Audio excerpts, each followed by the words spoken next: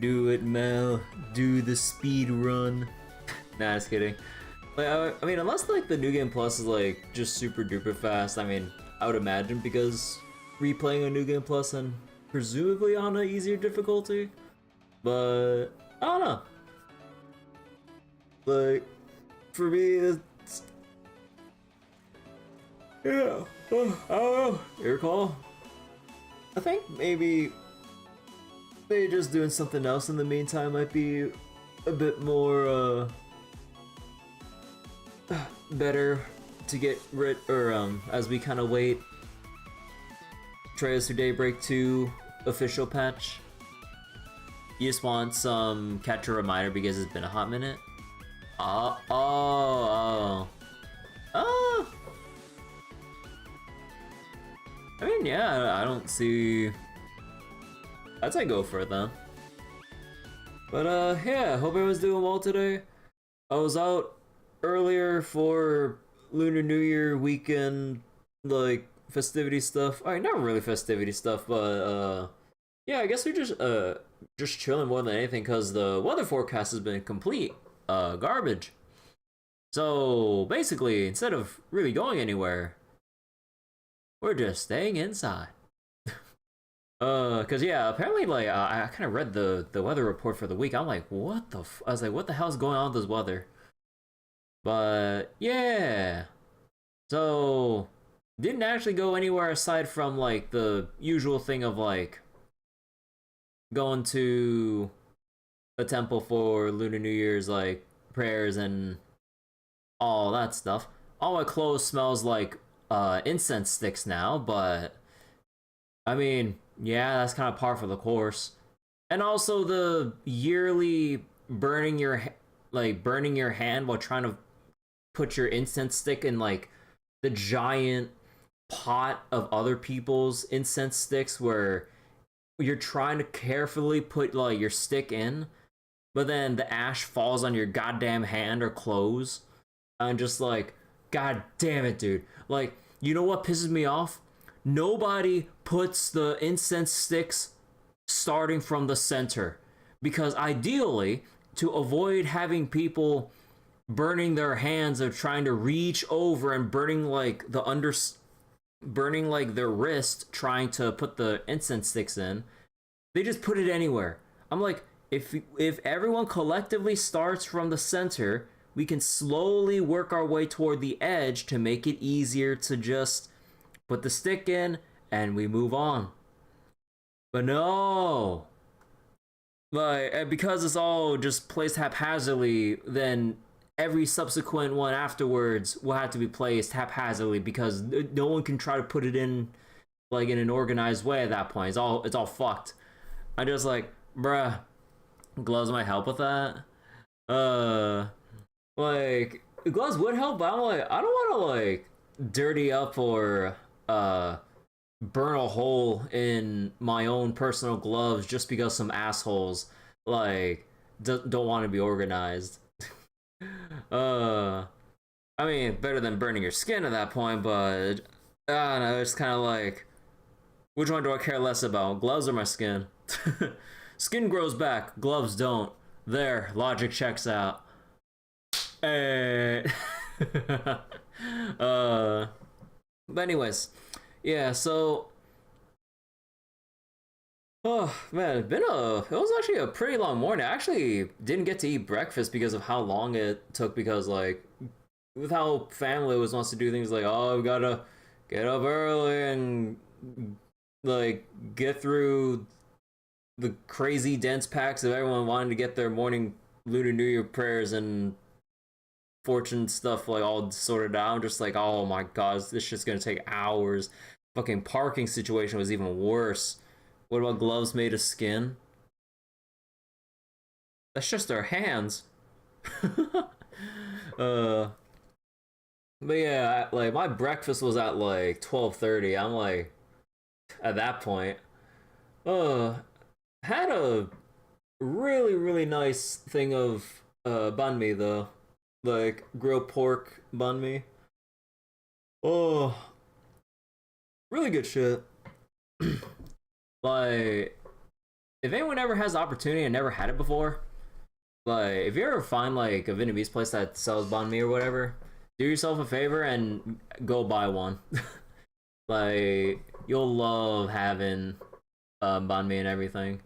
But yeah, it like like it always gets me a bit excited like hearing about people's like first experience trying out banh mi and everything.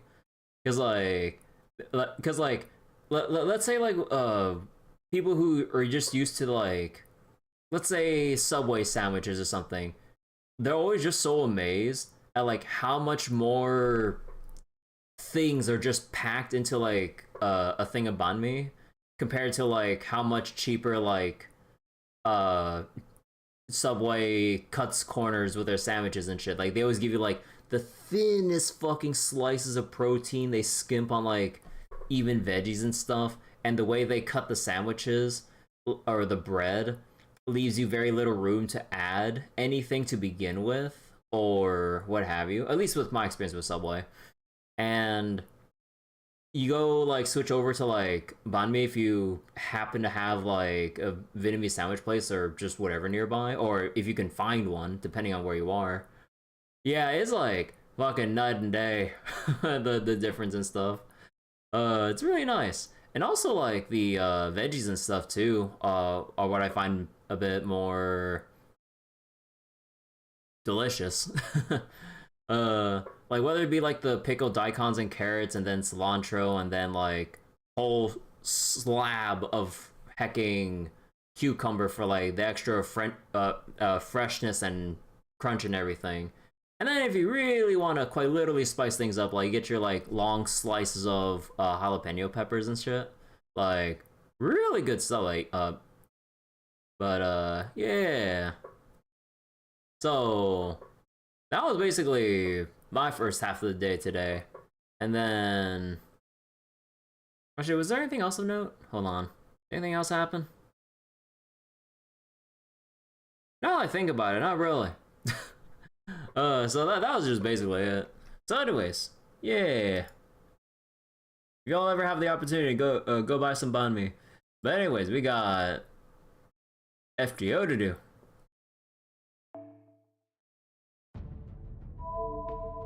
Alright, so, I mean, I still need to catch up on time-stamping the previous VODs, but at this point, because of Lunar New Year stuff, and then, like, me doing, like, these, night sessions for the ORT Raid and stuff, yeah, I have to just get the timestamp stuff, like, once we're all done and wrapped up here. Ugh. Time for ORT Part 2? Hell yeah.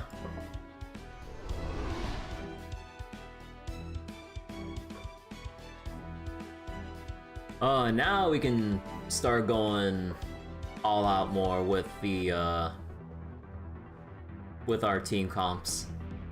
Oh, I actually don't remember, oh, no, we don't have the battle jersey. We got a cutscene first. But, yeah, also on a brief side note, Erish could go banners out.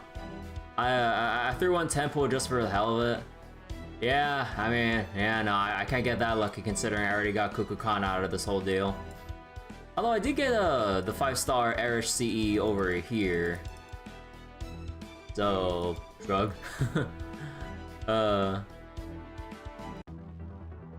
Okay, let's go.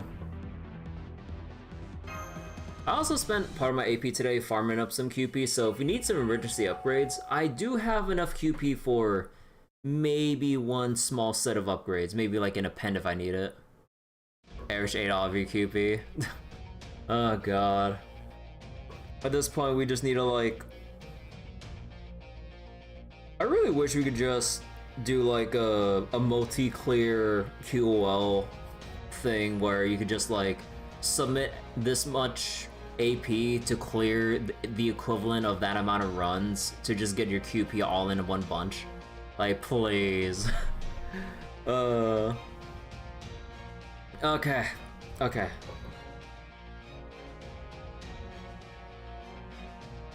Let's get settled in into and start reading. Order's on the move again. It's still heading for Mexico City. Oh, damn it! The odds are already stacked against us. We won't stand a chance if it absorbs the sun too. You hope Ordeal call for request come out soon? You need that Las Vegas node. We have to stop it from reaching Mexico City, no matter what. But then we can't do that, can we? I think our only choice is to change our strategy and make a hasty exit. No, I don't care if this is impossible. I'm doing it. That's the most intense stare you've given me. Come on, technical advisor, say something. True, we can't deny the impossible, which is why we're going to follow Doomsday's advice and keep attacking. Kirby, I want you to keep up the remote summons from here. Make sure to take a 5-minute break every half hour. Gordy, maintain a 2-kilometer distance from Ort at all times. Kadek, man the machine gun and shoot down any seeds that try to come after us. Man, dude, I would love to do like some mini game with Kadek and just do like a turret segment just shooting down the the tree seeds. I just want to see him like go ham with the turret or the machine gun. Mash, if you deploy at this distance, you'll never make it back, so no fighting Ort for a while. You stay here and keep the Shadow Border safe with Kadek. I agree. Even if we can't stop Ort from reaching Mexico City, we should keep hitting it as much as we can. Not just to keep acquiring combat data, but to increase our chances of victory in the battle to come, even if only a little. Sadly, FGO's not Nikkei or MiHoYo, no minigames there. Yeah, if only.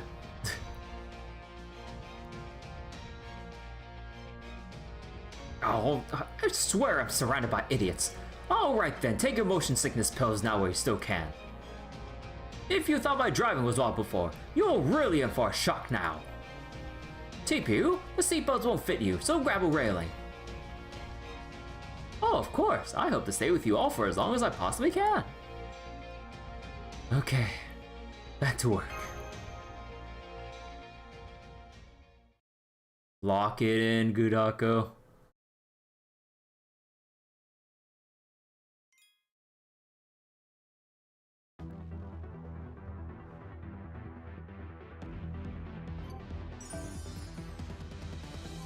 And it restarts at Foreigner.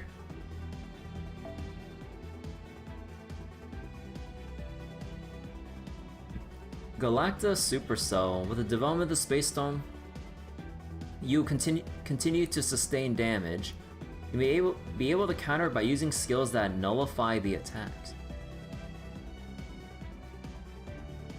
Oh, so do we need like... Do we actually need evasion or invincibility or Castor Artoria's like anti-enforcement thing to counteract the damage per turn?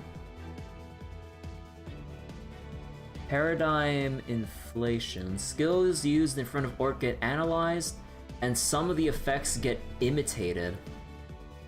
Wait, what? He has a copycat move? Additionally, some of the effects that Orc applies to itself will intensify. Oh shit. High frequency self-purification breaks down debuffs and converts them into attack. Debuffs convert into attack? Oh shit. He will copy certain buffs. Oh shit.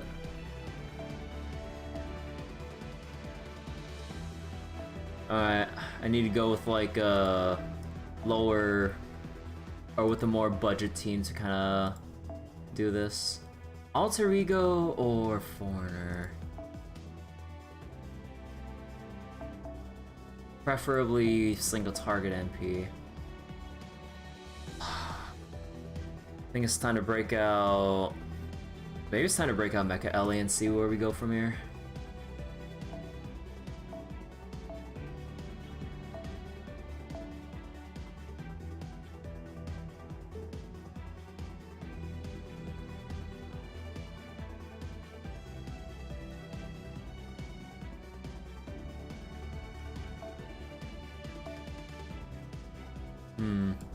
Maybe we just have like K-Scope on Stereos here. Like, obviously, none of what else he's doing is gonna do much, but he's gonna have, like, decreasing attack and defense. At least for the one burst, because I know, like, afterwards it's gonna convert into an attack up, potentially.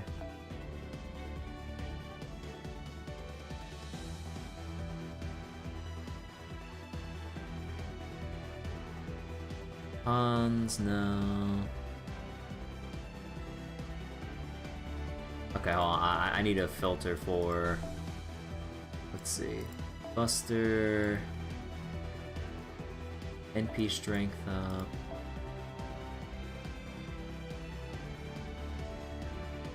I forget, did Leonidas have... Increase all allies' Buster card effectiveness. Increase attack... Oh, there's a potential that this would get... Wait. Would he take the guts? Wait, that might be fucked if that actually happens.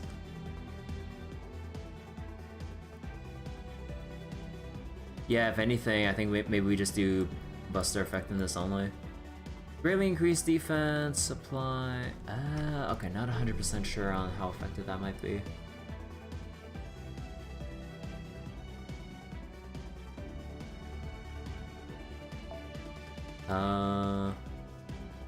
Fergus only applies to himself.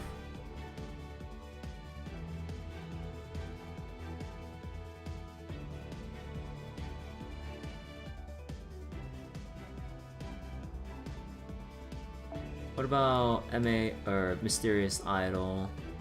That's only for self. Increase attack for all allies. Special attack machine. Nah.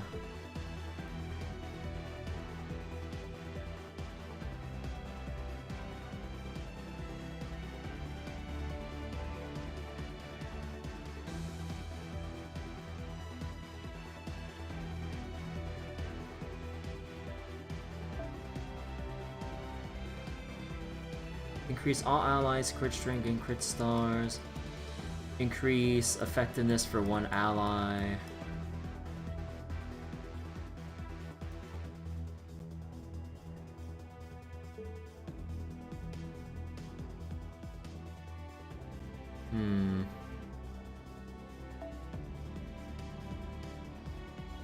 It's only for self. Significant damage to one enemy.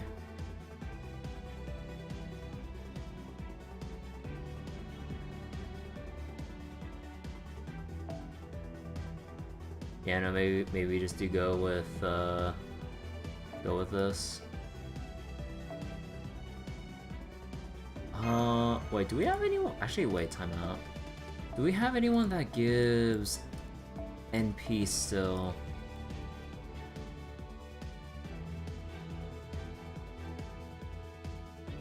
Okay, I know Shengon only gives like 10%, so that's not gonna do shit. Paris, I don't think... No, Paris only does for himself. Shufu, probably just for self or for Concert U. Paracelsus is just rapid casting for himself. And yeah, just arts buff, so that wouldn't synergize. Avasbro... Yeah, more rapid casting. When defeated, give allies invincible. And I know I don't have his NP buff as well. Self buff, Columbus of all people. Gauge for self, Buster for self. All enemies, dang. Hey DK! Hello, hello. Uriel... No, I would assume Uriel might just have for self only. Yeah, increase your own NP gauge, so... And yeah, just damage to mail, so that wouldn't really do much. Increase for Shuten.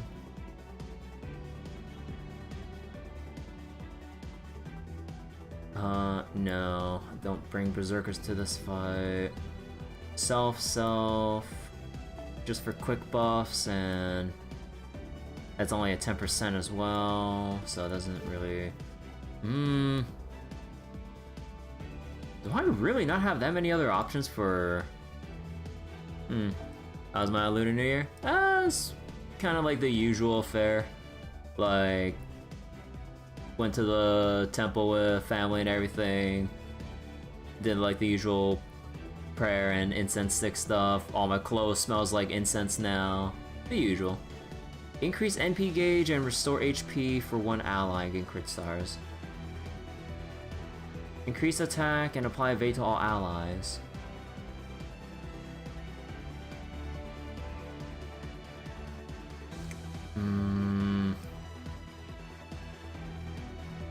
It's not enough. Yeah, no, I think I just need to use what I got right here. Or alternatively, yeah, because I'm kind of running out of like budget buster options, but got into phase 2? Yep. What kind of temple? It's like a Buddhist temple within the city and stuff. It's like really crowded because like all the Asian families are just piling in for Lunar New Year's like prayers and all that stuff. But like, oh my god, it's like the smallest fucking parking lot in the world. It's like trying to fit like a bus worth of people inside a goddamn clown car. I'm just like, oh my god. I was like, why can't we just find a parking space somewhere else? Am I doing low rarity challenge? No, I'm just being frugal with my what was it? With my servant use right now. I think like once we get to like the final bars, mainly because like I don't want to use my best shit on the foreigner bar or on the foreigner class right now. So probably like once it starts changing, I'll probably use more my stronger servants to clean up the rest of the raid. Oh wait, what did Leonidas do again? So Buster up. Guts. Oh wait, what was your thing again? Greatly increase defense, target focus, and gain crit stars. I forget, did Mecha Ellie have crit strength anywhere? For one turn. And yeah, that's on NP, so that wouldn't apply. Crit star per turn. And then the thing here. Decrease defense, which is the final effect of this. Ah, man. Okay, if anything, Leonidas would just have to take the Ox King. See where the hell it is.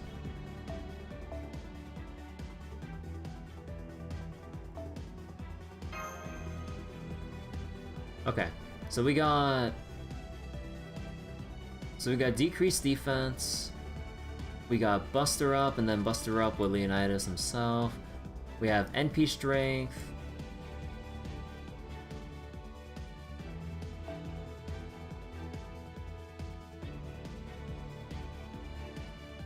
So we're missing just like general attack with nothing that gives. No, I think like we just need to straight up give more. Yeah, no, I think when in doubt, just go Anniversary Blonde. And then we just kind of like go from here, I think.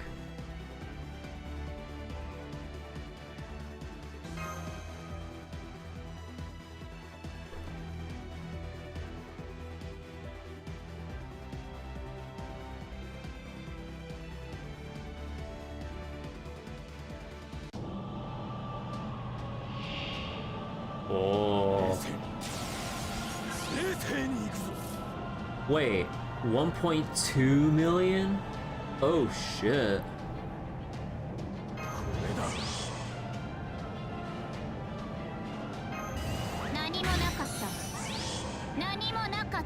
Oh wait, we started with 2. Ah. Oh man, now I have to decide between whether or not I want to use the NP here, or if I want to Oh man. Okay, wait. What do I do?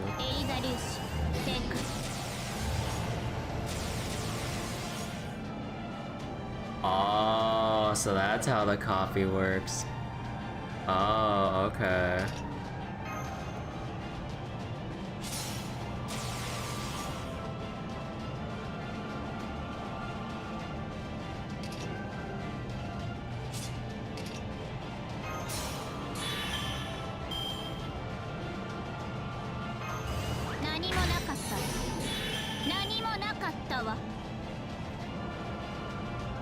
The NP loans why he's a berserker in bronze. Yeah. Yeah, I guess I just had to sack one of the Buster cards so we can get Asterios NP tossed in. Attack debuff resist. Like, nothing else here of value to use, right? Because, yeah, no, that would screw with things. Taunt. And...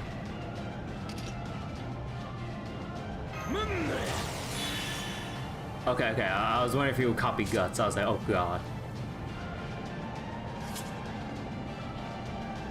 That MP on a stronger server without Buster weakness could be meta warping. Yeah.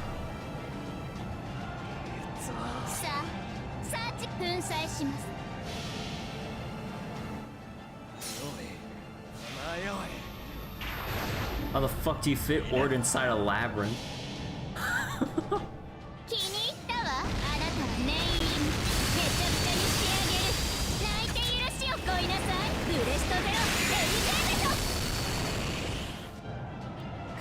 Good damage though.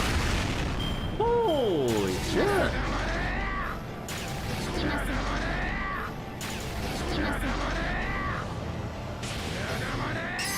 Oh, that's what they meant by...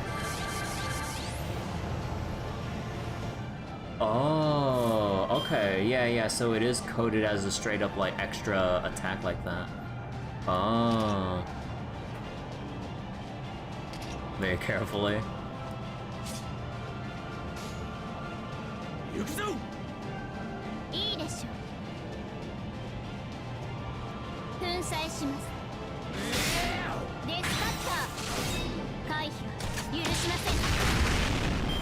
Oh god.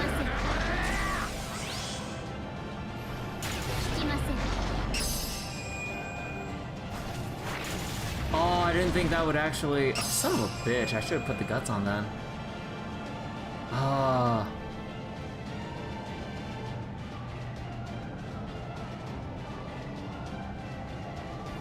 That's fucked.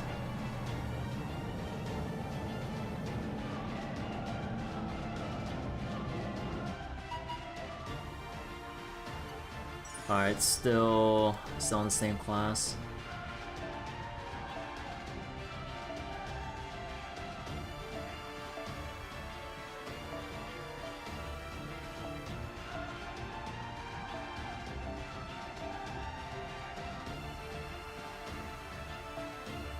I think at this point we just go with like anyone that has a really strong NP.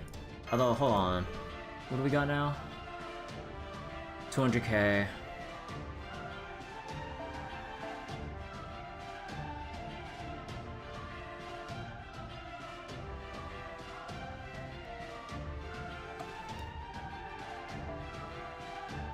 Do we believe in Paris?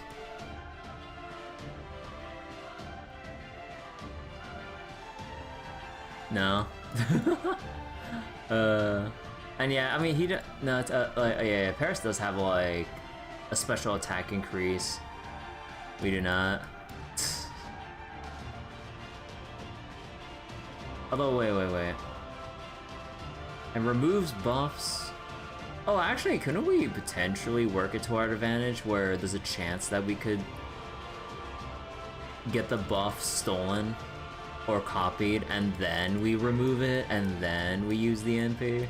But no, like a disadvantage and everything, or we don't have the attack advantage.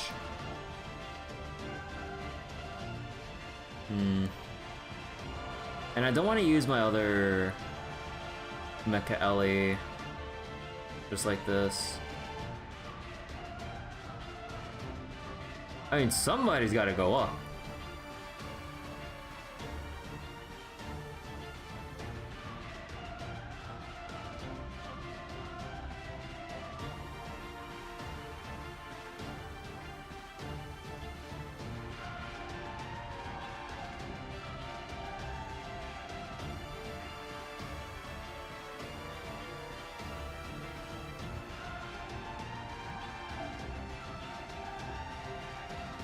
Tristan?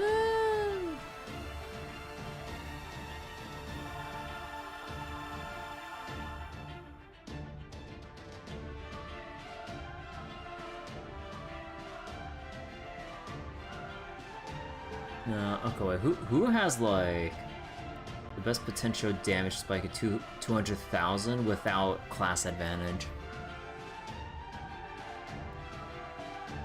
Rian.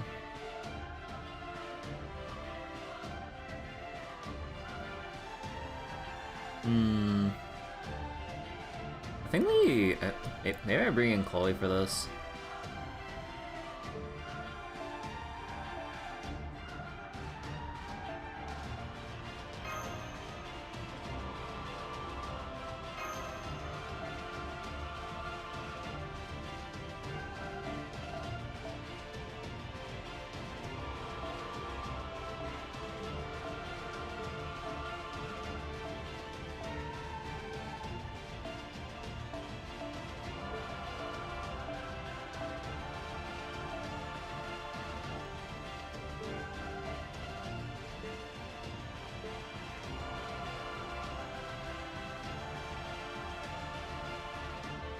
Yeah, I think I just go bank it on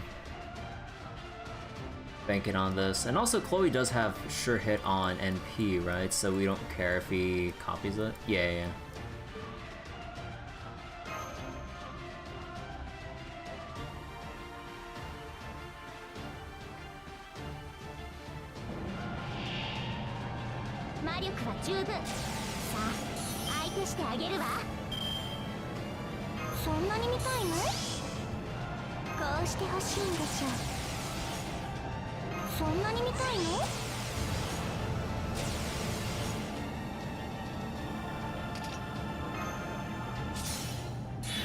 God, it's like lagging so hard with all the visual effects and shit. my USB mirror could only like process like so smoothly. Maybe I should have lowered the display resolution to save on mirroring performance. Oh well.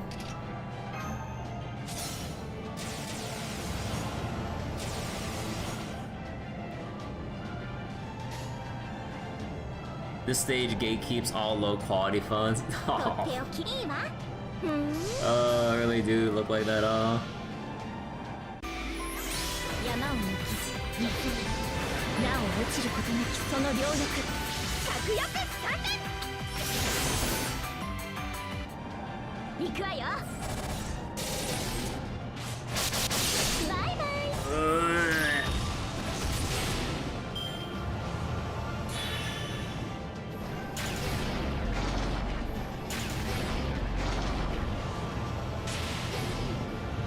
Oh, that doesn't... Oh. No, that just like... all manners of fucked. And we have everything taken away from us too, so that means we actually have to Mighty Chain.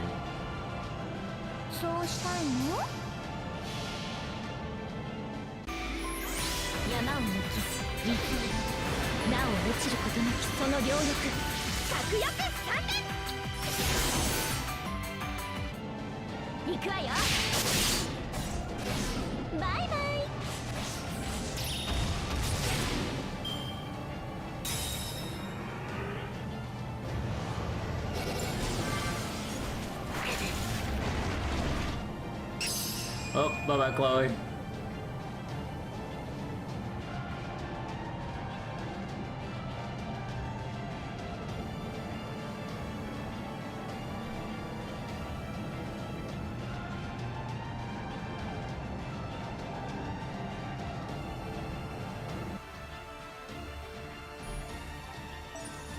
Oh god, we only took one bar and we have the next story section.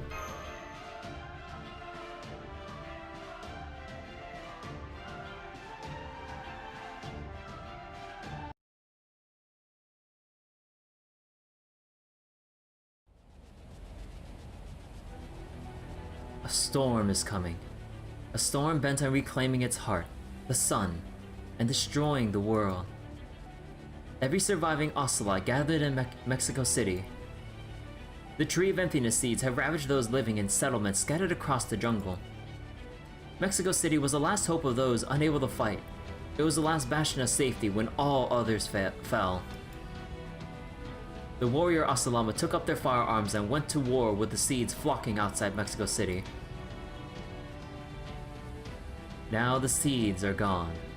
The storm is approaching. Even an hour ago, they could see the storm approaching from Mictlan's lower strata with their own eyes. They saw fierce gusts tearing trees from the ground, and a rainbow light that tore animals apart from the inside out. And an enormous flying saucer nearly as big as the city itself. The Asalama understood that remaining in Mexico City meant death. They knew their only hope of survival was to evacuate at once and pray for the storm to pass. Not provoking. Even so, not one of them chose to flee.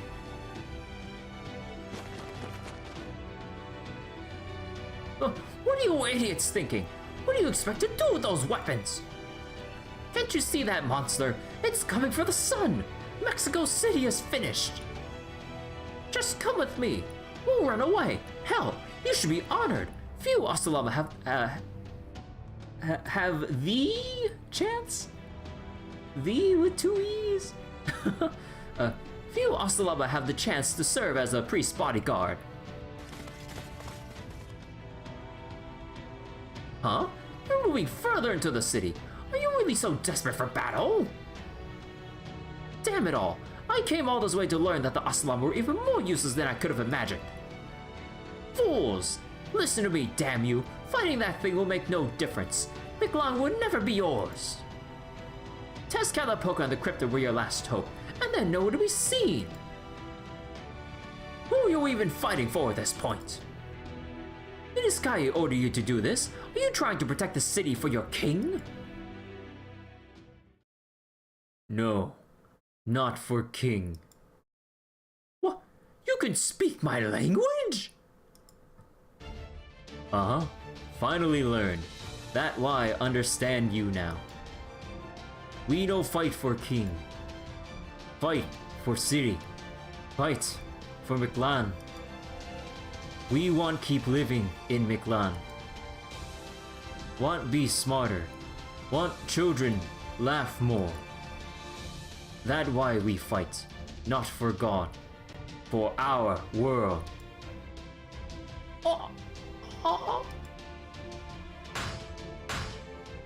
If destroy altar, sun go back there. You only just claim control of the sun, and now you want to send it back to Chichen Itza? It's not that they don't understand, or in fact, they understand it perfectly. They know they're all going to die here. And they're still trying to protect the sun, even if it won't benefit them at all. What would a youngster like you know? You've barely been around for 300 cycles. Alfred, why are you even telling me this? As far as I'm concerned, you apes are... Me no. You bad dinos. You betrayed dinos to escape here. But no hate you. You always want live. Most dinos no see us, but to you, we rivals. You only one.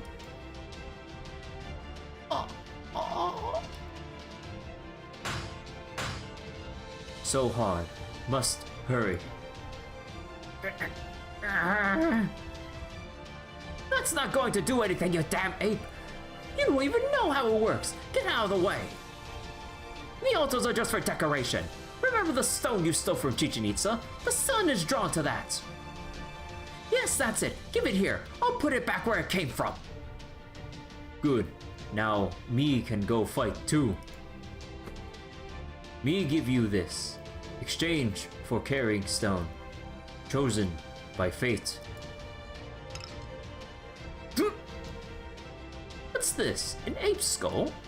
Well, it'll make for a decent snack. Me already lucky be chosen by fate. If you get chance, pass on to next hero. Wait, damn it! Aren't you even going to say goodbye? Dude, this is awesome. Holy shit. They do a lot of expressions for VooCub here. They should have just planted the apes. They can talk now.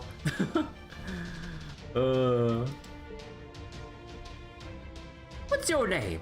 Even you apes have names, right? Uh-huh. Have name. Wait. Kuao Temak. Given by king, not gone. Name sound heroic. Given by great father.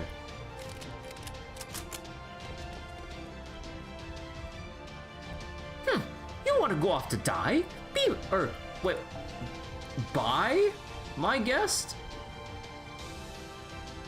Be my guest. You might be an idiot, but I'm not about to mock your free spirit. You and I are the same in that regard. I'm about to return something I helped steal in the first place. I doubt anyone else has ever done anything so idiotic in the entire history of Miklan. This is so infuriating. I don't think I've ever realized it before, but in some ways, I'm every bit as reckless as you.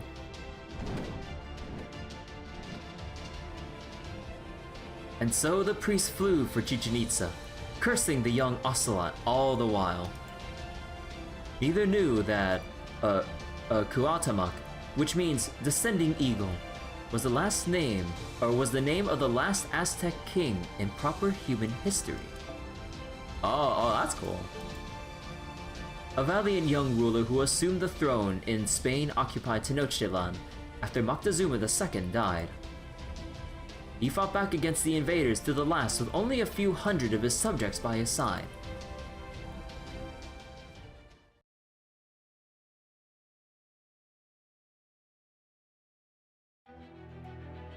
Okay, Kirby, that's 30 minutes. Unless you want to die of, hypoxia, take a break to catch your breath. 6 kilometers to go until ORT reaches Mexico City. It's going to breach the walls in about 5 minutes. The Asalama are doing their best to drive it back, but with their weaponry... Oh, damn! I knew it wouldn't be enough. How much stronger is that thing going to get once it takes back its heart? Wait, speaking of its heart, the sun... I think it's moving. Really? Sky East Sun, if I remember correctly? Huh. But you're right. It is. Is that tiny heat source, the solar sojourn? It's moving towards Chichen Itza. Those biowaves belong to VooCub. It seems he's carrying it back there. What? Wait, really? I don't know what caused this change of heart, but we're saved! If the sun goes back to Chichen Itza, we can defend it with a storm border. The problem is, ORT is gaining on him. He's not going to make it. It's only a matter of time until the supercell swallows the solar sojourn whole. If VooCub really is carrying it, that'll be the end. The sun will never make it all the way back to Chichen Itza. Pterosaurs are light and fast, but I think carrying the solar sojourn is slowing him down. ORT is moving faster than VooCub can fly. In another minute, he'll be caught up in the storm. Are there truly no gods willing to help here in Miklan? ORT is about to reach Mexico City's perimeter. The Asalama defenders have retreated to the city center. They're putting up a valiant fight, but... Of course they're gonna fight. They're not gonna give up. It doesn't matter what age you're from. Wanting to protect your home from invaders, whatever they are, is the most human impulse in the world. Huh. Hang on. What's going on with these heat sources in the city?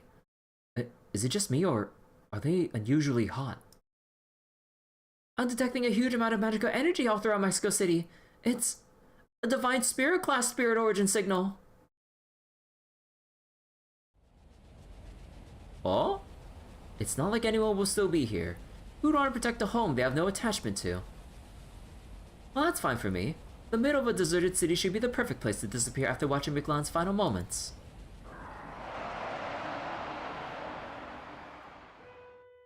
No way.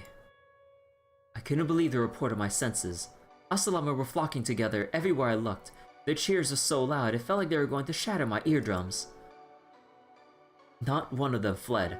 They all banded together and armed themselves to hold the invader off as best as they could. I want to stay in this place as long as I can. I want to live in this beautiful city forever. They were downright jubilant to fight for their home. But that doesn't mean they weren't afraid. They were all prepared to die in this battle. There's no way we'll make it home alive.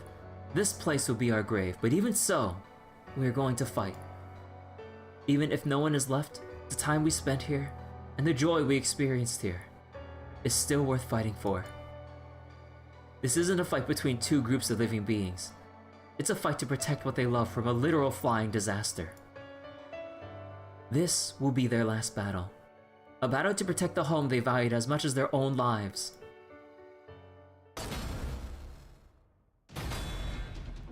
Moving Spirit Origin into Twin Temples, transforming city waterways into magical circuits, injecting Spirit Core into Ignition Constellation. Mamau Owsley. What in the world are they thinking? Do they think dying in battle will get them into heaven? Yeah, they probably do. Beliefs like that were common in the Aztec world. Anyone could be worthy as long as they died fighting. Might very much made right, no matter who that might belong to. But that only applied when warriors were fighting fighting other warriors. Those who died in accidents or from illness were sent to a different underworld. Only Tezcatlipoca's paradise would welcome those who died in disasters or of natural causes. And Tezcatlipoca isn't here anymore. Now that he's dead, there's no god left to save them. I guess that means it's up to me then. Can't believe it. Did you think I was some earnest to a fault, joyless stick in the mud teacher's pet? Don't make me laugh.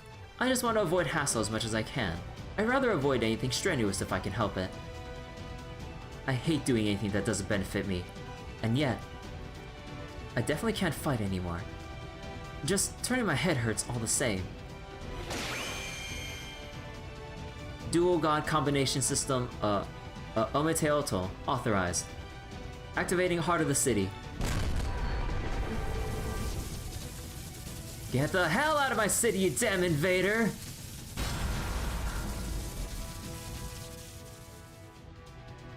Is that Tenochtitlan's noble phantasm? It's even bigger than when she fought us. For that matter, no way. The entire city is her noble phantasm. This'll buy Vukov the time he needs to escape. Oh-ho! She looks just like a bucket wheel excavator. No larger than most awe-inspiring piece of heavy machinery in all of human history. Wait, what's a bucket wheel excavator? You mean you don't know, Senpai? Bucket wheel excavators are 200-meter long, truly incredible digging machines. I don't think Tenochtitlan looks anything like one, but I bet she'd be real pissed off if you heard you guys call her that, but I do know what you mean. But now's not the time to be geeking out over heavy machinery. Gordy, make for Chichen Itza.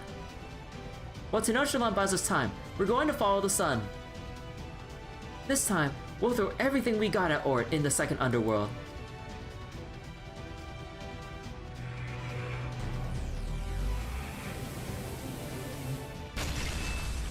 Oh! It didn't take long for me to run out of steam. I only managed to put up a decent fight at the start. Unable to stop my gears from spinning, the pillars that made up my arms crumbled back into stone. The Ometeotl is me. What wounds the city also wounds me. Mecha? Mecha fetish? Oh god. It hurts, it hurts! Tears of pain sting my eyes as I scream. Furious regret that I didn't stop sooner slams into me like a ton of bricks. The moment my soul weakens, the city would be reduced to rubble. How pathetic. I couldn't even last a minute. What was the point of my making a stand? I'm such an idiot. All I got from my efforts were pain and a sense of powerlessness. I can't protect anything. I couldn't in ages gone by, and I couldn't here in this lost spell either. This has been nothing more than an agonizing reminder of that failure. But just as I was about to collapse.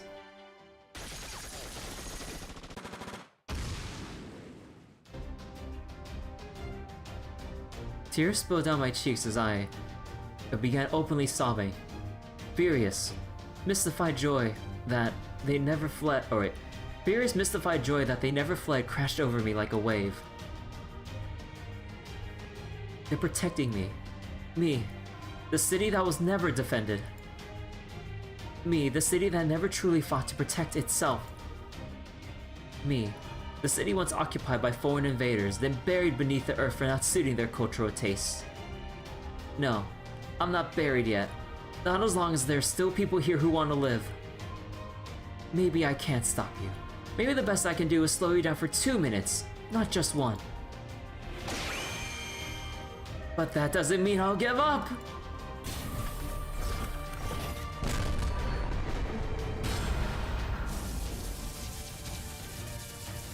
I rebuild my arms again and again, as many times as it takes to protect their son, their dreams. My name is Tenochtitlan. I am the magnificent floating city worshipped by the greatest warriors. I am the heart of the Aztec world, and I'll keep coming back no matter how many times I die.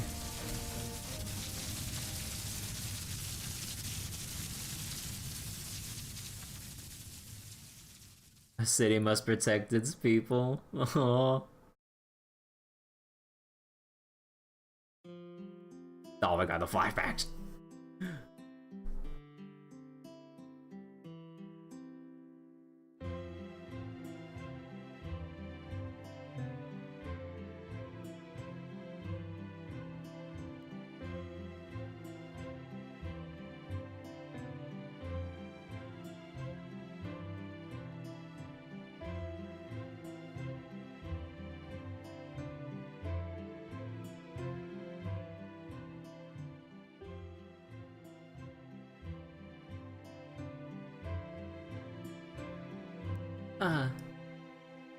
Right.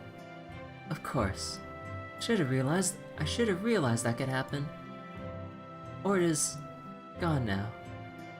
It changed course and kept going without so much as a second thought. To it, we must have been nothing more than pebbles along the road. The bastard. But I guess it's okay. That means, well, the sky is clearing up. I can hear voices beautifully celebrating their victory. Half the city is destroyed. There are only a few Asalama left. Soon, all of Miklan will be gone too. Even so, I'm glad I did this. I'm glad I could protect your world. I may have fought reluctantly right to the end, but it was all worth it to see this.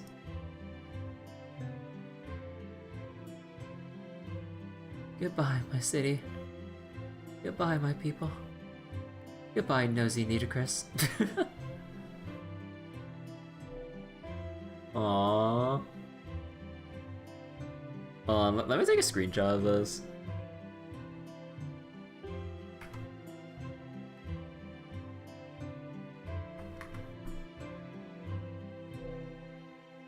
Good thumbnail picture. She did her best. Yeah.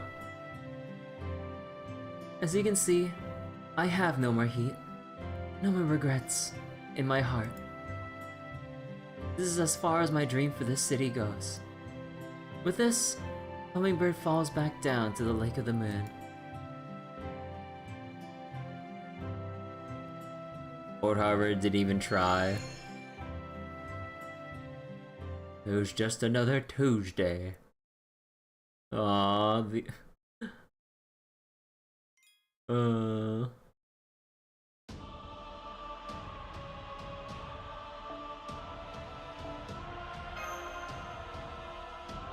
They made Mexico City a servant. We need to get more. I think I passed out standing up. We're about to leave the 5th stratum and enter the 4th stratum, which means we're coming up on the 2nd underworld. So far we've been chasing Ord, but now we're taking the lead. It's still too soon to go on the attack though. Remain on standby and wait for instructions from the Stormborder. So the Stormborders figured out a way to do something about that supercell, huh? That might improve our odds a bit. The sun is passing through the 2nd underworld now. We can assure Regent Shijini to safely by slowing down Ord in combat. The sun will never move farther than the third stratum, so I suggest you not operate under the assumption we will have another opportunity in the second or first. The second underworld is the last place we'll be able to muster our full strength, which makes this our final stand. Kirby? I'm fine. I can still keep going. No, never mind. I only called to you because I was tense. Don't mind me. Just focus on preparing for the next battle. Perceptive TP. But please, don't push yourself too hard. Not that being a non-combatant, I have any business in doing so, or in saying so.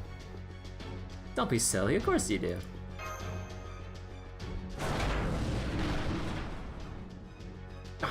Oh right, we've entered the Obsidian Mountain Range. Be careful not to bite your tongues. Oh damn it, what was Scion thinking? How am I supposed to drive up to the peak on a hellish mountain path like this? Still, we know Benny M will be waiting for us there, along with the command room's plan for dealing with the supercell. And that's our plan. At least in theory, it has an 80% chance of success. Do you foresee any problems with it? Do I? I don't see anything but problems with it, Chirp. How can you expect me to do all that? I'm just an ordinary improprietus. I'm with Benny Enma here. What do you think we are anyway? How could you treat me like this after you asked me to walk all the way here from my own underworld? Right, of course you'd feel that way. I know it's a lot to ask, but there just isn't any other way. Will you help us? No, I'm out. I'm going back to the first underworld. Guardians die if they leave the underworld, you know? The only reason I'm not already gone is that I'm the strongest guardian around. But if this nonsense is the best you can come up with, I'd rather fight Ort in the first underworld. There, I can take it down, no problem. After you, Kirby, and everyone else at Chaldea are long gone, obviously. Professor's plan is reckless, Jerk, but your idea smells like a losing one too, Protea. That being said, this plan would never work unless you agree to it. I could try to do it myself, but I know I'd hesitate at the most crucial moment, Chirp.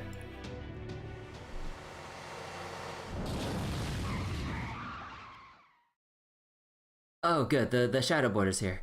The only problem is, I still haven't convinced the Guardians to help. Would you please try talking to them, Master? Maybe discussing this in person will help. Oh, they finally made it. Scrambling up to these mountains must be hard for such puny humans. Perfect timing. Let's hear what Mash and Kirby have to say, Trip. Maybe they got a better idea in mind. And then me just looking fucking dead. Most of the color drained from my face. Hey, you two, it's good to see you again. Sorry it took so long.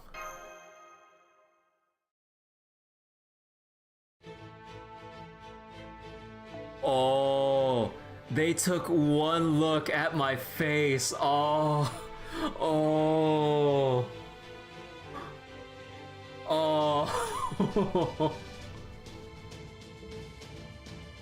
Okay, Benny Emma, let's go with Chaldea's plan.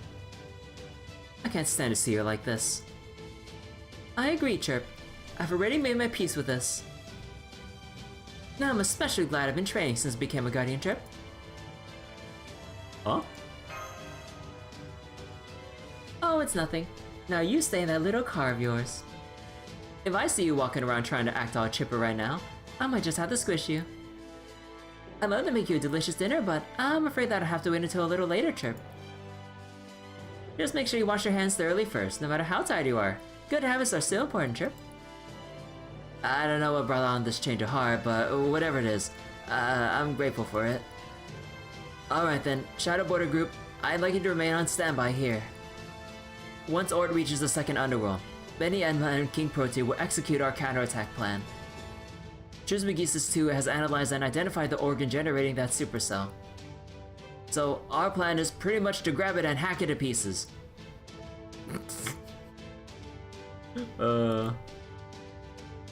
Protea's Protea. Yep.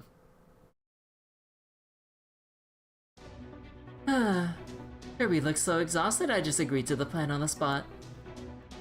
But now that I think about it, this is like 90% on me, right? Don't you think it's awful then to make a girl do heavy labor like this? There's no such thing as men's work or women's work. There's just the right person for the job, Trip. Whatever you can do to help, that's what you should do. And if it lines up with what you want to do, even better. Benny Emma with the based mindset. And in that sense, it was exhilarating to see you agree so quickly. I was a little worried knowing how rebellious you became as an alter, but now I like you even more, Trip. Don't bother, I'm not here to make friends. More importantly, don't you think it's time you went through alterization yourself already? At that size, you can only pass judgment on human opponents, right? Oh, right, very well then. I renounce my sparrow servitude, Trip. No matter how tasty the food served in the guest chambers may be, it will still lack true flavor. Behold, the ultimate colorful sharp-edged flame knife. Oh. As terrifying as a ghostly whale, as scorching the wintry sun, where Benny Edma the vermilion bird is needed, there she will go. Where the hell did that come from? Alright, the plan couldn't be simpler, but let's go over just to be sure. You grab hold of the enemy and stop it from spinning. Then, I slice the organ creating that storm in half. A galactic supercell. That sounds like quite the storm indeed. However, my sword mountains have a range of 4 Ri. They can easily cut a storm down to size. You love Benny Alta's design? Yeah, I really like Benny Alta's design. I wish we had Benny Alta, or hell, just like a lot of the other Altas as like potential different turns we can pull for.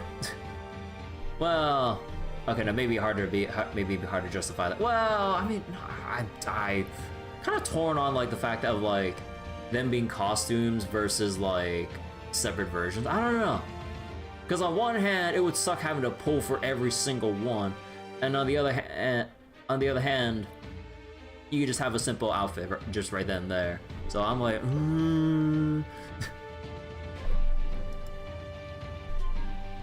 I see. You do know your opponent's immortal, right? Got a plan for that?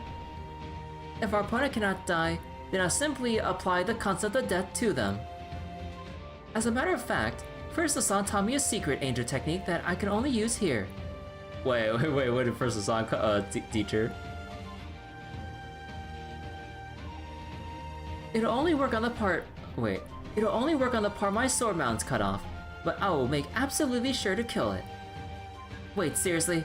Well, whatever you do, don't accidentally cut me with that move, or I'll haunt your ass forever. As you would ever become a ghost out of the Sarayashiki haunted plate house. Worry not. I have no sword capable of cutting friends. Our job is to wait for an opportunity, then create a new one. As soon as the crew of the Shadow Border can make Ord falter for a moment, we make our move. The fact that he can teach that is crazy, yeah. Benny did say that she had someone to train her back in part 1. Man, I wish I had like a photographic memory or some extensive memory to remember a detail all the way that far back. Oh, because how many years would it be from that first mention all the way to now? Like how I can remember that shit.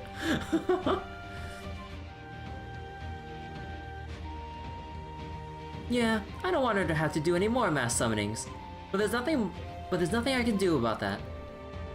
So make sure you stop Ort, even just for a second, Kirby. We'll take it from here. I'll show you what an underworld guardian can do when we meet business. Hey, how long is a Ri anyway? 4 kilometers.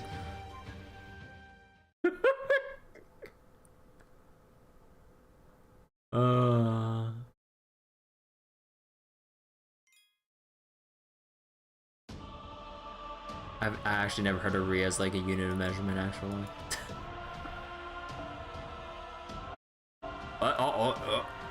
Okay, I thought my game crashed for a second. Berserker. So damage, debuffs into attack, buff absorb, NP drain.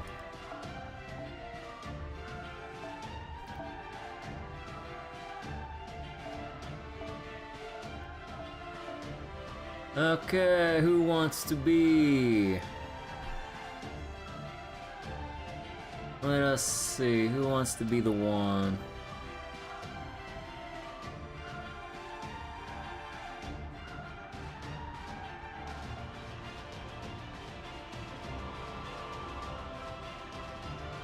Have I heard of using an incense stick as a measurement?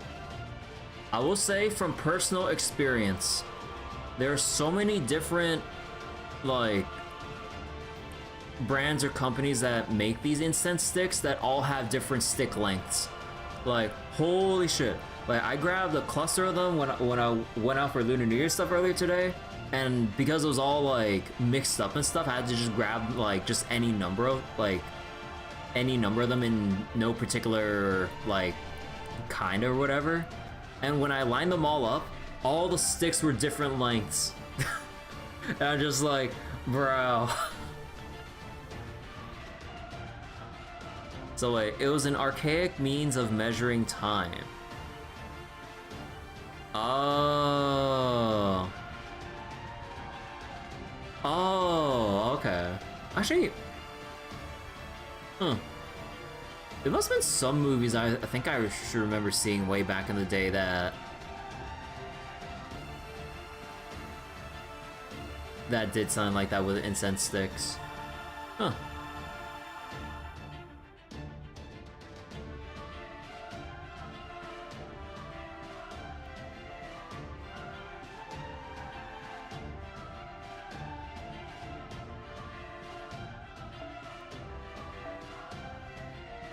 Okay, I think maybe, just maybe it's time to break out Yang here. Where's my special attack up? Yeah, good old honey-like. Special attack burn. Now, do we try to bring in anyone that can support with arts up? Do we send in poor Jason? Hold on, let me see. Wait, where's the... Oh, wait, no, that's not NP. Wait, I need a filter.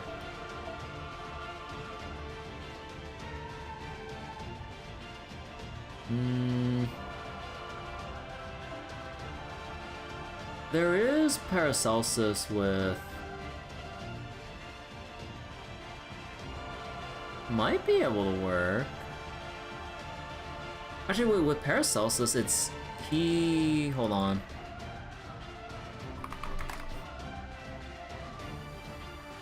That's 80, right? Yeah, 80 with a pen, that's guaranteed, basically.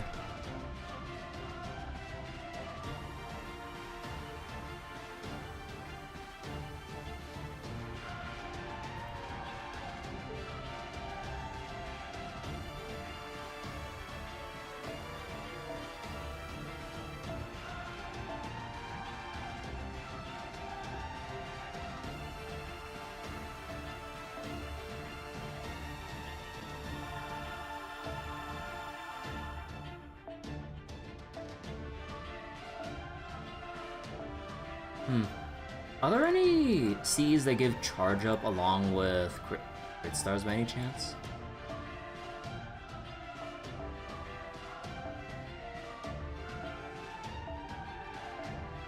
No, that's 3 crit stars per turn.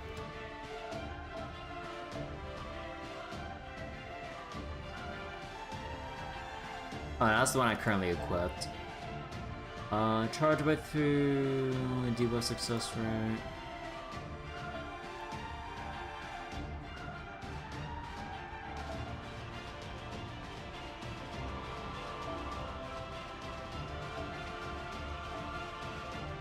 Gain 3 crit stars each turn.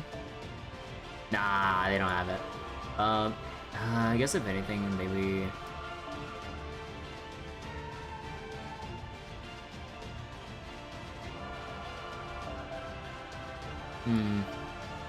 Yeah, no, I think we just go with, like, the... I mean, if anything with crit stars, maybe...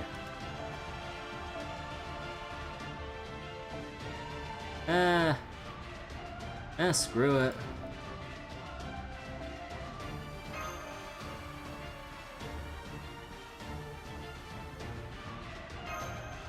Okay, let's not take too much. And then... Increase MP gauge.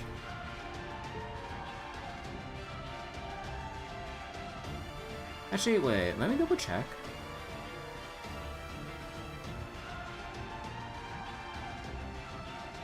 Special attack damage increases with overcharge.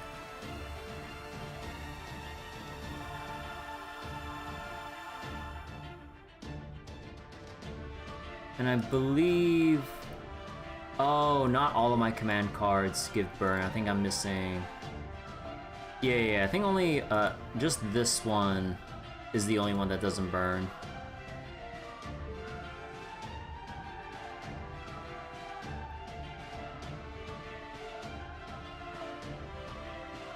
And if I remember correctly, let me see, MP gauge each turn, invincible, target focus, crit stars. Decrease charge and gain MP, depending on the amount decreased. Inflict burn.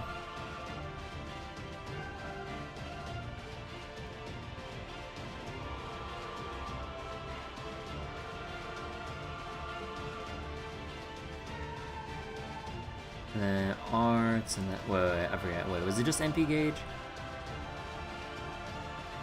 MP gauge. There is no MP strength here. Maybe we just do it like this.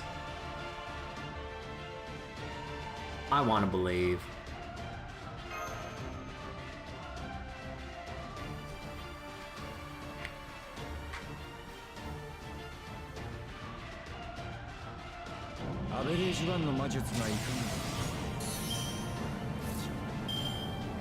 Good.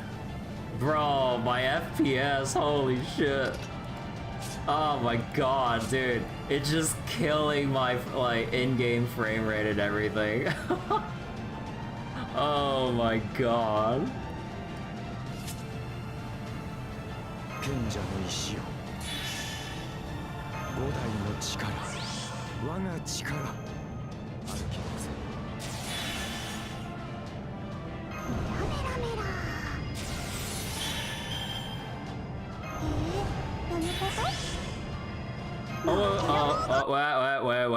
Wait.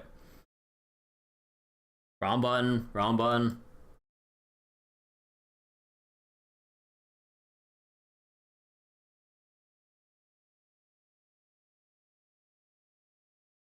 Woo! Man, it's a good thing we're doing this via USB mirroring where I could just press a button to basically minimize the game and everything. Because the way that my phone works, you have to like swipe to bring up the buttons to then minimize, but because you swiped on the screen, it'll activate the high speed animations. Woo! That's some FPS. Yeah, the mirroring doesn't like it that much. And FGO is not really that optimized as a game in general. So it's just like a mixture of like all these things together. So yeah.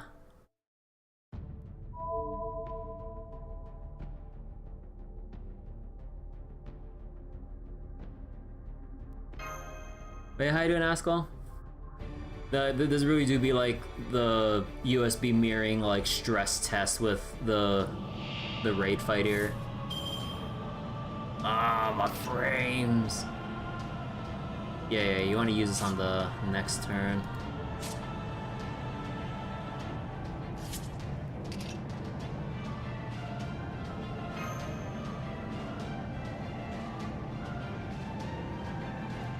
Oh, wait. Oh yeah, with focus and everything.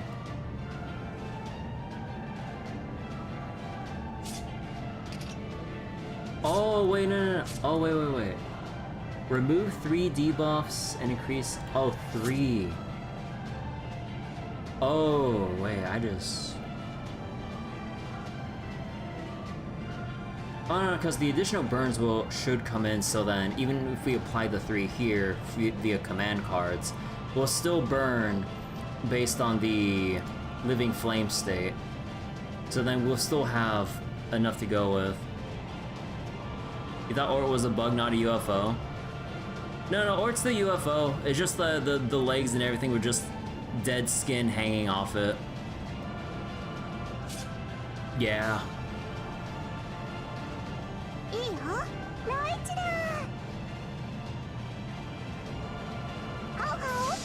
How? Oh god, the frame rate's so bad.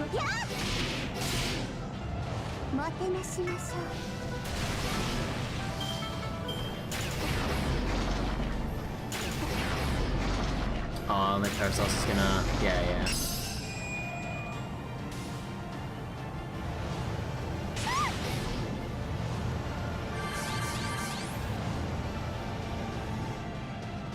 Okay.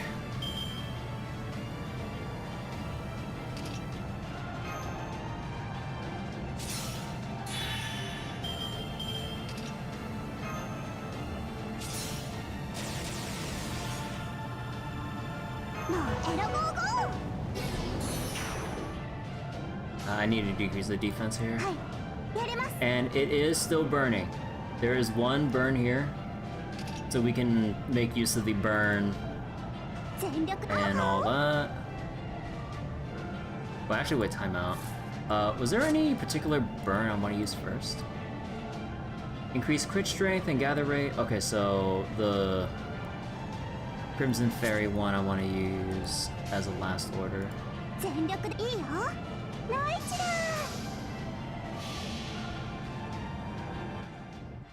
Or breaks the Throne of Heroes and breaks our phones. I don't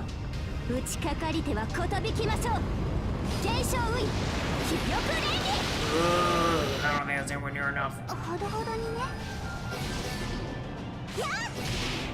I missed the 90% crit!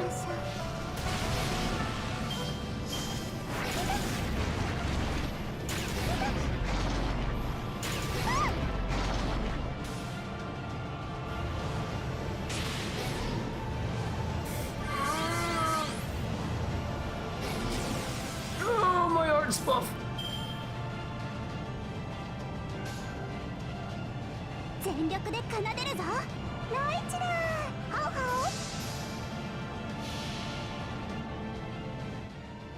You phone does video encoding, so it's kind of rough on the phone? Probably.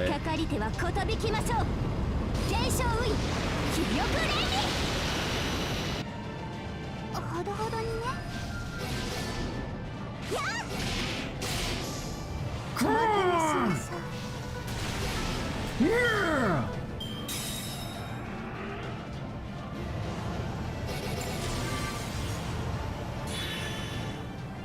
Now, death.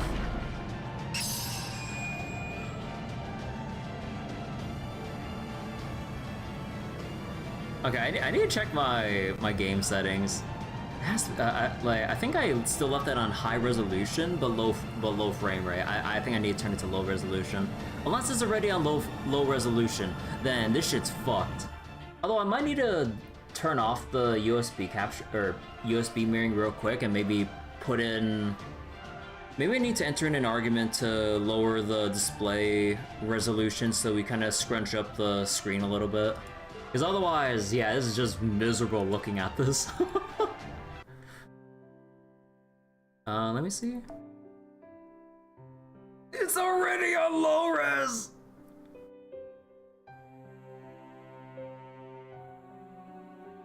Yeah, I kind of expected that.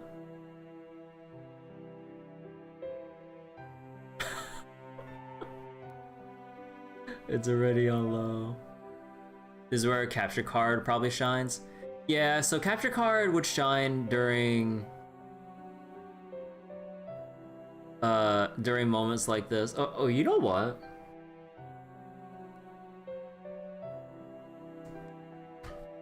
You know what?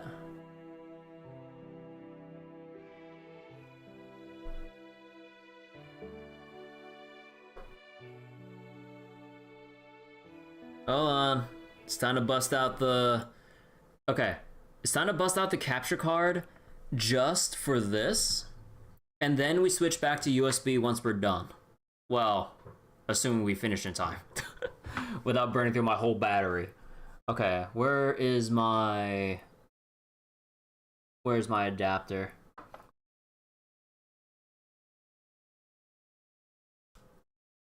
Oh yeah, I need to disable HDCP as well, because for some reason it turns back on every single time I restart my PC. There's no way to disable it as a default, which is kind of fucked. There we go. And where's my... hold on. Streamer needs to move some cables. Sorry if you hear anything.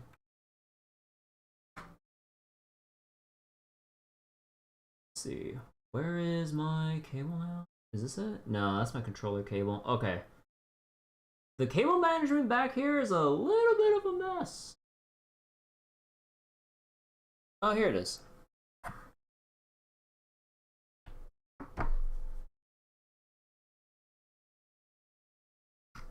Okay, give me 1 second, guys. Gotta go configure my... Wait, what?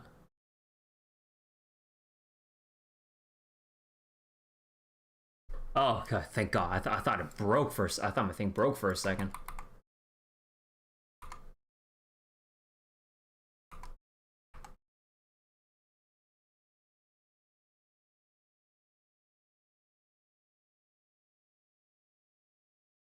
Is this not it?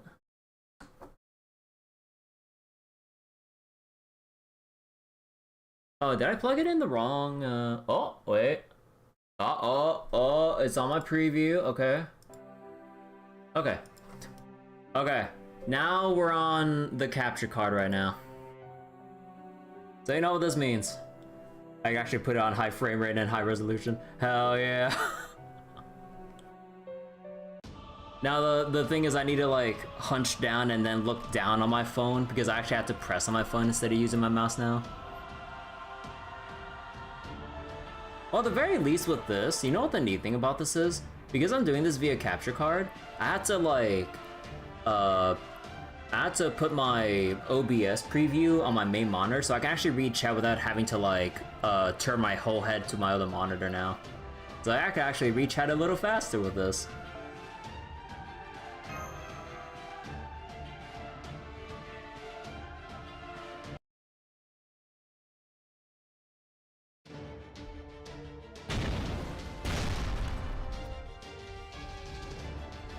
I saw you flinch there, Ort. Deploying Stereo Phantasm. My fingers enclose the world. Here comes a frothy ocean of milk, releasing ultra-dense ether liquid. The fuck? Yeah, I know. It'll just roll right off you, won't it?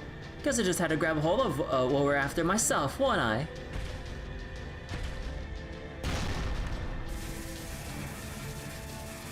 Yeah, you're not going anywhere.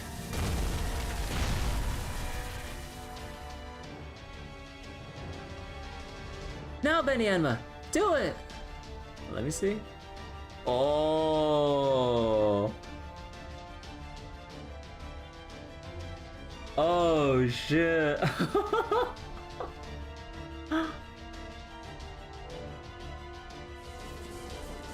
Understood. Well done, Protea. Now leave the rest to... hold on. Now leave the rest to, Daiguren, my blade that can cut the boundary between life and death. Mountain Blades, heed my call. Send these galactic storm clouds on their way. Also, do I need to make this louder?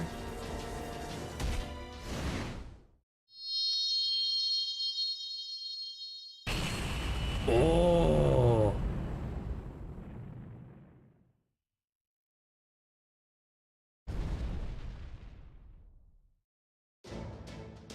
Whoa! That was one hell of a shake! Did they do it? They did! Confirming the galactic supercell is shut down. ORT has to slow down, but now we can go into the next fight with an advantage. Good. That's our first objective completed. Alright everyone, back on the shadow border. We're going to make our way to the third stratum and deal as much damage to ORT as we can along the way. According to Trismegistus 2, if we can destroy about 60% of ORT's outer shell, we can then blast it with the Stormborder's main cannon at point-blank range to erase it for good. Hang in there, Kirby. We're in the home stretch now. This all-out battle in the second underworld will be the last. But what about Protea and Benienma. Don't worry, I've heard from the both of them. King Protea said she's going to relax in the Ocean of Milk, and that the rest is up to us. Benienma said, Benienma said, she would wave to us from the underworld's tallest mountain. Apparently neither of them are going after Ord again, so that they don't get turned into crystal. Is the Stormborder's primary cannon ready to fire? Oh yes, thanks to Ereshkigal's incredible valor in the Third Underworld, they had time to get 2 engines running in parallel. They can fire the primary cannon at any time. All that's left now is for us to wear Ort down as much as we can. Right.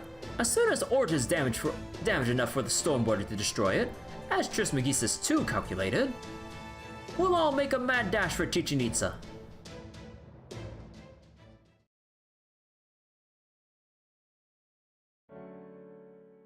I'm so tired. As if making a trip to another underworld wasn't bad enough. Between these mountains shredding my skin to ribbons and my friends slicing me up along with the enemy, I am done. I'm getting out of here, and I'm taking my Ocean of Milk with me. See you around, Benienma. You did great, Protea. Your grappling would have given any sumo wrestler a run for the money, Chirp. Who knows, if you had fought Ort in the first underworld, maybe you would have been able to finish up with a backward belt throw worthy of a Yokozuna. But are you sure you want to disappear here, Chirp? Wouldn't you rather say goodbye to her yourself? No need. She'd only get even more depressed if she saw my invincible self all beat up like this. I don't care how fatigued she is from summoning servants. She's plenty used to that by now. Besides, I enjoy watching her suffer. I just can't stand seeing her trying to force a smile on top of all that. I hate that kind of false bravado. I don't want to see her clutching her chest every time Ort absorbs another servant either. So instead I'll disappear here and that'll be that. What do you think? Nice and neat, no? I think I'll do the same. I'd hate for my master to see me at my worst. So I'm going to wave goodbye to everyone from up here. Luckily, I have plenty of flint to spare, Chirp.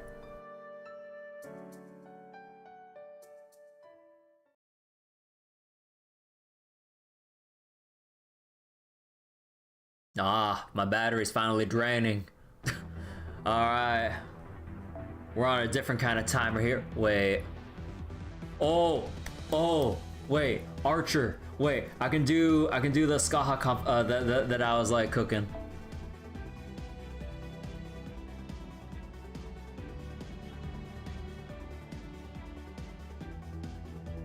Look at Guda's face.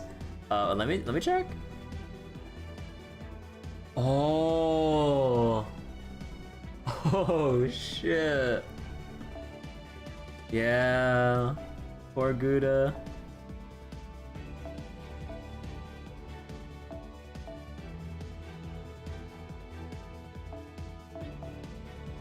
Hold on, I was like cooking with this like before we did the ORT raids. So we get Skahawk. We get... Where is she? Summer Wu.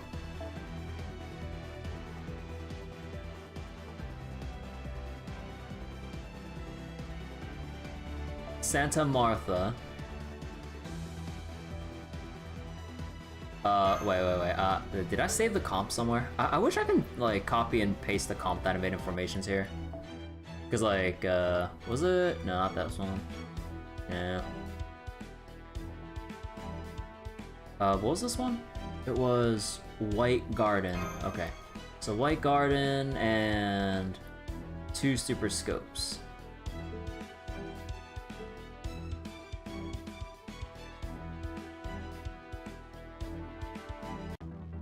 Oh, wait, time out. Wait, what was the missing code? Was it the camping one? No, not that one.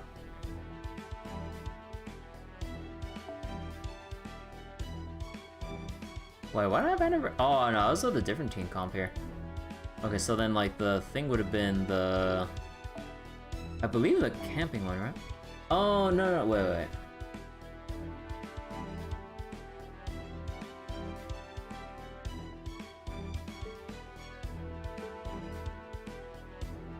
'Cause this one was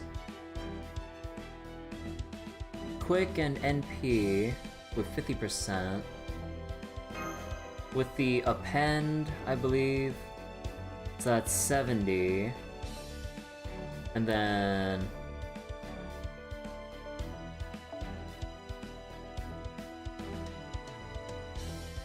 Wu provides 20%.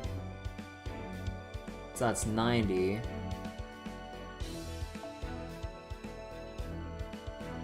And then Martha provides 20. Okay, so we're over a little bit. Oh, right, wait. I forgot, wait.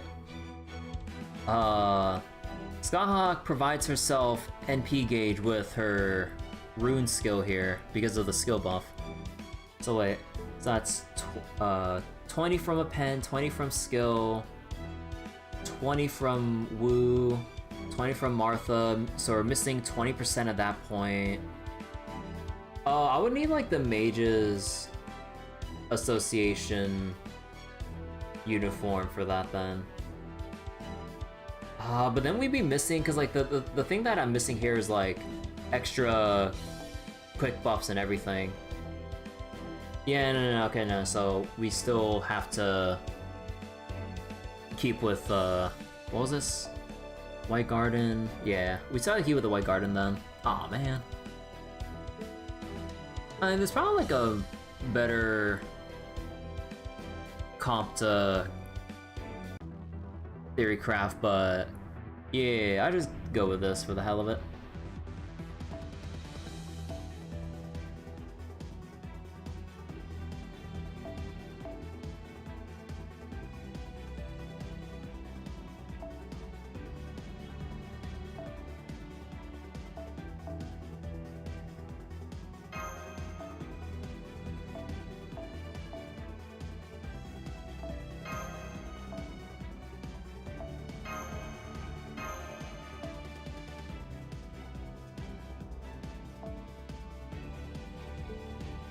Okay, so double checking, 50, 70, 20, 20, so that's 110, 120 because of the thing, so we're definitely over. And then... so basically we just ignore cards and we just pray that Gable Alternative just does some beastly damage. NPCO decreased defense. Increase crit star gather. No. Oh wait, what are the teapots? The teapots basically increase the amount of bond points you get from a fight, and basically bond is just like, yeah, you just kind of build it up and eventually get like either bonuses from events to certain other situations, or you get the bond craft essence for maxing them out to 10.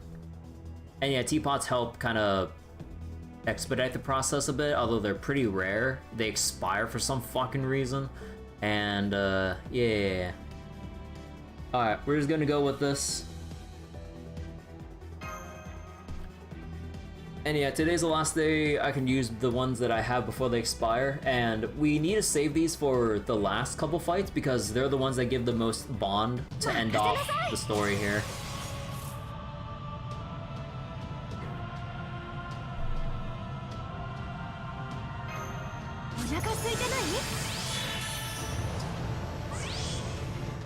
Oh boy. How do y'all like the higher frame rate with the capture card now?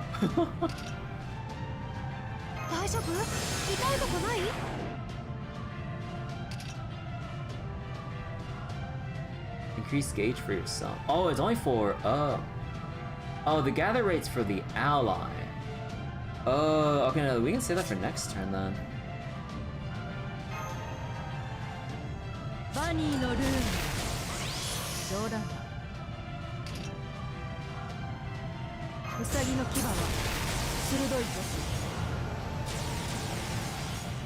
Wait, what?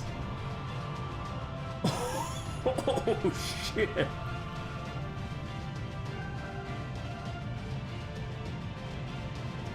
Oh.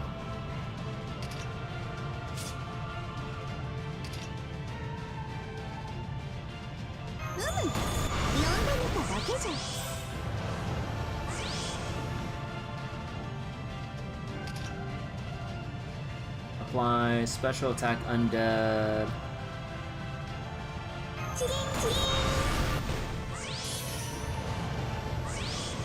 Well, good thing we're not undead. Inflict stun to all undead. Restore HP, remove debuffs.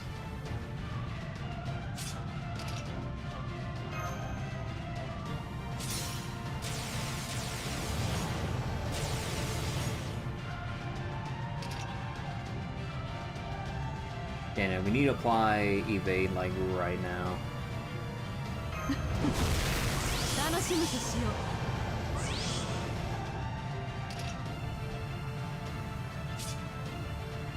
Okay, so the thing with this, Wu applies undead, so then we can scale up through Martha's apply special attack to undead for all allies, and then now that Skyhawk has a whole bunch of buffs going for her, then we can just go for the big boom. Wait, did I forget anything? Crit. Okay, that should be safe for next turn. And okay.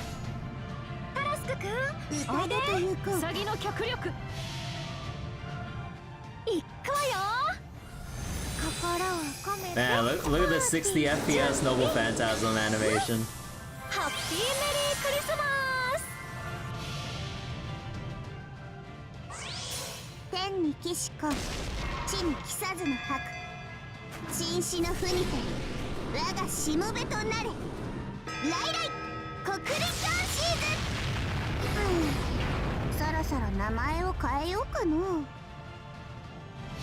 Alright.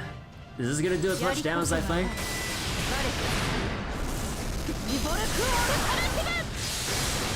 Oh, one shot! Yeah! And bye-bye to all of them.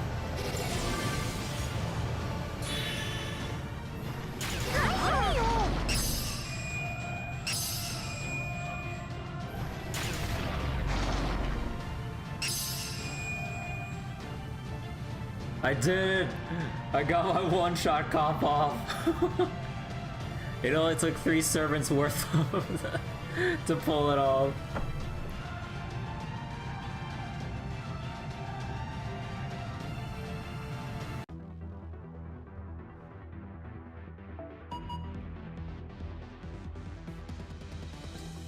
Assassin.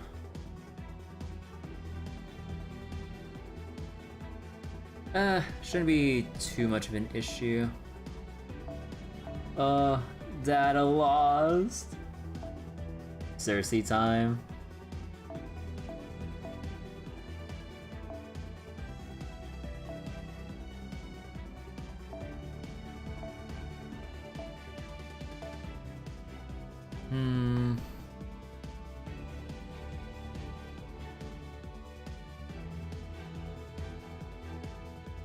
Actually, let me double check Cersei. Increase MP, poison.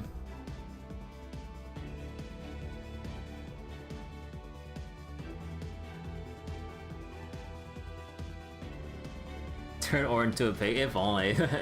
Or it's immune to pig.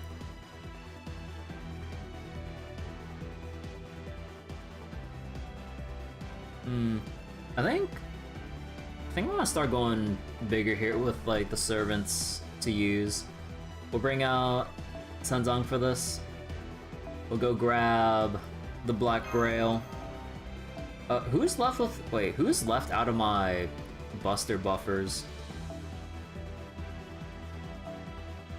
Or MP strength for that matter.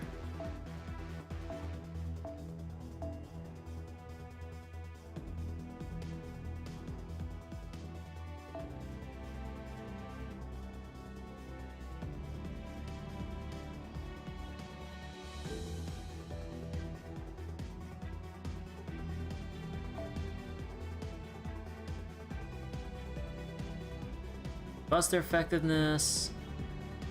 Increase bust. Oh wait. Bust effectiveness for one ally. Berserker crit strength. That's not Berserker crit strength. Okay, but the Buster from this would be enough on its own.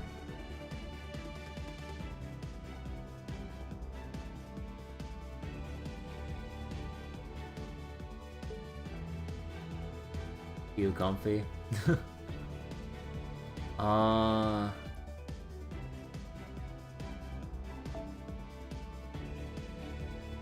Only applies to self.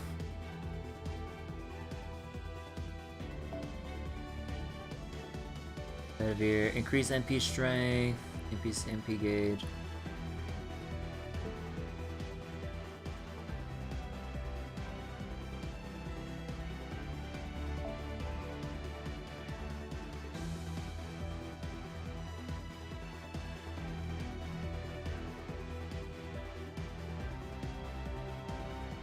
Quick strength now.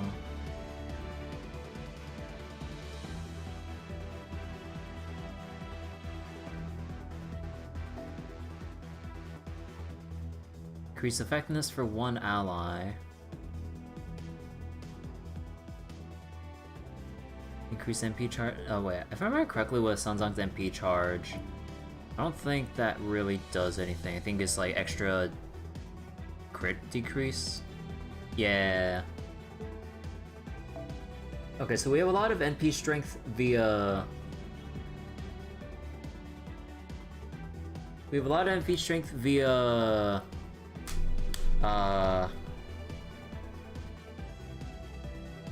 Black Grail. I still want to save...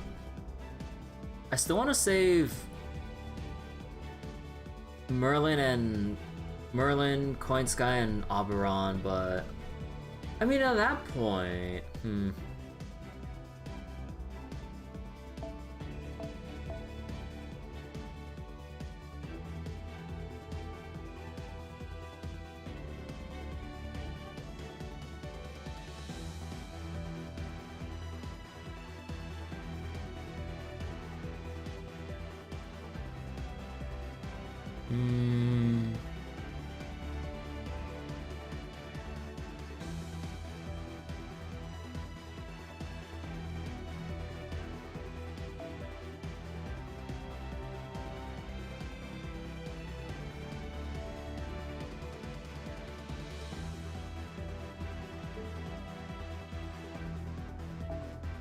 Wait, who else has like a Buster buff?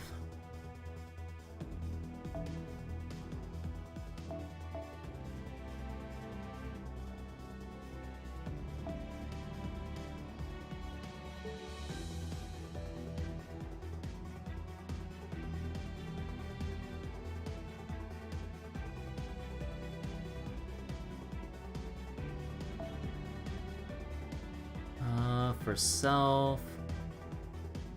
self. There's Chiron for one ally. Yeah, okay, this could work. And we're not gonna NP with them, so we can let Sanzang take care of everything. Increase crit strength, get crit stars. Yeah, okay. So then with this, either we go for Ox Demon King. Actually, how many crit stars does Chiron give?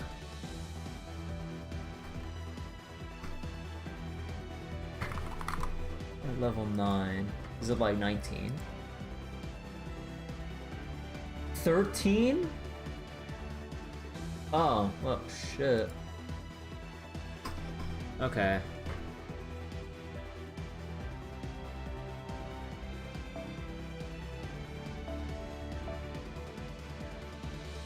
So we either have Kintoki,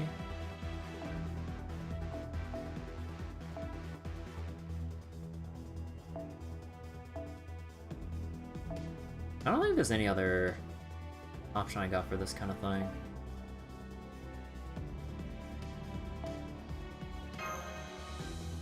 Yeah, no, we would need to do this then. And then...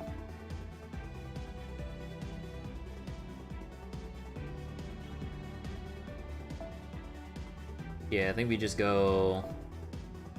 yeah, I think we still just do Anniversary Blonde. Because Black Grail would scale up a lot, and then NP Strength from Sanzang's NP Battery. attack up from the second skill. NP gain, well, it's just there. Chiron will give all type effectiveness. Stars and crit strength. Yeah, I think that should be good. And with the defense and everything, I think that should basically get us the bar without expending too many servants.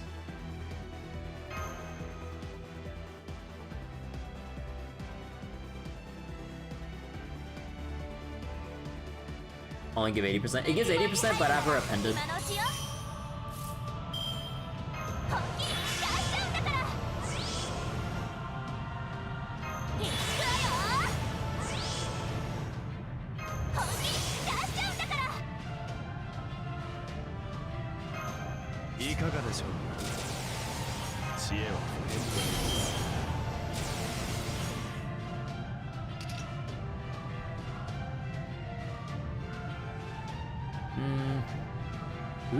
Do I want to do the evasion?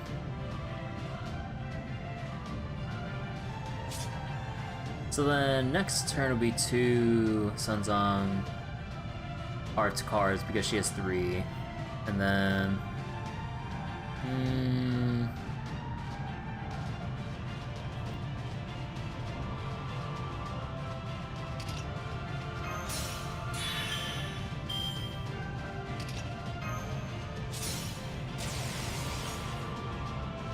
God, Guda's face right now. Oh my god.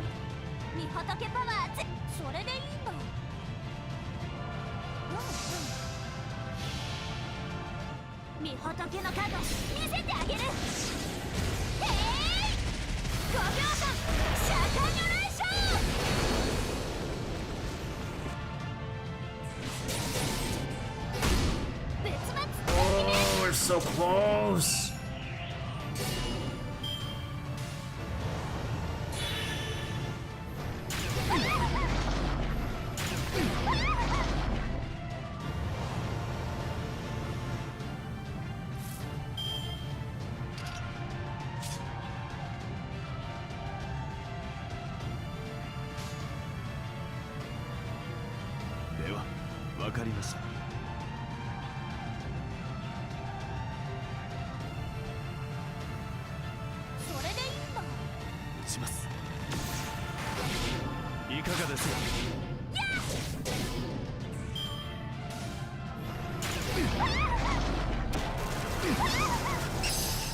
Bye-bye, Kyra.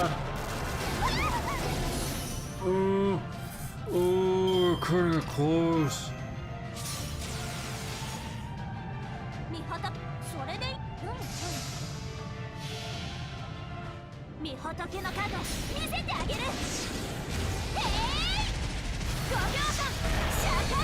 The level 100 making and breaking her survivability.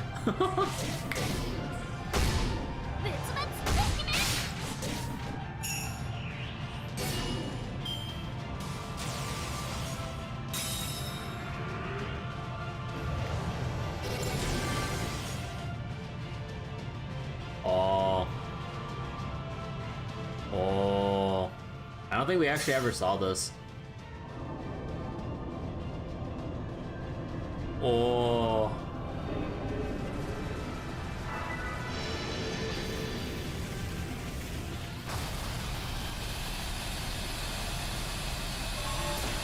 Oh!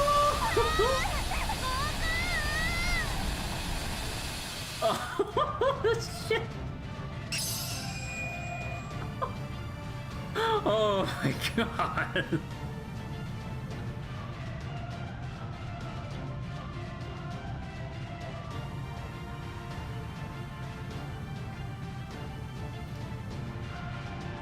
The energy was like Ort's true body. Yeah, it had like a bodily shape to it.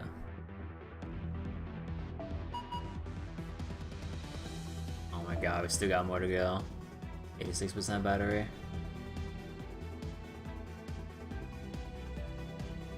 Copy, drain, status effects.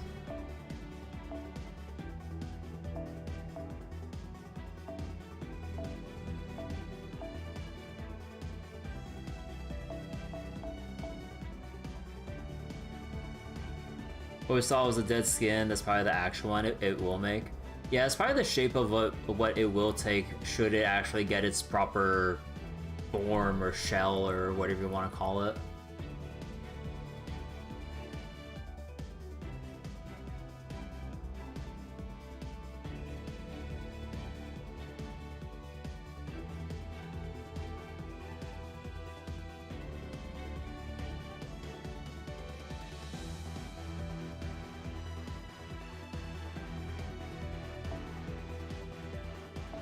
You know what?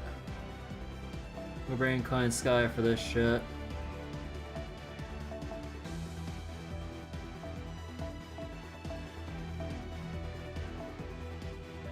Or it could just be like a turtle or mollusk. UFO is just a shower lives.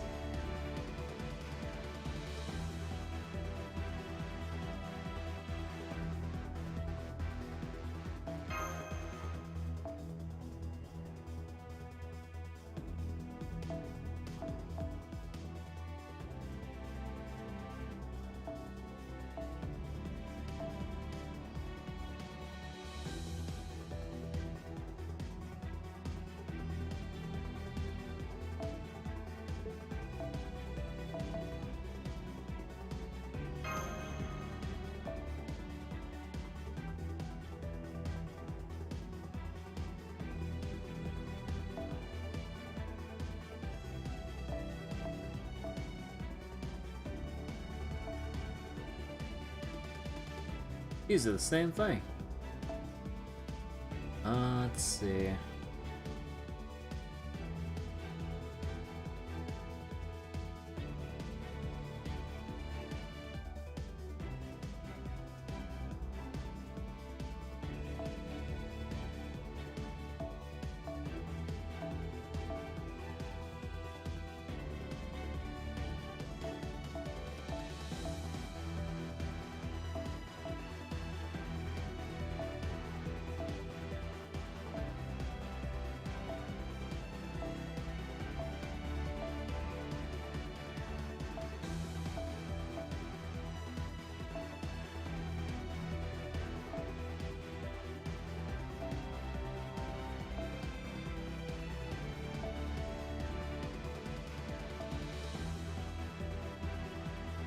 NP game, Buster Effectiveness, Crit Start, nah.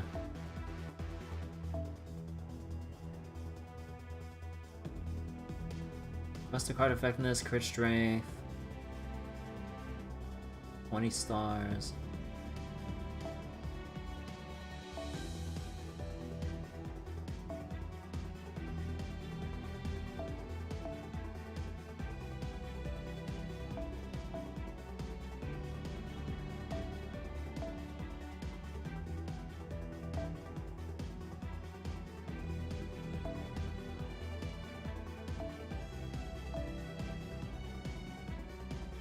Joint Recital?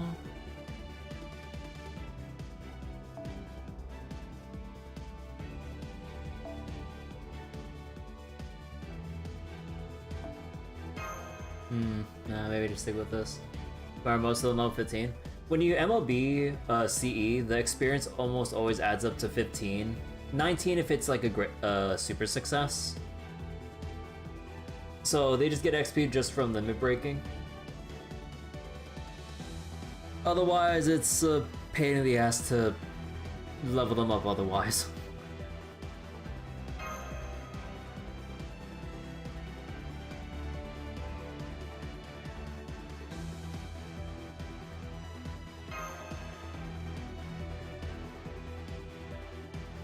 So wait, Natsu did confirm Flying Saucer was ORT's main body. The spider bits is like skin that peels off when he gets sunburnt. Oh god.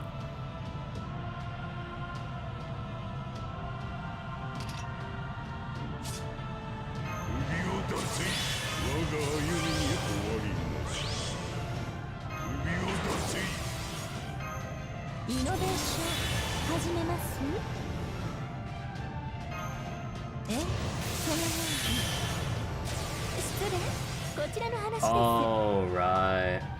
I forgot about that part. Whoops.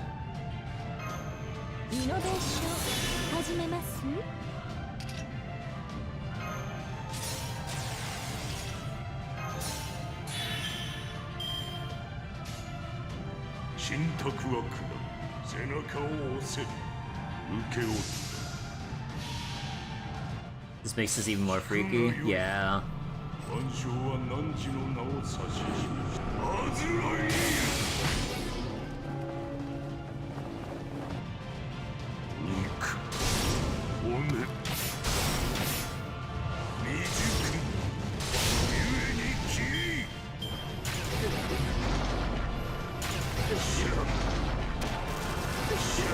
Oh.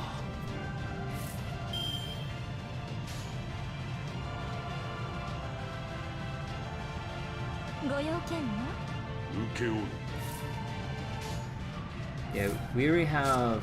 Wait, does this got snack? No, it does not.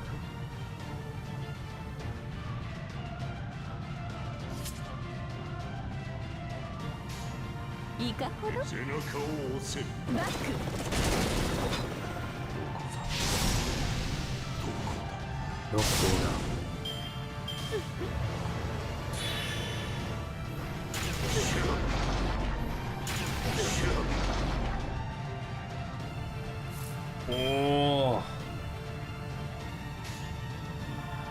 信託受けを選んだ。聞くがよい。万象は汝の名を指し示す。アズライリ。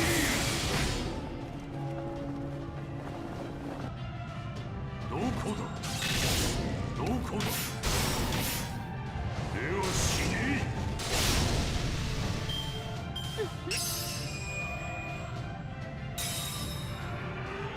2 million?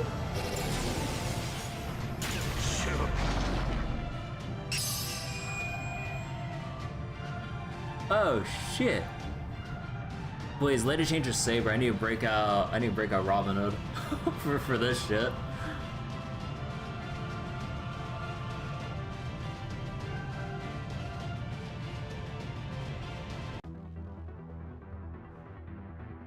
Oh, the sun!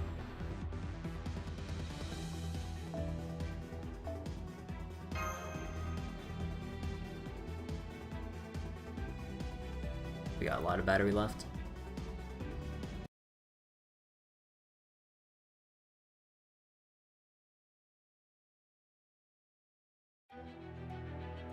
I've just received word that the sun has been returned to the altar in Chichen Itza. However, its output has fallen significantly. At its current rate, it'll be nighttime in an hour. That must be Vukub's doing. As long as they have the altar and the solar sojourn, the sun will obey a priest's commands, at least to some degree. He must have instructed the sun to decrease its output so it'd be hard for Ort to find. Oh damn, that was considerate of him. Guess he was a worthy rival for you, huh? Rival? Hardly. He's a much better priest than I ever was, since he's so naturally earnest.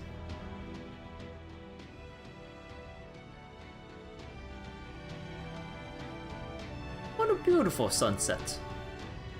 Even if that sun is artificial, I dare say, this sunset is just as picturesque as you'd see in proper human history. I never imagined that this was how my dream to enter a safari rally would come true.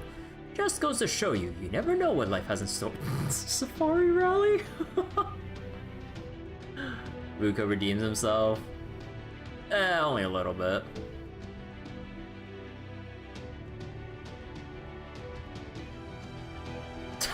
What is this first response? Indeed, I dare say this is quite the underworld pilgrimage rally. Please don't try talking like me, it's really rather embarrassing. Stormborder just sent us another report. They confirmed that 98% of all Miklan's indigenous life is dead. Now that the tree of emptiness seeds don't have anything left to attack, 97% of those have killed themselves.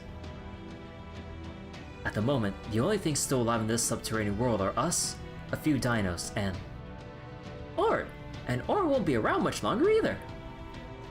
Yep, the Stormborder's primary cannon has already begun its firing sequence. Once Ort makes its way through the plains and into the jungle, we'll bring an end to this. We're the Shokta brothers. I'm still waiting for the Shokta brothers. Like, the Dino Nagas brothers said they have a plan that for overtime. I'm still waiting for their play. I'm still waiting for their final play. They're just gonna do like some fucking Final Fantasy X ass like Jet Shot Mark III and then just like kick it to Ort and knock it off course to buy us like the last 3 seconds we need to fire off the cannon or something. Dude, this is gonna be peak cinema. As for the enemy we'll have to face afterwards, we can worry about it once we get back to the storm border. I'm so sorry for the trouble our Kukulkan is causing you. I know she's in a very difficult position. No, oh no, not at all. I can understand where she's coming from. I'm just kidding. In her capacity as a king of this last belt, I don't know what she'll ultimately end up choosing.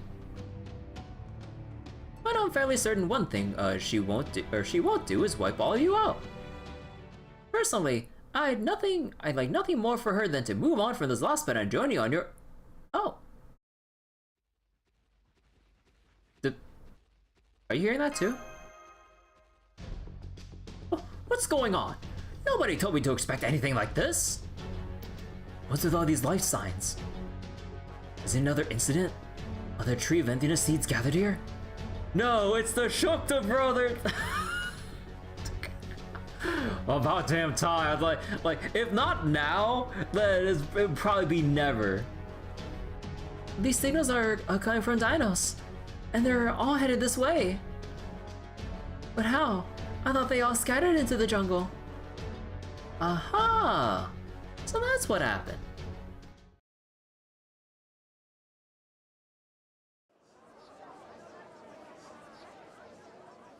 Oh my god. Oh, Koi Sky. Good grief. It's wonderful to see you all back in the city. And I can't believe you're still just chattering peacefully when an extraterrestrial is about to destroy Miklan. Is this just what fully mature intelligent beings are like? This isn't at all like the future I'd imagined. Now I'm wondering if my real body out there resting between dimensions wasn't maybe a little too hasty with her choice. In fact, now I'm wondering if I was deceived. Maybe I should kill that shady Taoist after all.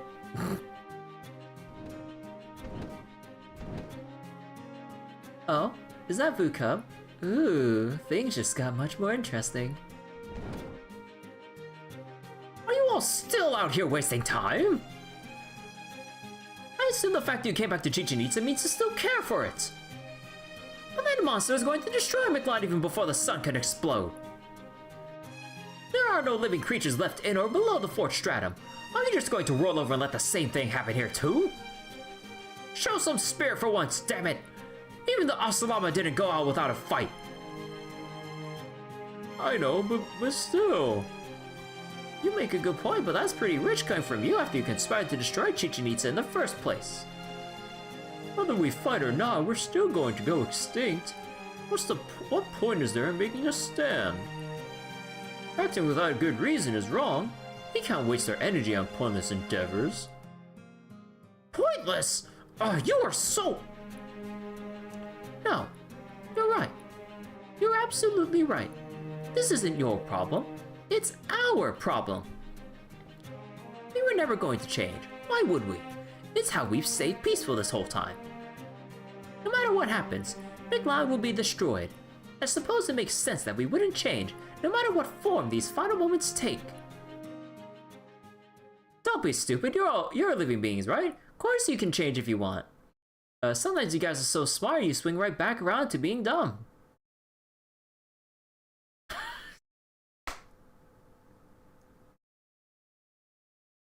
Sometimes you're so smart you swing right back around to being dumb.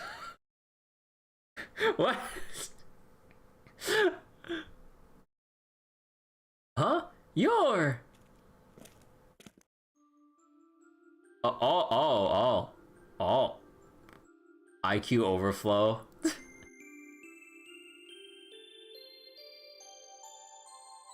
Didn't he just get blasted to fucking bits with the sky's guns? Oh wait. What, did he just pull a Wolverine? What the fuck?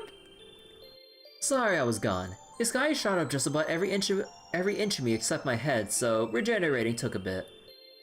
He is a god. I mean, yeah, but oh my god. They basically just pull the Wolverine, except for just that one molecule. It's just like his head left, so that just...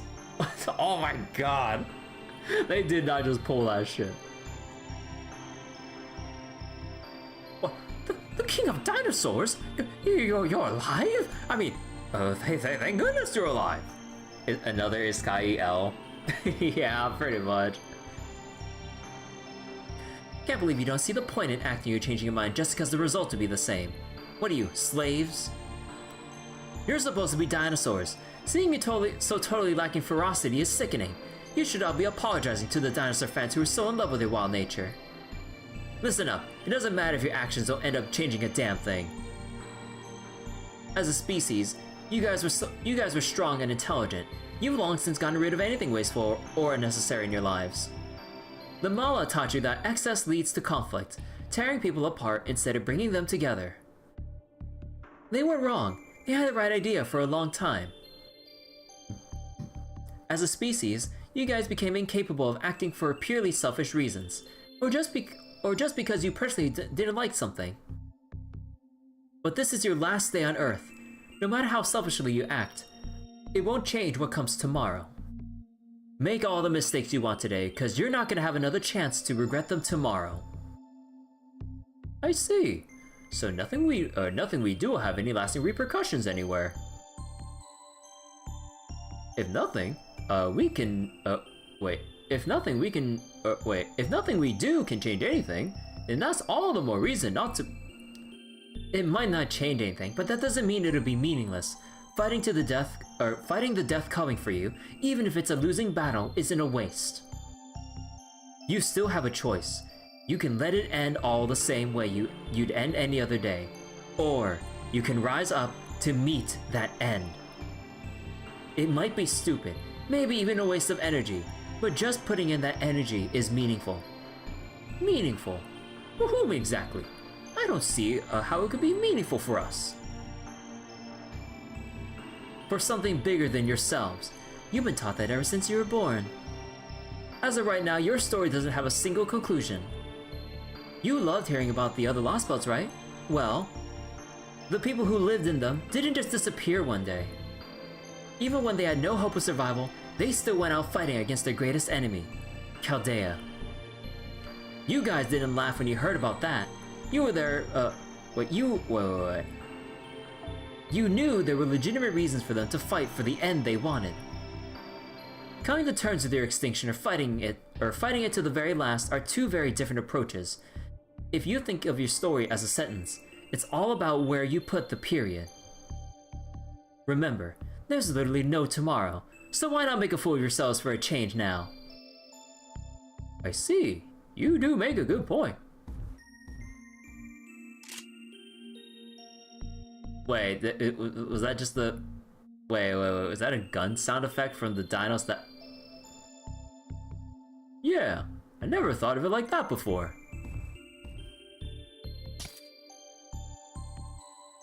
This is exactly why you're our king. Your speech had much more bite to it than Vukub's.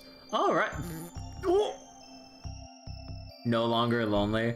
Yeah, oh wait. Oh shit, wait, you're right. No longer lonely dinos, uplifted dinos? Your speech had more bite to it than Vukub's. Alright, if we're going to do this, I guess we'll have to make use of NFF services.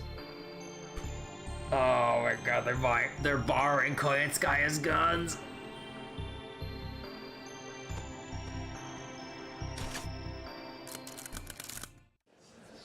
How is that one holding a gun if it walks on 4 legs? Unless it's one of those attachments that they just like wrap around themselves and then someone or it maybe just fires automatically. Wait, how the fuck is it gonna fire anything? They're all using like Koyanskaya's guns. What? Wait, huh? Oh shit! Oh shit! Wait.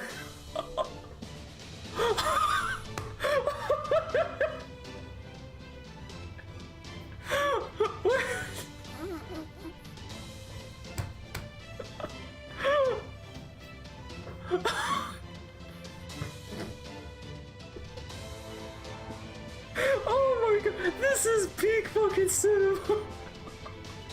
Dude. I'm just saying, they need to animate Lost Belt 7. I need to see this dinos with a fucking sniper rifle. Animated.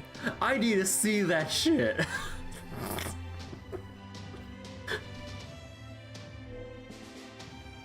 I'll go with this oversized rifle. Recoil is going to throw off my aim. This design wastes a lot of kinetic energy in the explosion. Can anyone here modify this gun? Oh my god, the final moments where they actually use the intelligence that they've never bothered using. Like, it's not that they were dumb, they just didn't see any point in using their intellect until now. So now they're like, man, this could use some modification.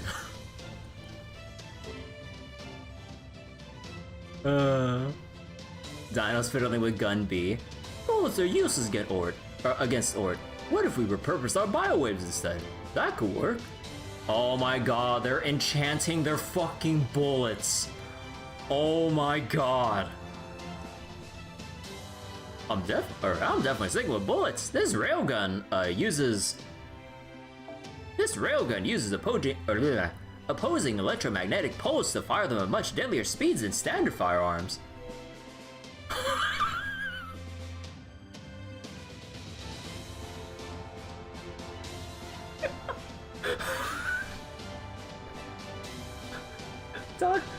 Dude, this is what Dino Crisis should have been. No. Fuck what was going on with like Dino Crisis in general. No. We need Dino Crisis with guns.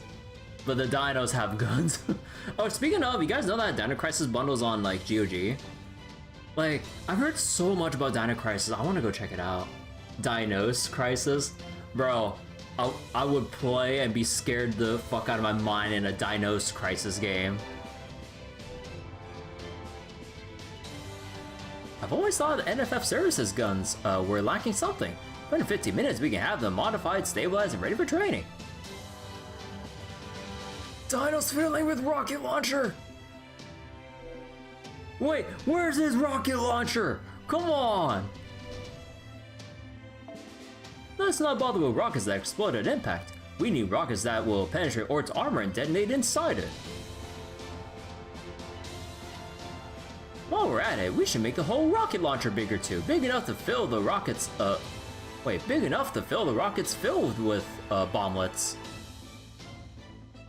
Scatter bomb rocket launchers? What the fuck?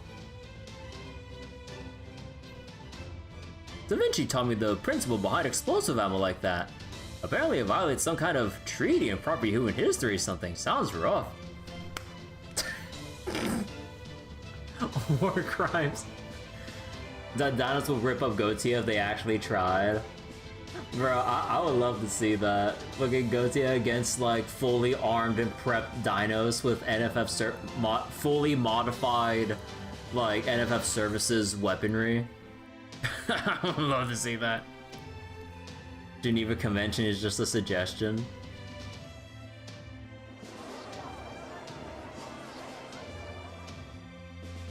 I can't believe how quickly they're making advances.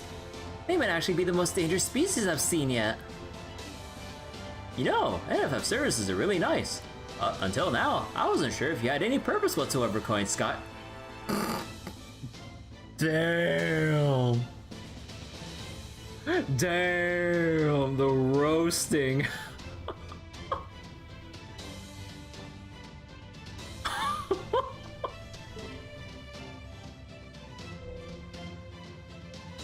Dude, oh my god. Wait, is that a fucking, what's it called? Hollow sight? On the dinos on the right?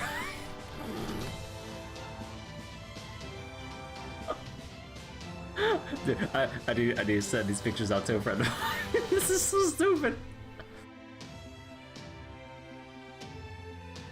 Well, you've proven yourself an avatar of salvation, or at least discovery. Can you show us even more weapons? There are so many things I want to keep saying about this. This path of evolution may be dangerous, but I certainly don't mind being needed in this fashion. I take it this means I'm your new object of worship. Your living goddess? No, we already have a god. You're just a convenient means to an end.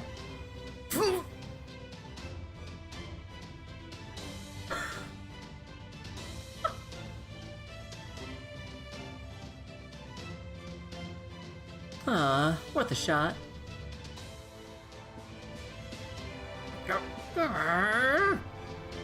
What? Feeling left out yet again, Muko? Hey, I get it. It's freaky seeing them all band together with their half-baked ideas thinking along more human lines. Oh, it's nothing like that. I wouldn't be part of that group even if they begged me. I'm nothing like those weaklings who change their whole approach after a few words for their king. Of course you are. You're all the same. The fact is, every one of you dinos who came back here did so because you were dying to do something. That something isn't fighting or even loudly proclaiming your existence.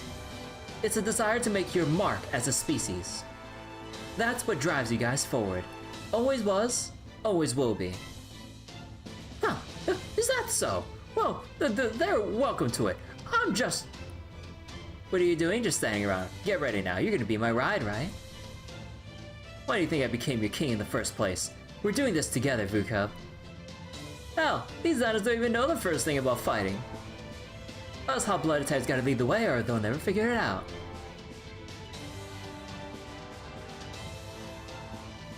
Oh my god. Given the commander position.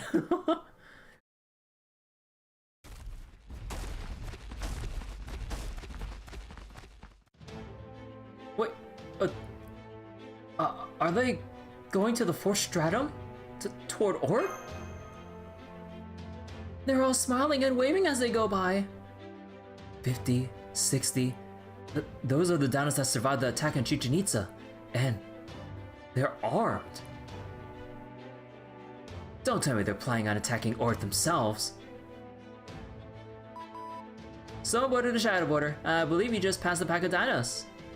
They may be armed, but we're not their target. They're heading out to attack Ort. The King of Dinosaurs informed us that they do not need our help. He instead urged us to focus on our own mission. So I ask that you continue on your current path to rendezvous with us as we originally planned. The primary cannon's firing sequence is complete. By our calculations, you should arrive at the storm border around the same time Ort enters our firing range. Be aware that our attack on Ort, or whether our attack on Ort succeeds or not, depends heavily on your arrival time. That is all. Oh, preposterous! That can't be right! Oh, we must have only thought they were carrying guns! The dinos are wise and gentle. They're the ideal form of humanity. Well, they might not be human per se, but they embody the goal we should all be striving for. So why? Because fuck it. Why will they go off to fight? Especially when there's no reason for them to do so.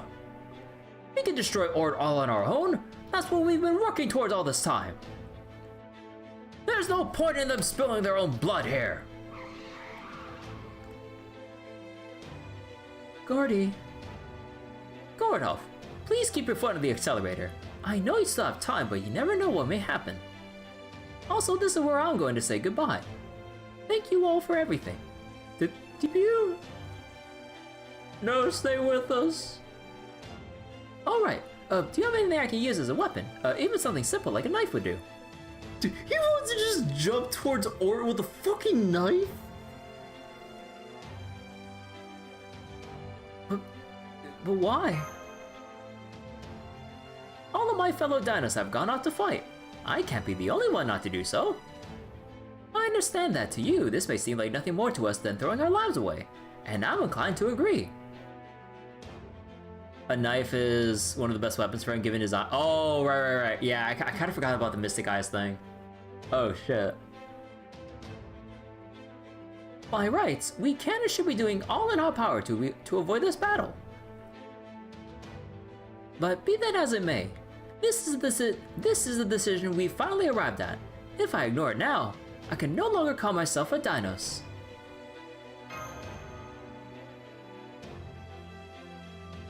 How about this? It's a submachine gun we can keep on hand for emergencies. Emergency SMG. The glasses have served their purpose. Now it's time to perceive death. You're pretty small for a dino, so you should be able to use it. Oh, of course, don't worry, I know how to use it. I'll only disengage it safely once I left the vehicle. Oh, I'll consider it. Goodbye.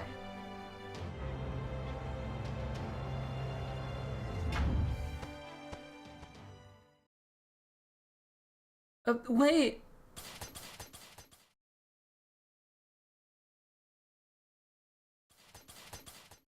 Don't do this, TPU. I know we have no right to stop you, I really do. But even so, I can't just stand by and let you do this. And not just you. All the dinos we've met have been wonderfully peaceful and accepting people. So why would you all choose to fight now? Especially when you know for certain that you won't survive. We've been lucky enough to see so many different worlds over the course of our journey. Even if some of them had made terrible mistakes or did awful things, nobody in those worlds deserved to die. And compared to them, you dinos are just so kind and wonderful. It's one thing not to be, it's one thing not to be able, to avoid your extinction. But why would you throw your lives away in a battle you know is as hopeless as it is meaningless? Oh, I'm shocked. I had no idea you harbor such anger, Mash. No, that's not right. You've just been through so much that your gentle nature was insufficient to restrain you. Most of the fairies did. Fuck the fairies.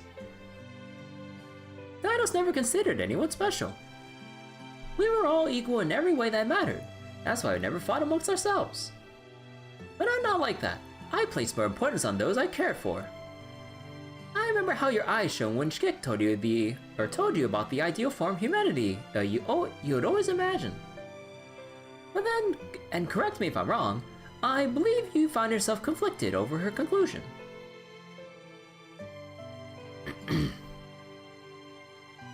People are all equal.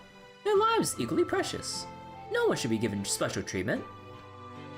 But if so, then we shouldn't grieve anyone's death, because doing so would undermine that equality. Right. Everything Shkik said made sense, and I was moved by what she said about how everyone is precious. But in spite of that, I still found it difficult to accept their conclusion. If what she said was right, then we ought to treat the death of loved ones and strangers the same. And yet back then, Indeed, that is the key difference between you and us. And there are differences, Mash. It's inevitable. No two lives can be the same. It's okay for you to empathize with people you're close to more than those you are not. Proper human history to humanity has always sought connections and things that would bring joy to their lives. That's why you flourished. This may sound heartless, but in a truly equal world, you would end up just like us. It would lead to a word. It would lead to a word. It would lead to a world where there was no such thing as a special person. A world where I couldn't even save my one and only friend. Tipu, are you referring to? Yes, I wanted to save Shkik. I wanted to save her from being forced to stay in the same place for 6 million years, observing life in Miklan. The only one of her kind. Typo. There have been a fair amount of typos this whole chapter, actually. I mean, given the amount of text, like, the localizers need to, like, translate and everything, I mean, I don't blame them. But my efforts led only to discord and failure, to the point that I hid myself away in an attempt to forget everything. I was resigned to my fate as just another unchanging Dinos. But then, all of you showed up. Your tales of proper human history were all dangerous, but they were also wonderful and inspiring. I remember the shock I felt when you first wandered into my home. The trust you and Hamatrat showed each other through how you both spoke. I remember Kirby's heartbeat and how light and sincere it is. Marine's footsteps as he happily ran around. U-Olga Marie's indomitable smile. Father Kodamine's suspicious word choices. Wait. Da Vinci's wisdom and childlike exuberance. I could go on, but I'd best stop there, or we'll be at this all day. My point is, I may have volunteered to be your guide, but You were the ones who truly showed me a new world. I enjoyed myself immensely, and that's a good thing. Fun is a good thing. Of course it is. How could it be bad? As long as you're upholding good morals, of course. Haha!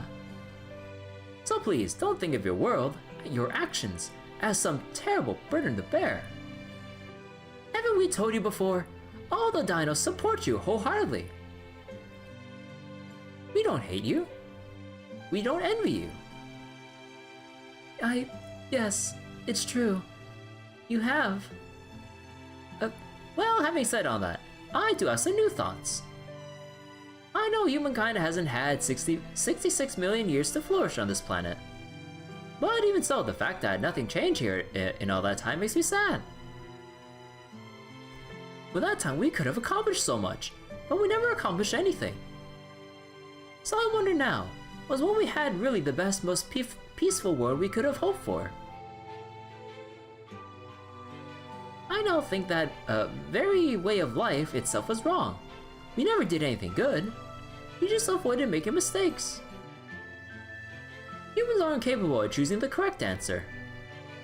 This is because even if they make the best choice they can at the time, they will inevitably learn of a better way later. There can be no absolutely correct choice for any intelligent beings. Our conclusions will always have mistakes because we are people. We dinos didn't know that. We had no way of knowing that. But now, at long last, we are able to choose a mistake for ourselves. After 66 million years, we became the same kind of humanity as you. The kind that reaches for the stars. The same as us? Don't be silly, we're the ones who should be striving to follow your example. Then let's each learn from the best in the other. I can think of no more indulgent way to evolve. Anyway, I really must be going now. I already told Kirby everything I wanted to say to her at Chichen Itza. Thank you for everything, Mash. The very first time we met in my cave, instead of taking up your weapon, you greeted me so openly. That is one of the many things I love about you. Not at all. I was so happy when you responded so kindly in turn. Goodbye, TPU. Thank you so much for being our guide.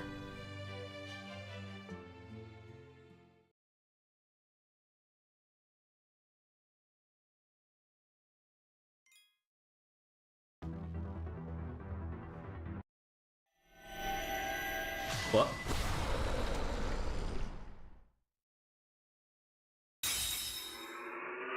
$3 million!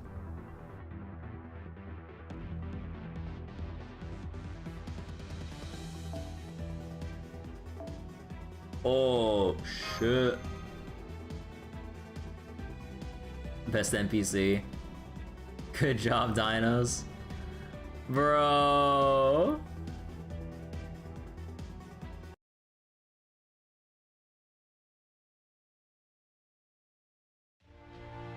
Bro, look at this shit.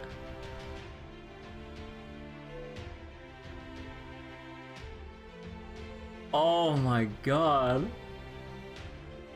The last of the dinos ran across the red-stained plains. One fell, unable to even get close. One fell trying to save their friend.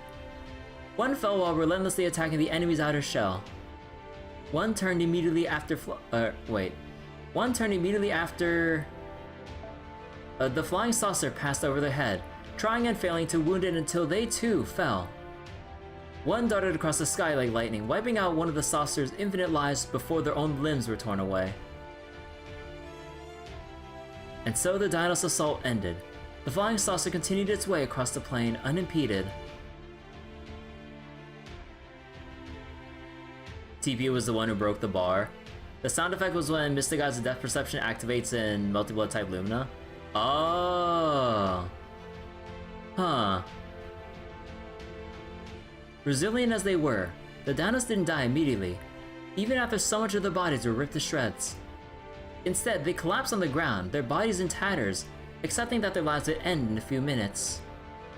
As they turned their blurry gazes up to the distant red sun with pleading eyes,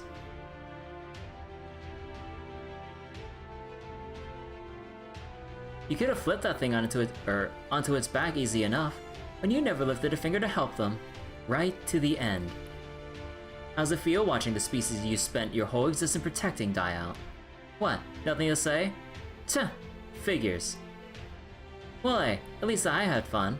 You know, after all the complaining by the end, Vucub started humming to himself. So wait, he mentioned in last stratum he might be able to fly using the spell Nemo taught him and improve that here? Ah. I didn't even realize I was humming along with him at the time. It was the ride of the oh my god.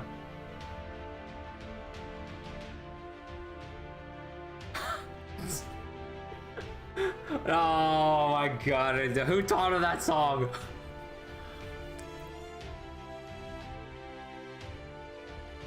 Did you talk to the Dinos into this? Did you convince them it was better to go out fighting on a hellish battlefield than to face their extinction peacefully? You blame David. Yeah, I did. Waging war and losing battles is Teskalapoka's job. It's the only way I can demonstrate my divine power. Still, this wasn't nearly enough to satisfy them. 66 million years of Inui is a tough nut to crack. Guess that means I lost, since I couldn't bring them satisfaction through a fight. See you around, Lady Birdbrain. If we ever meet again, we'll have to have a real proxy war.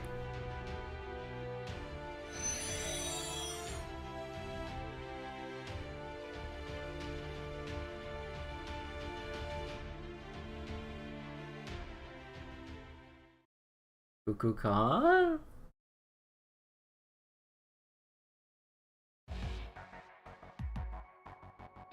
Vanguard returning to base. Welcome back, everyone. You've done a great job keeping pressure on ORT. Thanks to your efforts, we have a real shot at taking it out. The plan is currently in its final stage. After dying, Vuka lived in TP to the sky, shaved off one life with glided. Eating half his body, dear god. With all life forms here dead, she has no longer has a reason to kill us. Yeah, because there's nothing left to protect at this point.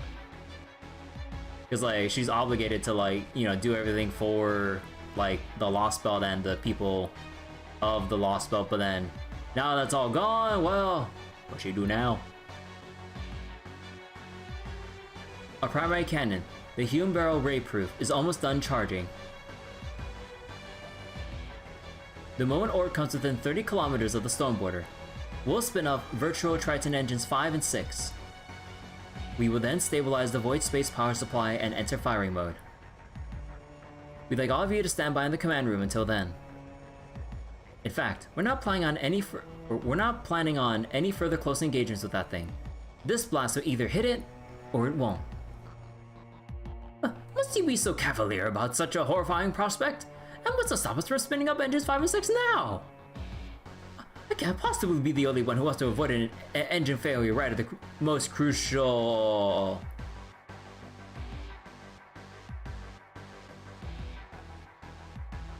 Rasputin.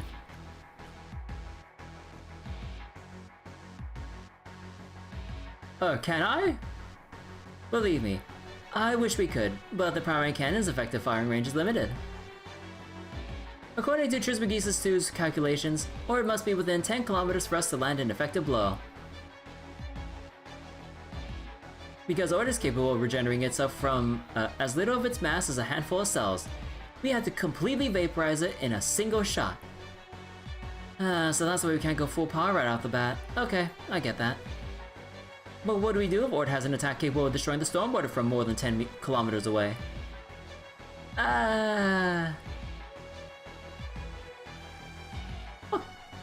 What? What does that look supposed to mean? That we'll just have to trust to luck? Say something! Are you sure there's nothing we can do? Is there really no way to defend ourselves as ORT makes the first move? No. We simply can't maneuver well while the primary cannon is deployed. Our only option is to rely on Magecraft, and our armor plane is electromagnetic barriers to protect us. Naturally, we do have enough resources stockpiled to use those protections, but if ORT exceeds our projections, we'll be done for. I'm afraid you'll just have to accept that, Gorodov. We've done everything we can. The cards have been dealt. and it's time to play our hand. Alright, Captain. If you say there's nothing more to be done, I'll take your word for it. Very well then. Everyone, take your seats. Win or lose, laugh or cry. This will be our last stand. If there's anything you've left undone, now's the time to do it. Ort certainly isn't going to wait for you to get back from a bathroom break.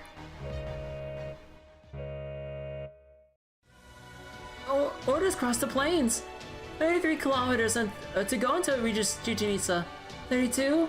30? Okay, it's less than 30 kilometers away now. Copy engine room. Alright, it's about time. Firing up engines 1 and 2. Virtual engines 5 and 6. Engines 3 and 4 have been diverted to power our defenses, so there won't be a second shot. Don't miss, Marine. Don't worry, I won't. Ort is a much bigger target than the foreign god. So this is it. We're keeping the sun at our back, so Ort will be coming right for us. Now it's all down to whether or not it has some way of attacking us for more than 10 kilometers or not. Ort's 23 kilometers away. 21? 19? The hell? Is it actually picking up speed? What's it planning to do? Body slam the storm border? No, that can't be right. Even Ort can't possibly cross 10 kilometers in a matter of seconds. Okay, we got emergency, people. Ort's internal cellular mass is growing rapidly. Looks like we got a metal tentacle headed our way. This one can extend up to 20 kilometers. A tentacle? Not a body slam? Oh, crap! It's coming right for us! Captain, evasive measures! We fought those things more times than I can count. Armor's useless against them. The moment they touch you, they absorb you. Electromagnetic barriers to maximum. Deflect that thing before it can touch the hull.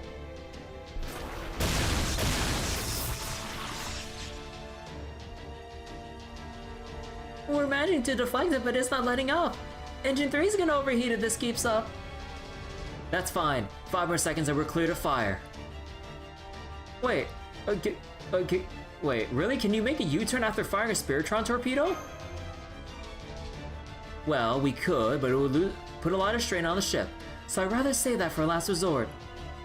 For the moment, I'm trusting in a very capable ally to get us through this. Authorized QP transfer. My QP? Transfer the Type 79 to Mama Tank. Open the hatch. But I don't have any more QP!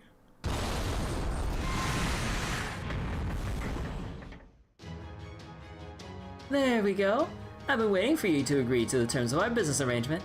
Now let me show you the turret I've been building with the supplies I borrowed. Behold, the Calamity Dispersing Shrine Type 79 McLaren Special. This is what I'll be using to keep your assets secure. It's company funds. So that's where she's been. I was wondering why I hadn't seen her around. Oh my little temp employees. Just follow the instructions in the manual like I showed you. Dino Brothers! The overtime play! Hell yeah! Big Cisco and just gave us our first order. Okay, bros, everyone in position. Yay, now we can finally hope Kirby is getting for real. Time for the jet shot. This makes all that secret work we've been doing in the jungle since Big Sis recruited us worthwhile. Other people on the stormboard are hearing this too. They are. Great! I told you we'd turn things around in overtime, remember? Now watch as we score the game-changing goal. Death rolling! The Deinonychus brothers! You're alive! It was damn close, but we've always been good at pretending to be down for the count. Glad to hear you're sounding so happy, Big Sis Mash. Okay, bros, it's time to start shooting up a storm. Don't let a single one of those gross-looking things get past you. We gotta intercept them all.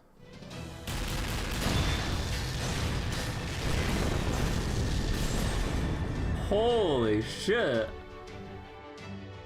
No. Orders cross the 20 kilometer mark. 18, 16, 14, 20 seconds until it's in effective firing range. The best of them, aside from Walkshine and TV, still live. Diana's not dead yet. Open anti-threat response valve. Set magical energy circulation to full speed. Spectre, increase pressure on the bow. Margin of error correction on. Shima firing safety off. Target lock acquired on Ort Center. Ooh, we can do this. We can actually do this.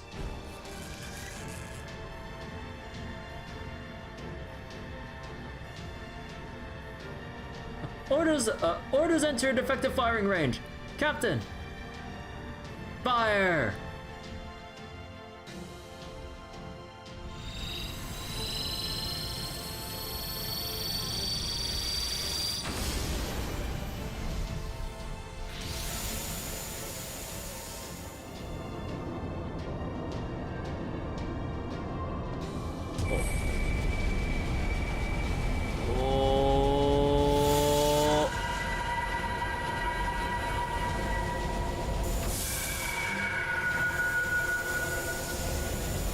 Wait, what?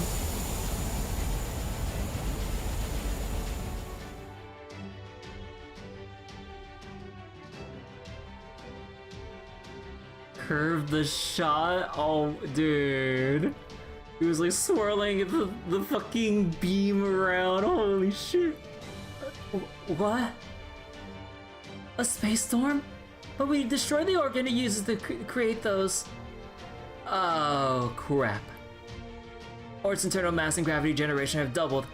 I think that is, I think that's its next generation organ.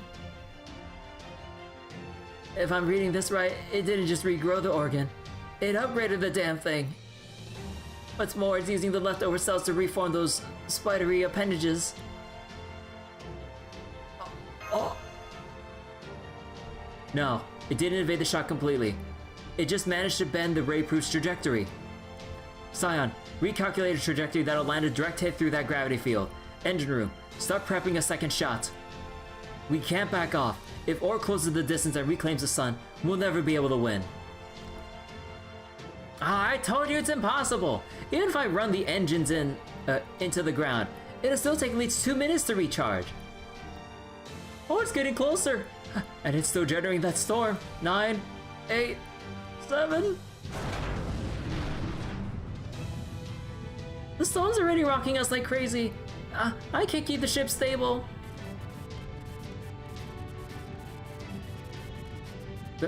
Captain, don't even think about it. The whole area out there is bathed in cosmic rays. Even your Mystico can't guarantee your safety. We'll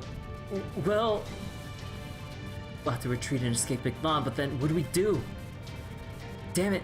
I can't believe we had all this time to prepare and there's still nothing we can do. If only we could buy enough time for a second shot. The priest smiled.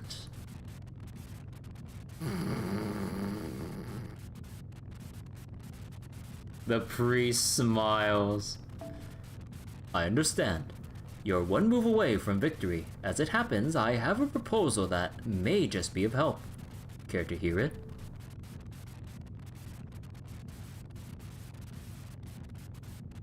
Rasputin?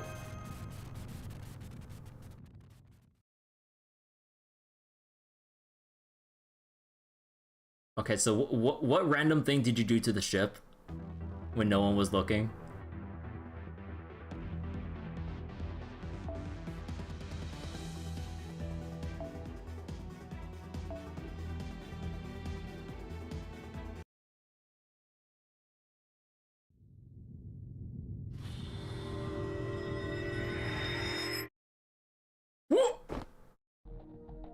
Oh, goodness. Commendable reaction speed, Captain Nemo, but I suggest you stand down.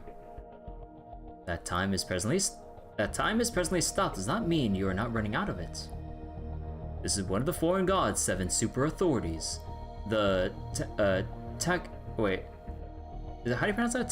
Tachyon jail, and it won't last for very long. Tachyon manipulation. So it's not that time itself is stopped. Rather, we're moving faster than time. That's right, Scion. Incidentally, the foreign god named this authority herself. I wish to be perfectly clear on that point. I had no part in naming it. Can the pointless chatter. Get to what I sent you to discuss, Rasputin. Olga Marie! Oh, Director, you came back. Huh, didn't I tell you? I'm not about to spend my time in this lost spot watching you Earthlings breathe your last. The people of proper human history have things they need to answer for in... Wait. The people of proper human history have things they need to answer for in proper human history. Even if their world has been bleached. Good point. Then I'll keep this brief.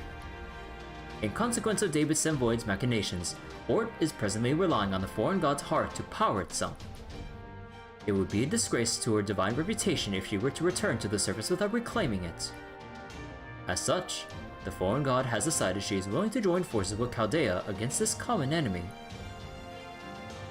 Nah, done. Just tell me what I have to do and I'll do it. You fool! Why would you agree to the proposal without even hearing their terms? But Kirby's right. This is our only shot. Okay, Father. What exactly does joining forces entail here? We will maintain this faster than time-space and provide the power needed for a second raid proof. In exchange, we would like you to defeat ORT's real body and give us the right to use the raid proof for ourselves. Oh, come on! Don't tell us to defeat ORT like it's nothing. Don't you think we'd have done that already if we could? True, attacking ORT in normal space-time via normal means is a losing proposition, given its ability to regenerate faster than you can destroy it. But what if you were to attack it here in this time-accelerated space? Oh, yes, that will work. Since ORT is on the verge of collapse, that would just be enough to push it over the edge. What about supplying us with power? How is that going to work? I thought something like this might happen, so I took the liberty of clandestinely modifying the Stone Border's charging mechanism. You should find there's now a pipeline to provide magical energy to the engine directly from the outside. Yep, there sure is. I didn't pay any attention to it earlier because I thought Da Vinci added it. So it was actually your secret little gift to us all along, huh, Konamine? Say, depending on how you use that, couldn't you... It was strictly for insurance purposes, Kirby. Remember, this is an emergency. Let's not dwell on trivialities, shall we? No, Rasputin.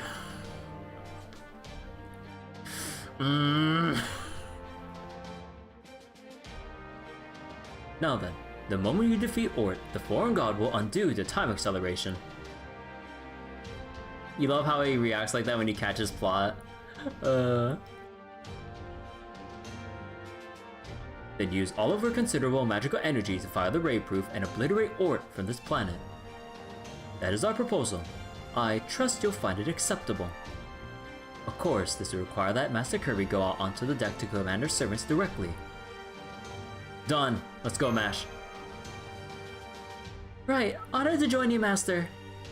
Then may your actions demonstrate your sincerity, brave youths, and may God's protection be with you. I can't see any other option. Alright then, Kirby, Mash, go give ORT hell. But don't forget, even with the time dilation, that space storm is still alive and well, so make sure to settle this quickly and get back here as soon as possible. We'll back you guys up as best as we can too. I'll start by diverting Trismegistus 2's computational abilities to the summoning ritual. This way, you'll be able to pseudo-summon any servant that you want on top of the stone border, even the ones whose ghost liners were absorbed by ORT. Which era are we on now? Should we second to last for this section? Is this where I use the teapot? Remember, this is going to be the true final showdown between ORT and humanity. Yes? Okay. So make sure you pull out all the stops and show Olga Marie what you can really do. Using this one? Gotcha. Thank you, guys.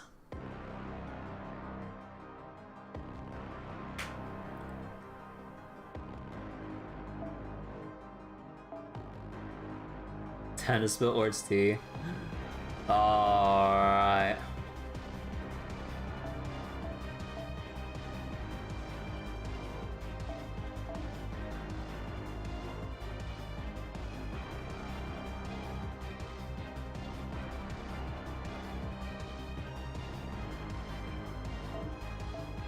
Wait, they said like we can use anyone now, right? Oh shit.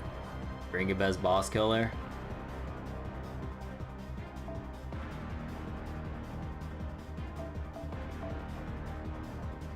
You can revive now too. Oh yeah. Ooh, now who do we...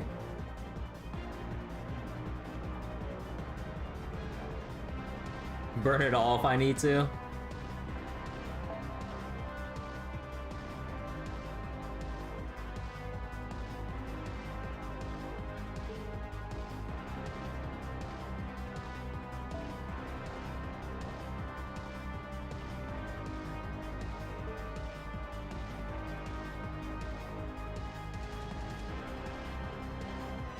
You wish you could revive in ORT Raid.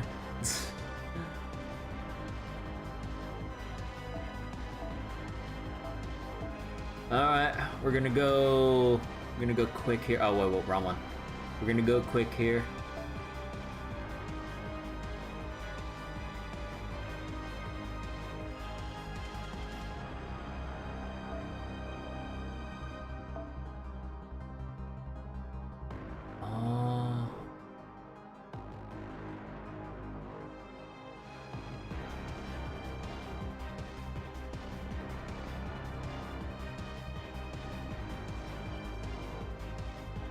Oh, right, threat to humanity. Right, forgot about that aspect.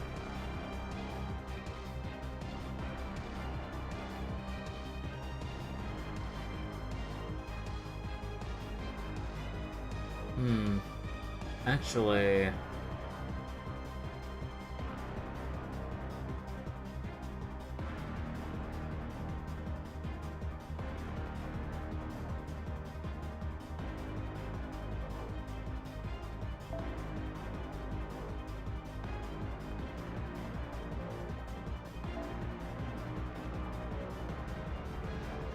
Really, Scotty? Yeah. Oh, I don't have enough room for all this. So then, actually, let me double check.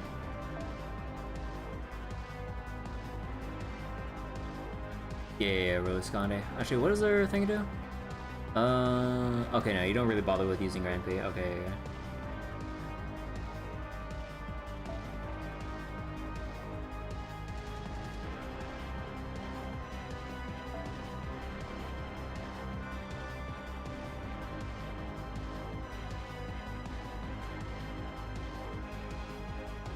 So wait, increase the attack and MP strength of the frontmost single ally, including yourself. Retreat. So basically, she would push herself here and then shove everyone else forward.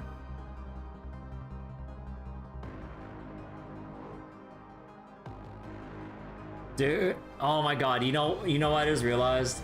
My fucking team cost, dude. Fuck this shit so much.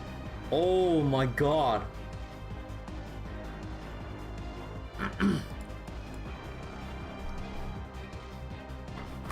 Please, I fucking hate this stupid team cost. Let me just look up Miss Crane's like number values again so I can just make sure everything. Let's see. You don't have any skins, right? No, you don't have any costumes. Does regular Scotty have a costume? No, she doesn't. And you can charge your own NP gauge up to 100%. And then the third skill, increase one ally's crit star absorption and do all that shit.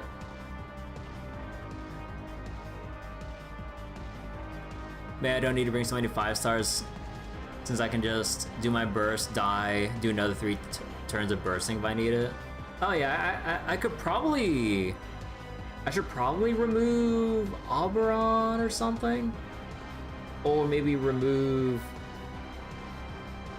Wait, let me check Ruler Scotty. Because like, I don't remember how much she charges up. Ruler Scotty... 50% of one ally. Oh, okay, she has 50%.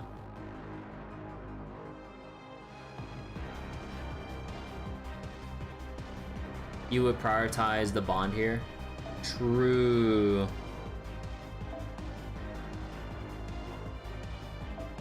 $10,000 is the amount we won't ever see again. Yeah.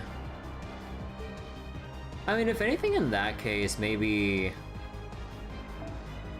Let's see, who else? Yeah, probably... Let's see, who's closer? And like, a lot of the other ones above 10 are gonna be quite a way away.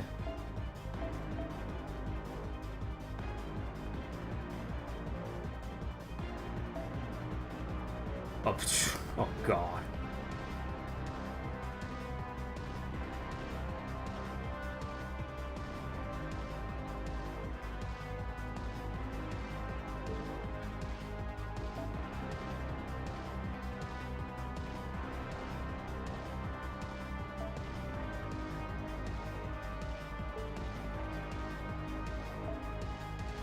They just have these two just get their extra bond up, and then we just have to rely on like these three to do all the work.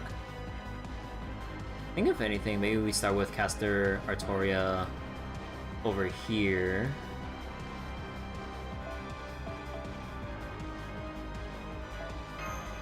And then she can just buff up and then go to back line, and then we'll just do all that.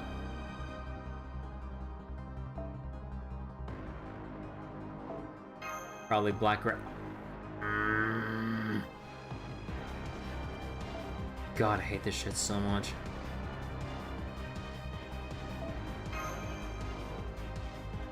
Bro, oh my god.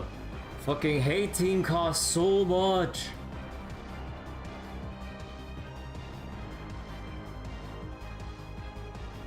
I guess we just won't give anyone else any other craft essences that want to fit in the Tamamos for their bond points. Is there a time Castator is not a good pick? No, she's always a good pick. I'm just trying to think about like how much I want to prioritize like bond points with fitting in just enough team cost to fit in like craft essences I need. But yeah, we can definitely just get enough damage this way and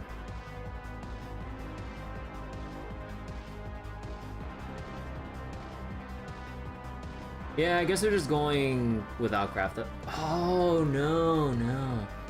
Wait, but if we want to maximize our shit, we need like... Man, how am I gonna fit this in?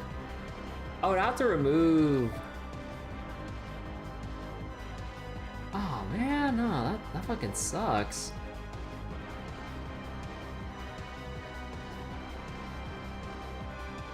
You saw someone who just spam alter ego here?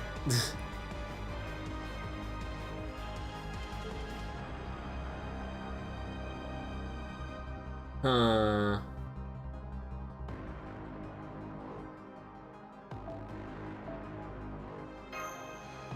Man, this is fucked.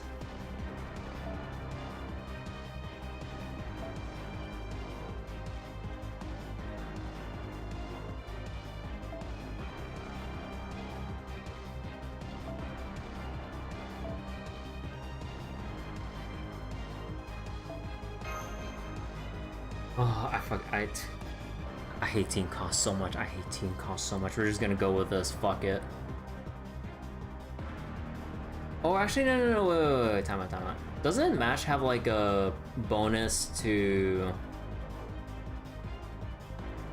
Oh no, wait, can we? Hold on. Where is she? Does she have a bonus? Oh no, she does. So she can provide us the bonus and then... Oh, it doesn't... Oh, we don't have like the thing for right.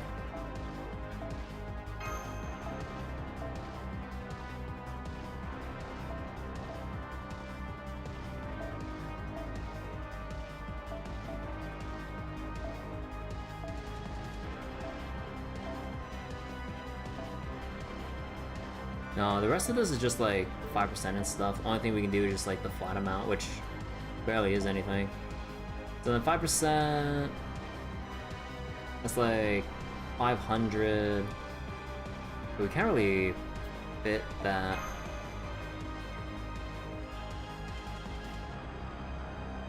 And yeah, even if I remove Cast Artorias thing, then we'd only have 10. So then we'd be short by 2. Okay, no, we'll just go like this then. And then I need my swaps.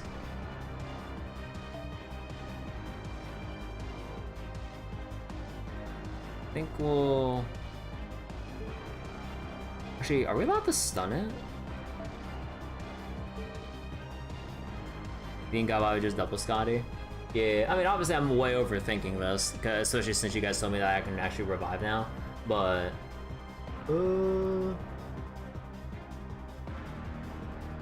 Without team cost, this game would be just 5-star spam like most gotchas. This setup looks way overkill. But the only thing is, like, I just want to, like, utilize just more of my craft essences that give me bonuses for shit, like, because I want to put in, like, I don't know, it just feels like it's just slowing down the potential grind I can do, like, as I'm progressing or whatever. Like, it's not even just, like, using all, like, the 5 or 4 stars or whatever. I just want to, like, level up bond and shit with, like, any servant without feeling any restrictions on, like, the bond increase.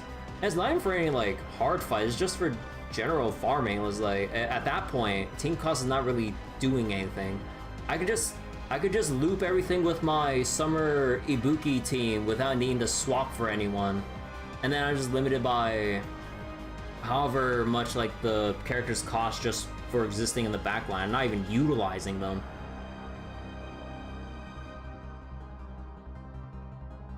Yeah, we overpower stuff with 5 stars anyway, and we can still overpower things to this day with fucking Robin Hood.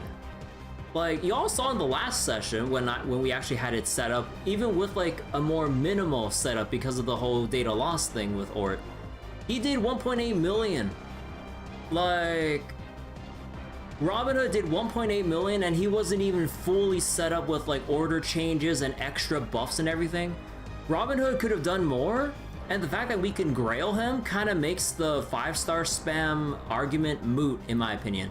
We can level anyone to 5-star status, even though their stats might not 100% match. We can elevate them higher than what they started off with, so then we basically have 5-star strength servants at a lower cost. So then what's the point of the cost? We could explode things however we want, so then why hinder our favorite servant progression? A lot of 5-star servants suck. Yeah. They should make bonus to E0 cost. Yeah, I mean, as like a different avenue of rebalancing, like, it would be nice if stuff like this was just 0 cost. Like, there's no point for all of this shit to be costing anything. Like, if it's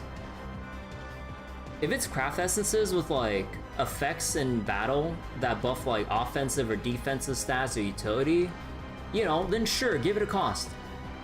If it's just an increased experience gain of some sort, Bond, Mystic Code, Master XP, QP, it doesn't have any tangible benefit on the battle itself, so why would it cost anything?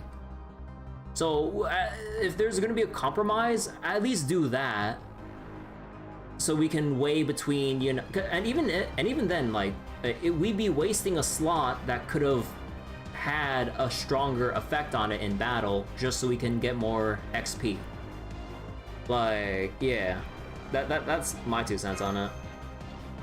This seed you get from Bonten should also be free, otherwise most of them not worth using. Yeah, it also hurts that a lot of Bond Seeds are 9 cost. So depending on how precise or exact your setup is, or if you're not high enough master level, if you're not like level 160, you get screwed over just like that already. So I'm just like, yeah.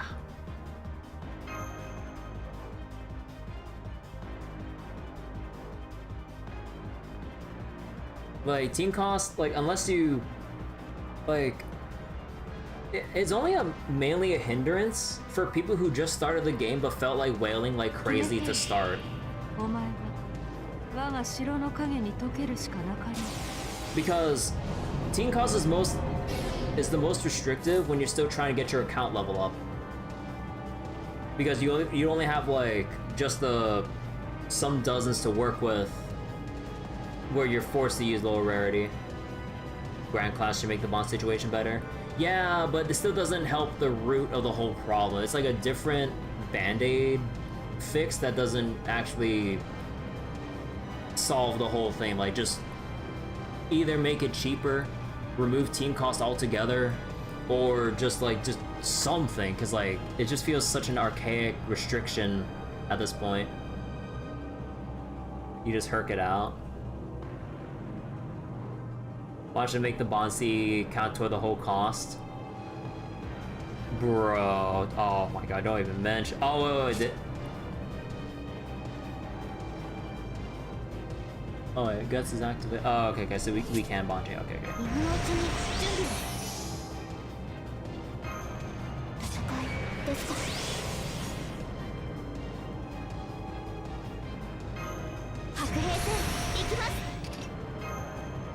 Oh, right. Wait, no, wasn't that the thing? Oh, I'm dumb.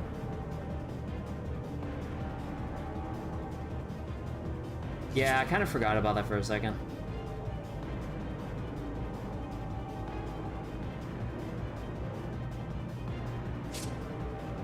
Oops. I don't know why I don't know why I thought that this would have went away for the final confrontation. Oh shit.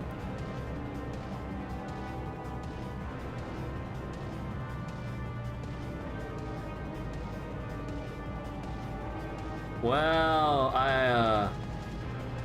there's no problem if I just abandon the battle, right? Oops.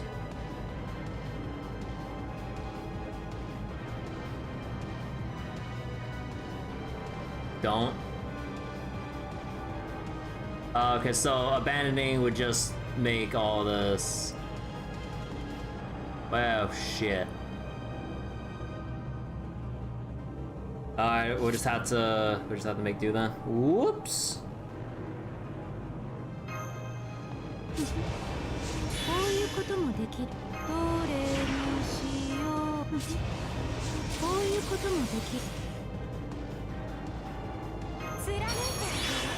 I can just revive it out. Yeah. I wanted to do my full burst.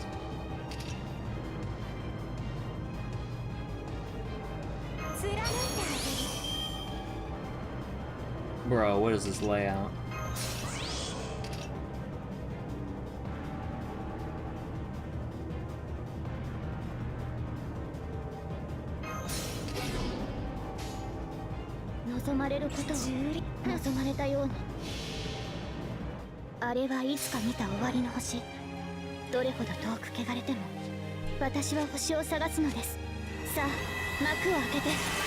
At least not test cat swapping backline with the front. Why Embers and Foes take up servant storage? We got 9th anniversary now. Yeah, I don't know. They're just very dated aspects of FGO that could really be like, holy shit.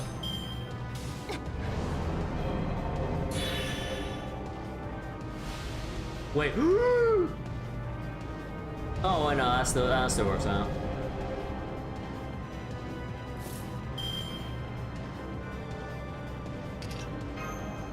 Man, I feel stupid.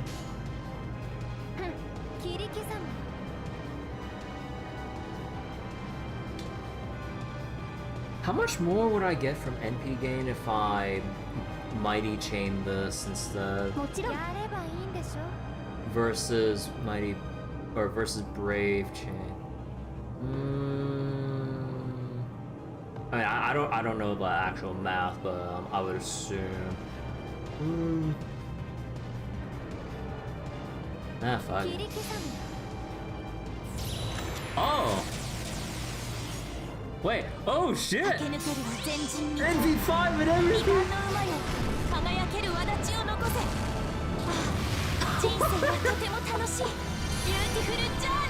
Oh shit!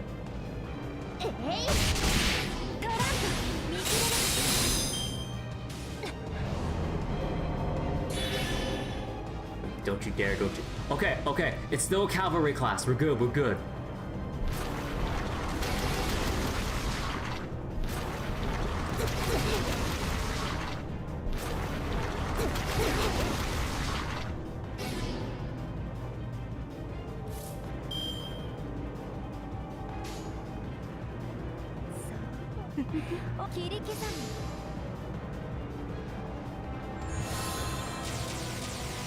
Oh. 平服せよ、崇拝せよ。これなるは神の一行、我が大社。我が指先の具現なり。霊障重工、79式鉄火大社。知恵ある者はひれ伏すがいい。イズトゥーラ、セブンドライブ。 That's so cool that everyone else like chips in like this. 行くわよ行くわよ行くわよ行くわよ。サラスバティ、メルトアウト。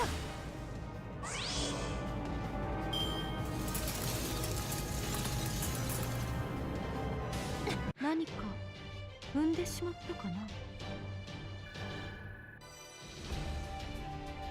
God damn, that's a lot. Dude, look fucking Gouda's face. Oh my god.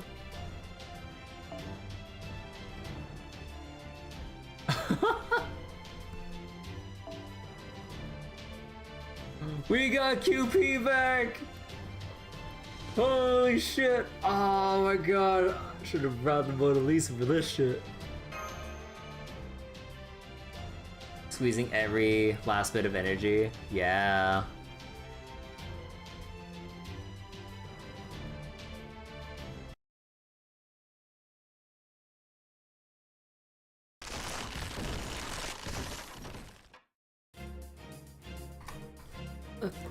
We finally did it!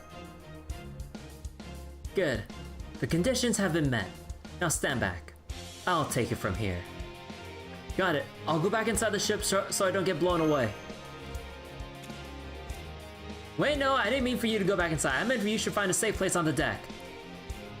You can't pass up a chance to witness the gallantry of Earth's ruler in person. Now you stay right here and watch me.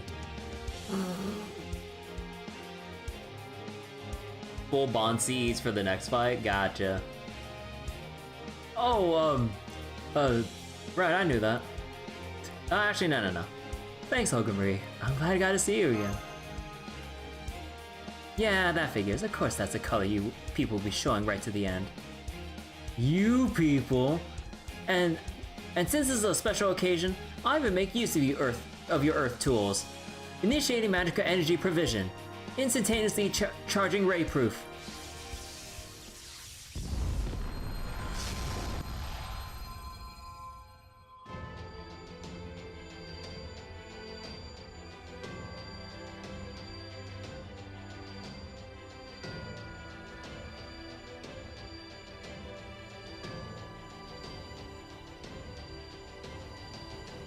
Well, aren't you going to say something?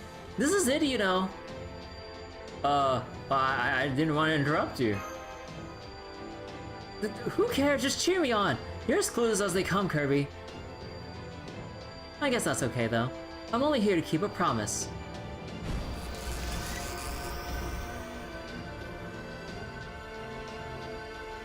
You're probably wondering why I'm doing all this, aren't you? You didn't kill Protea in the first Underworld, or Benny Enma in the second. You knew they were monsters and you accepted them anyway.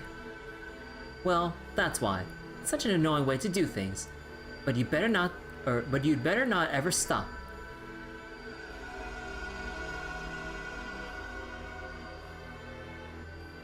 Also, one last thing. I was too scared to ask this before, but it's now or never, I guess. Who was Olga Marie anyway? Did I used to be Chaldea's director?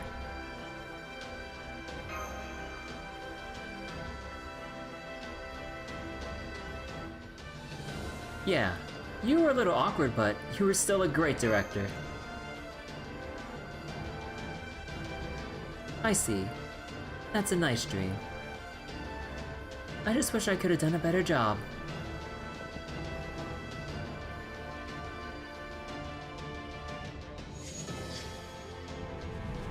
Oh.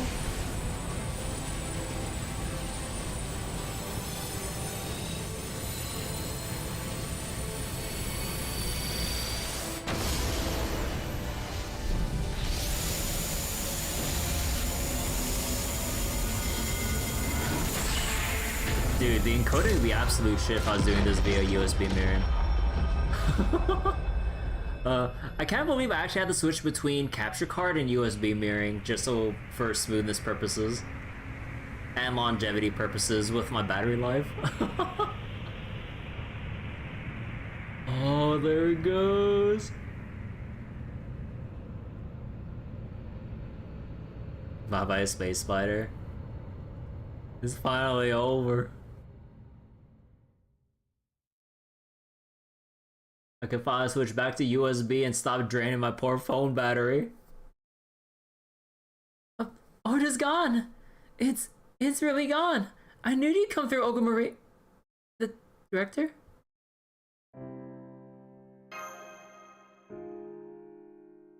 Command room. Do you read me? I need you to scan the surrounding area. I don't see Director the Olga Marie anywhere. The blast was knocked her back down to the... Mash, I hate to say this, but I've completely lost her signal.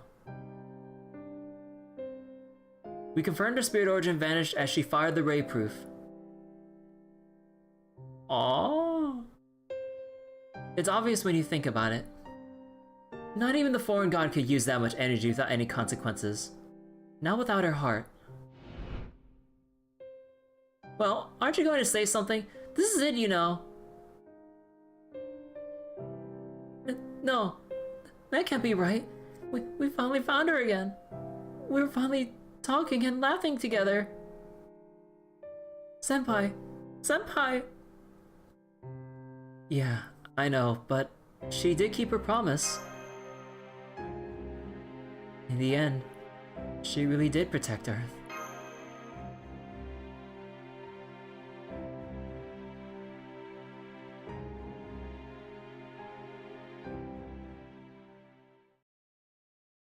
God damn, I wish she was still around.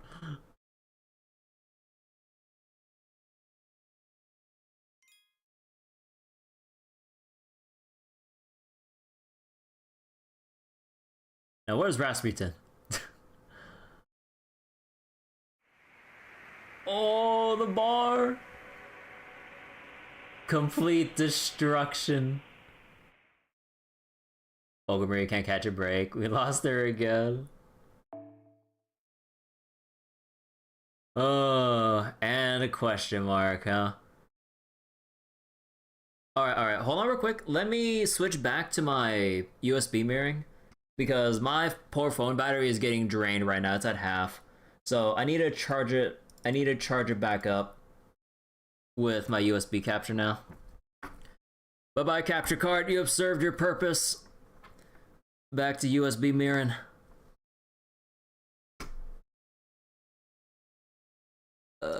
Cuckoo? I'm not sure, cause like, yeah, I actually don't know who we're gonna go up against this time. Oh, wait, is my is my capture working? Oh, wait, my thing's not even, my USB's not even plugged in. Hold on.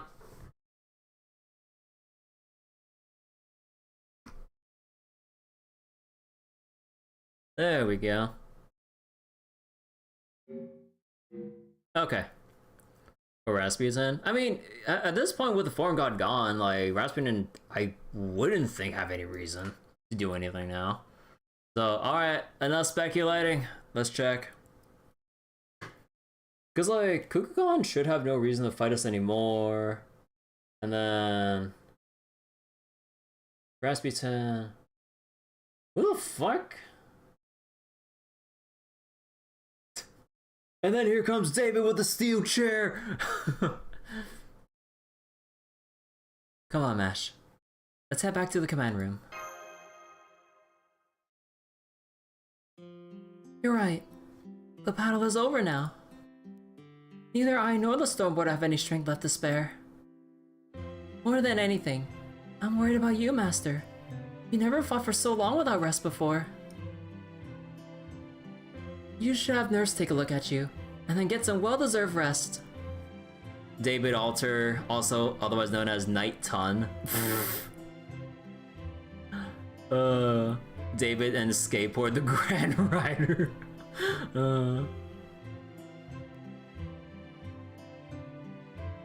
Mind if I lean on your shoulder? I don't think I can walk on my own right now. Yes, of course. Let's go back and celebrate our victory.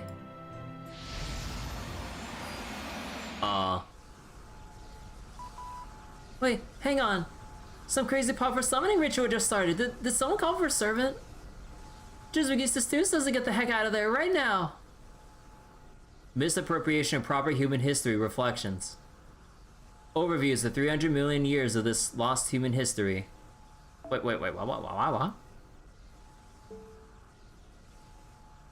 These have been used to construct a new virtual heroic spirit form. Biological classification, 1 radiant...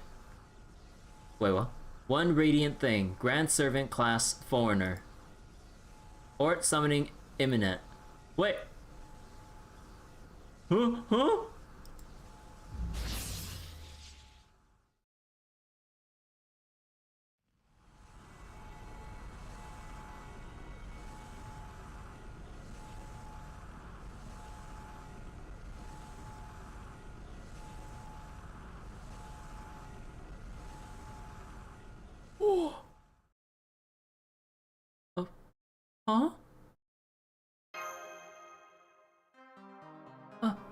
A summon? Does this mean ORT learned our summoning ritual right before it was erased? And built a virtual future where it could summon itself as a heroic spirit?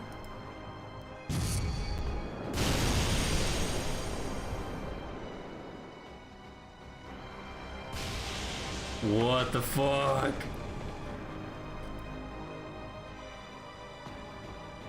Time for phase 3. ORT was not just doing nothing with all the servant data, he used it to summon himself. Holy shit. Yeah, like, ORT's like... speed up, like... the adaptability and analysis and everything. I mean, like, every single time we did lose servants, like, he, you know, it always triggered the whole analyze, decode, and whatever, or something. God damn. Humanoid form. Weak to Riz. Oh my god. We've fought a lot of different threats so far. But that thing's the only true monster we've ever seen. The bow's surface armor is peeled away. Our second layer of internal armor layers warped and malfunctioning. Ionized particle burst incoming. It's solar wind. It doesn't have the same impact as a supercell. But at point blank range, we have no way to stop it, or evade it. Chubbs! I know! Bridge, get us out of here right now! Rapid ascent! Emergency turn, I don't care! We got no one left who can fight! Oh, damn it, Descalipoca's future was right after all. That thing is simply too much for humans to deal with. It's no use. The ship doesn't have anything left to give. It's thinking all we got just to stay in the air. Captain Scion, what do we do? Save the whining for later. All Marines, man the weapons. This ORT might not be the same as the original. Try hitting it with Spiritron torpedoes. Throw them at it if you have to. He also made a Grand Servant slot that didn't exist. Yeah, a Grand Servant Foreigner, like what the fuck, dude? It created a false history, making itself a Grand Servant as a foreigner. Yeah. This is a human Kirby, Mash, get off the deck and inside the ship now. This new humanoid ORT is going to make contact with you in only 10 seconds. Master, hold on to my shoulder. Don't worry about me, just get out of here. Absolutely not.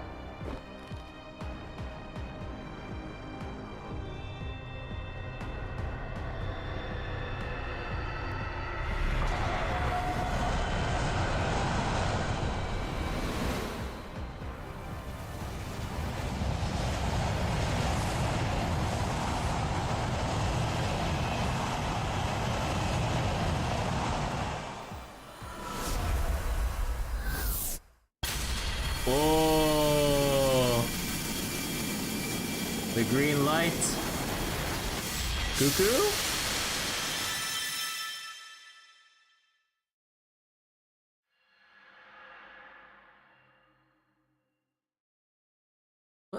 New spirit origin detected. Wow, did you see that? It flew in a supersonic spin and didn't even make a sonic boom. How'd it fly over here without breaking the air barrier? Who is that anyway? That's... Oh my god. Oh, her fucking outfit and everything. Dude, I love the little like spatial night sky look of like the cape on the underside here. I always like designs like this. That looks so cool. Okay, I'm here. Sorry it took me so long. Oh, right, I should be acting dignified right now. You will come no further, visitor from the void. 6 million years ago, you consumed the space tree. Since then, you have served as McLean's foundation. But now, my compatriot, you will become our terror and extinction, and I shall pass judgment upon you. Your claws shall not touch proper human history. I, Cuckoo Khan, god of the sun, shall annihilate you. Fits what she is really well. Yeah, that outfit looks amazing. You put up such an amazing fight. Are you still breathing, TPU? Oh, you were watching us. Well, that wasn't very nice of you. You know, before today, I never once had taken part in battle. It was a novel experience. I even surprised myself at how well I handled it, but it's really quite painful. I must say, dying hurts. It's also quite frightening. But, you know, just learning that for myself makes this effort all worthwhile. I've been so preoccupied with theoretical applications that I almost made a dreadful mistake. Ah, thank goodness. Regardless of the reason, I'm so glad I didn't drag Shkik with me into this fate. I see. Thank you for your insight. I'll preserve them for posterity. The last of the Asamama fell a while ago. My role here is over now. The dinos who went back to the jungle have entered their eternal rest too. You and your compatriots are the last ones left. Once I've observed your final moments, I'll cease functioning as well. Ort will head to the surface and fracture the planet, and the Mala will then wait for new life to be born on the fractured surface, or on that fractured surface. She's forgetting the brothers. She doesn't know. That is a cycle of extinction. Congratulations on a life well lived. I thank you. I'm breathing my last, so that's nice to hear. I'll probably be gone before the sun goes out for good. Is that all you had to say? You and your compatriots are the last of the dinos. If you have any last requests, I'll fulfill them as best I can. TPU? Oh, I'm sorry for the mess. It seems this is what happens when you laugh with only one lung. You're so expressive now. You were never like this before. You never so much as batted an eye when we saw the future in Mexico City, or when Chichen Itza was attacked. At first I thought you lacked the capability to feel grief, but now I see that you simply did not yet have a means to express it. You must not have known how you should behave at the time. Aww. The Mala can create new life on a shattered Earth? I mean, I guess I can. But now you look so much more natural. The expressions you once imitated have become your own. Fake it until you make it. Didn't Shkik also say it's okay to be sad during sad times? Don't be ridiculous. That would be the height of inhumanity and cruelty. I did nothing at all to save you. I was just an arbiter who watched things play out from on high. For me to grieve your deaths now would be unforgivable. Unforgivable? Who would deny you their forgiveness? The dinos? The Mala? So what? Who cares? None of that has anything to do with how you feel. You've been repressing your feelings for so long, Cuckoo-Khan. Don't you think it's time you let yourself be free? Or I just need to wait another 100 million years to gather enough energy. Yeah, I mean, given how long it took for the mala to, like, you know, keep doing its thing ever since it first entered the Earth and everything, yeah, it would probably take that long. Don't worry about us. Please, just do what you feel like doing. For that matter, standing back and letting someone else handle this would be wrong. It's your mess to clean up. What? Then you really did know TPU? Of course I did. I knew right from the start. Which is also why I know you're only refusing to let yourself go help them because you feel guilty. If you're going to go sleep anyway, you should do so feeling relieved, not stressed. I would much rather you see us off with a smile than a grimace. Are you sure? Is it really okay for the teachings of the sun to start doing whatever she wants at this point? Oh, of course it is. Though if I may, I would like to make one request. Please, let us go out with one last dream. Since we never created any stories of our own, we'd like you to show us a form that will take our breath away. Ah, that's literally out.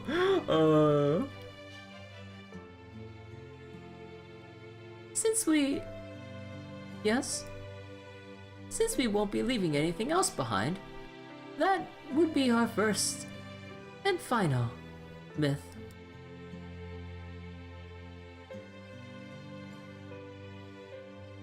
I never truly supported the Chaldeans, even after seeing proper human history heroic spirits for myself. You were the ones I loved, you and everything else that lived in Mictlan. The ones who loved me and called me their friend, even though I was a false son. So this is what if this is truly what you want,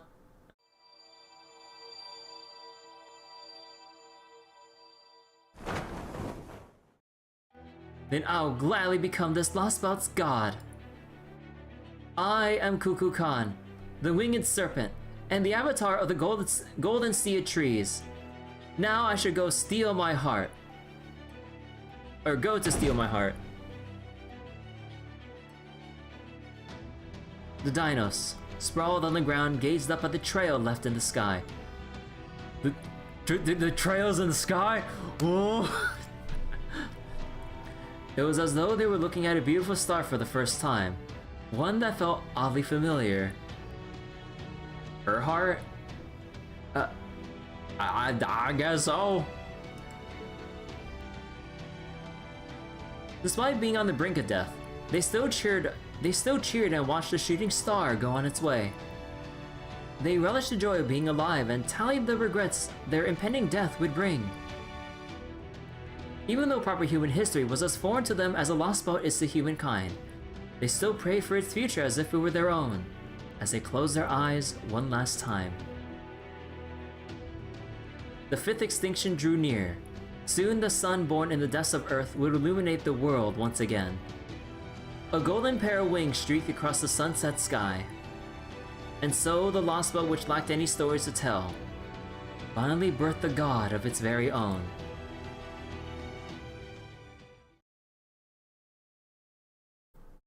Stellar art. Wait. Oh, this is amazing! You're like a real Central American space god now. Right? Oh my god, dude, her face. Oh, it's so cute. I've been secretly gathering stories about proper human histories of Quetzalcoatl for a long time now. And since I'm your biggest fan, I knew I had to go for the mantle and feathered headdress, yes. I mean, stop screwing around and take this seriously, Miss Chaldea. Miss Chaldea? What? But Miss Chaldea? That thing is ORT's ghost liner. It summoned itself using the remaining traces of its own dead cells as a catalyst. The best foreigner there'll ever be. It is no longer a living creature. It's simply a mechanism for preserving this lost belt. Since it is a product of Mictlan, it's only right that Mictlan should take responsibility for it. I cannot allow that thing to roam free, even if it means the end of this world. So I ask that you fight by my side this one last time. Lost belt or not, Cuckoo Khan's wings exist to help those who dream of a better future. not say things like that.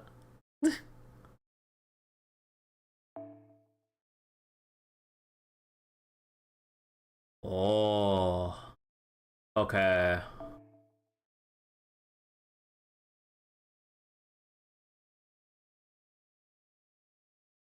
So wait, they can make a foreigner alt for the Valks.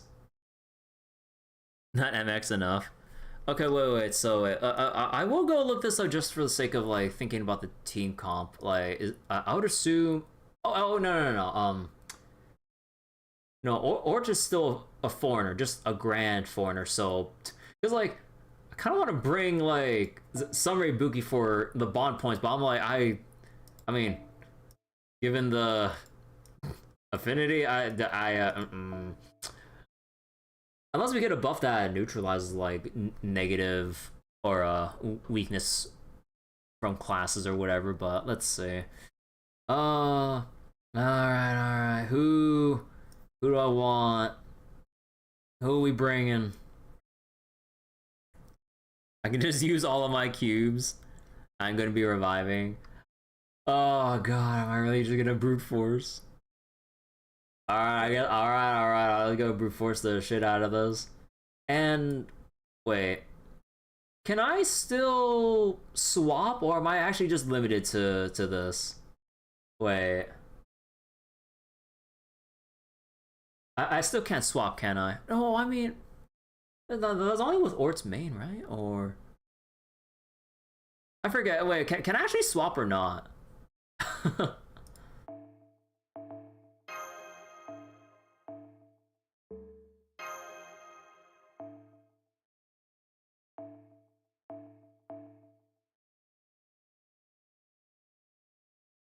Let's see. Well, actually, maybe let's go fuck around with this. Actually, can I fit in? Yeah, I can. Okay, but wait, what's gonna be our... We don't need Master XP. I would assume we get QP out of this.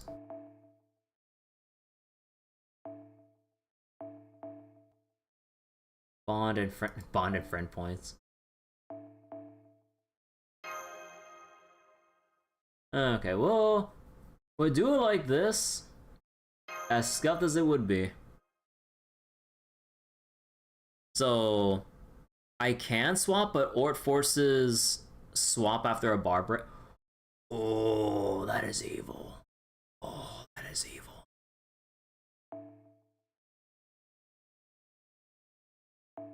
Alright, we'll just go like this then.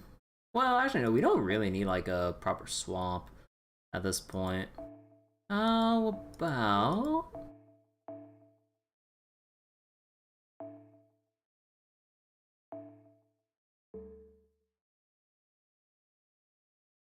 Ah, fuck it. Let's just go bust out the Atlas Institute. Ort still has the web to forbid me from swapping. So I still can't swap, but I'm gonna be forced to do a swap at this. That is fucked. That is fucked beyond belief.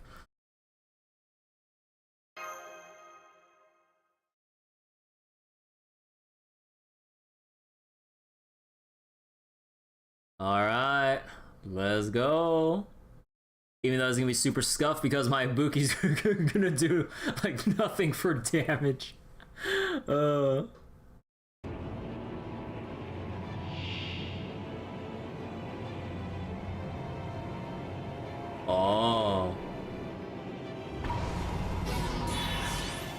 Wait, special resist? Wait, resist to all. Wait, what? Third extermination decrease at the end of turn. Oh.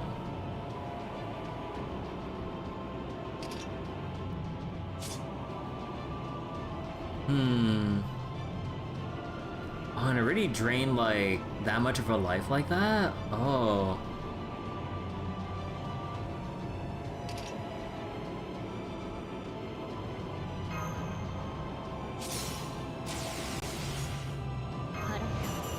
清めたの。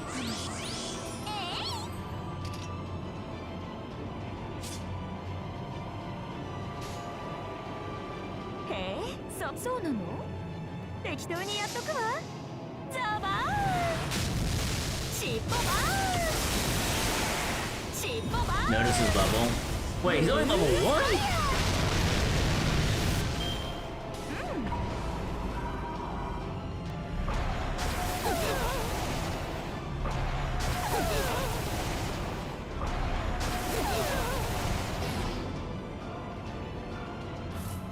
HP loss. No one fed him any embers yet. That is a nice detail, I will say that.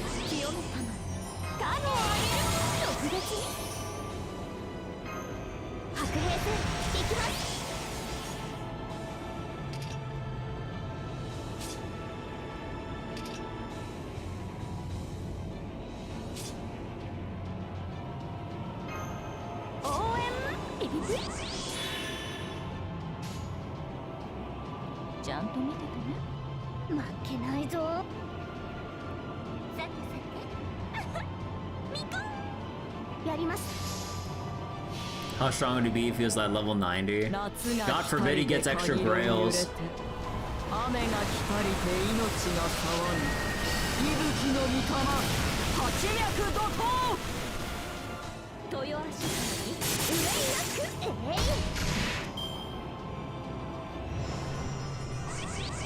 Oh! Oh, thank goodness for that. Oh my god. Art seal!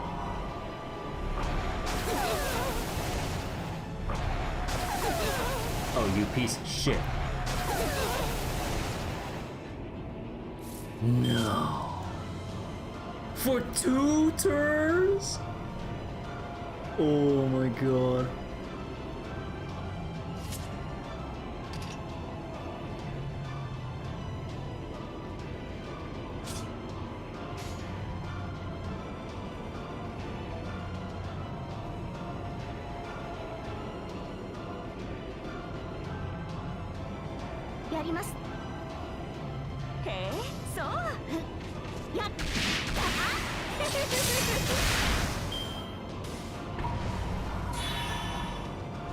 Wait, what was that?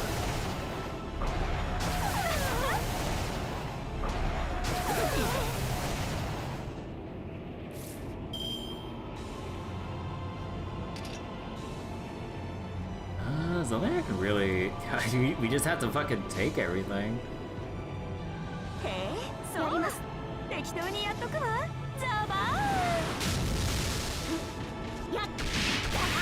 Maybe Ibuki wasn't the best choice even with cubes. Yeah, that's what I was saying. I was like, It's also unfortunate that, like, we got art sealed here. Like, what the fuck?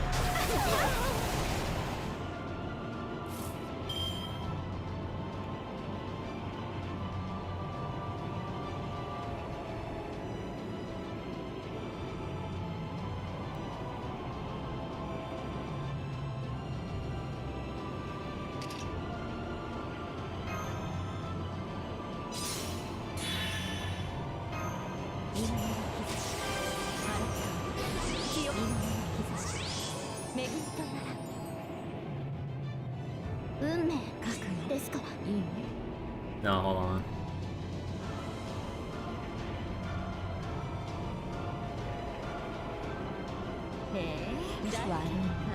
I need all the damage instances here. Wait.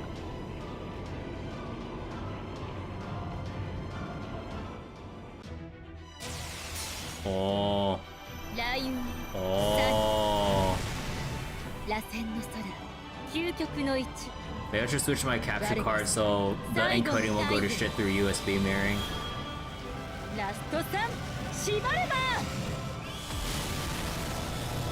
Greedy.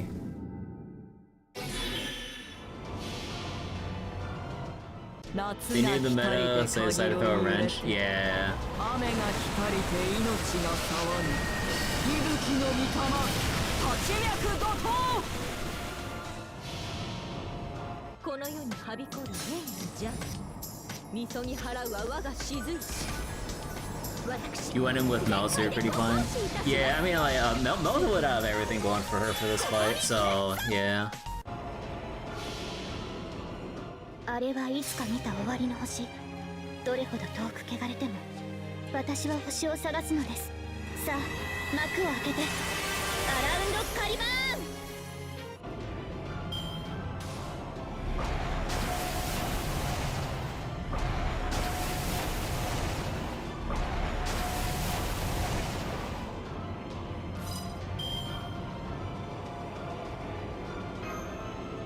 今のうちに準備を。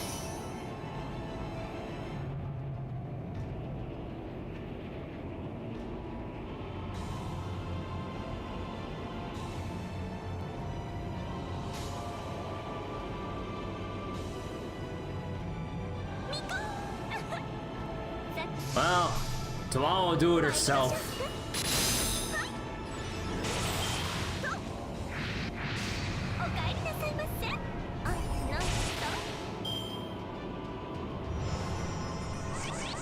Oh, thank God, another HP buff.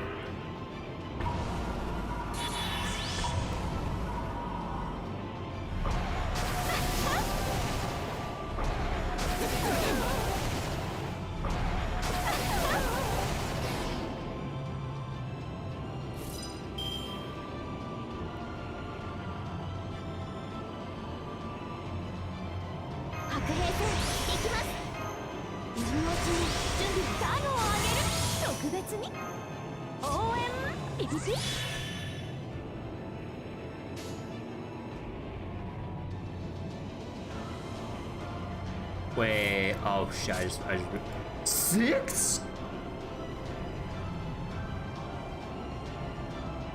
I might as well just kitchen sink it at that point. What the fuck? 夏の女神が衆生に告げる $199. Oh, right, because it only rounds up from 98 if you're at your first 100. It does not round up anymore beyond that. Special resist my ass. Oh, okay, maybe you did resist a bit.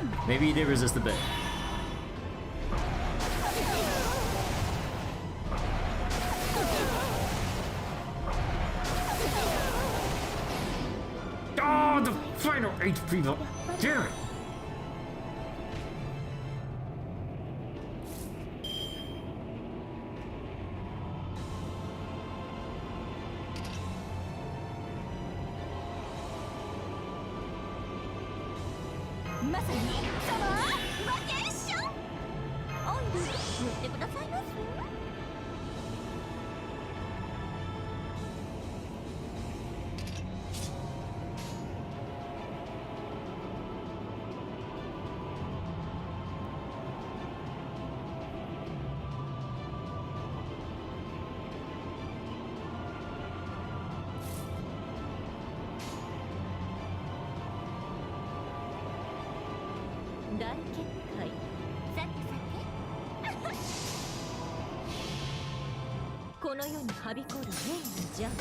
No way.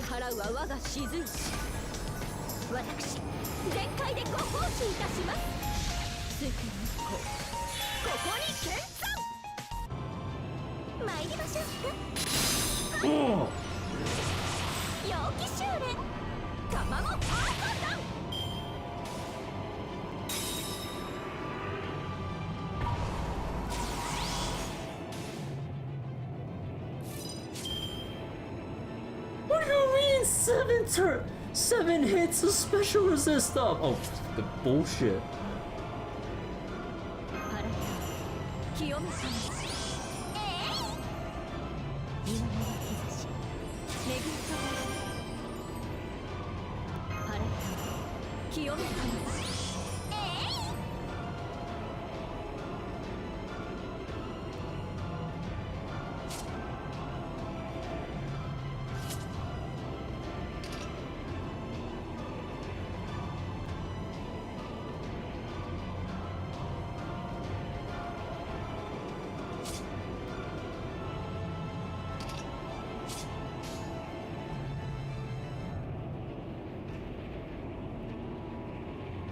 ちゃんと見ててね。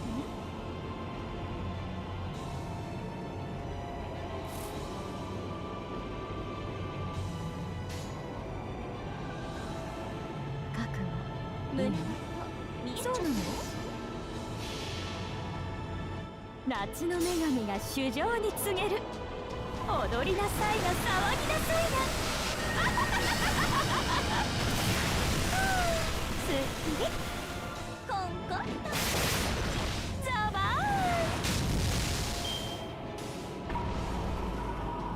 ーン。Joke's on you, most of my buffs wore off.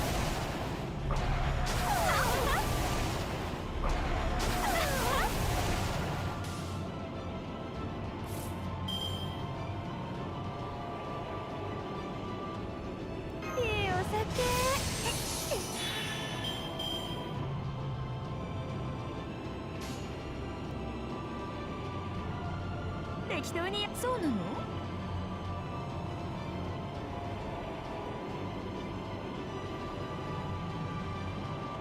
へえ、悪いんだ。へえ、そうなの？ Wait, are you gonna break the bar with the- Oh my god. 螺旋の空、究極の位置。我こそ最後の太陽。ラスト3、縛ればOkay, it was a little bit awkward. A little bit awkward. Oh, actually, maybe I should have applied invincible to Summer Tamamo. Or is this gonna be the swap into the middle finger here?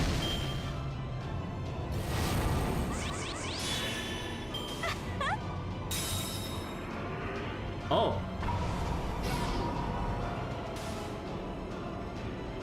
Wait. Sleep?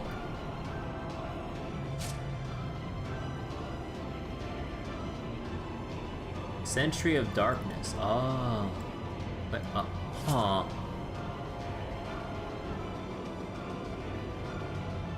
まさにそのバケーション。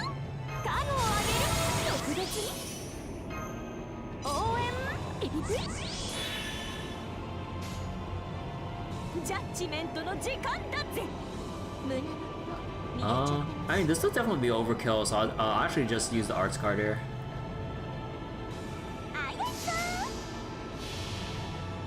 Each bar... So wait, Idris bar breaks down based on some part of the lost spell's history? Ah.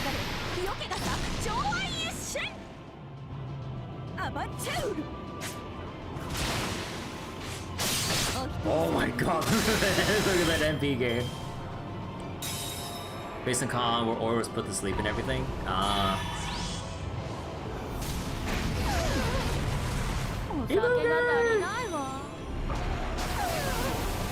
Oh, it removes a buff after every hit? Oh, you son of a bitch! I'm a cat.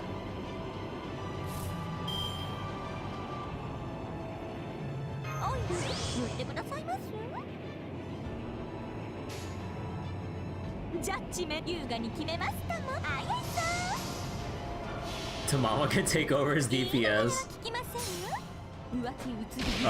Yes. The Tamama trio. The Tamamo 3.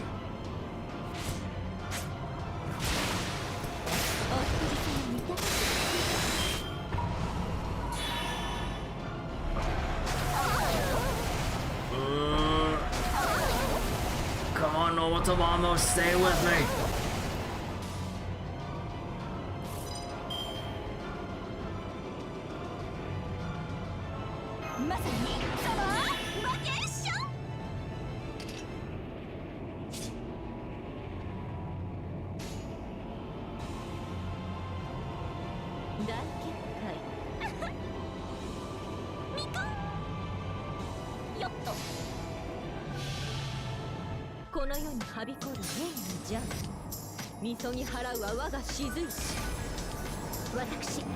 Castration punch?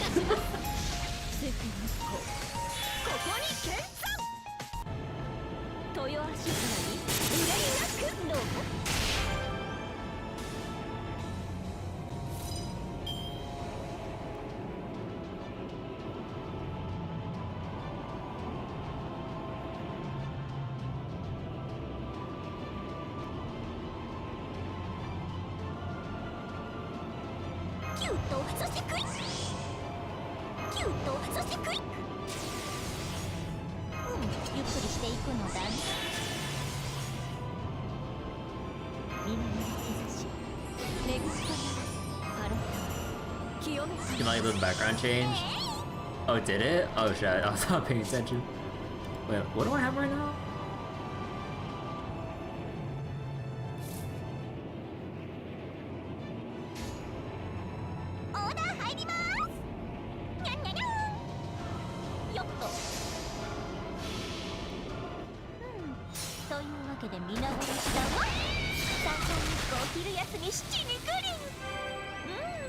Good morning 味のふわっとお名前をくれてやる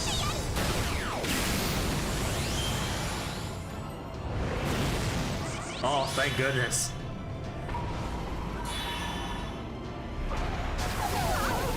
Oh, my buffs. Oh, my other buffs.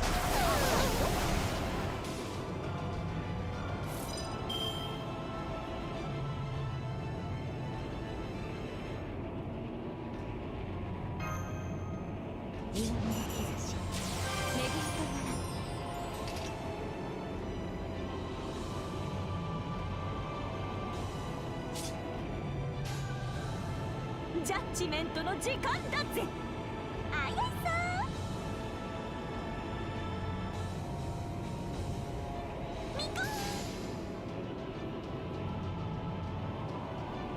Oh my god, wait, how often was Kukukana actually coming? I haven't been paying attention to like the turn count. 我こそ最後の太陽ラスト3縛れば Well, okay, this is like extremely overkill, but oh well.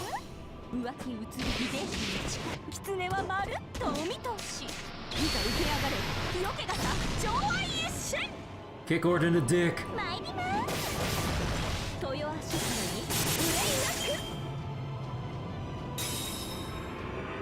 Oh, 500,000. What crosses boundaries come day? Oh! あら清めたの神底そう神総合なのです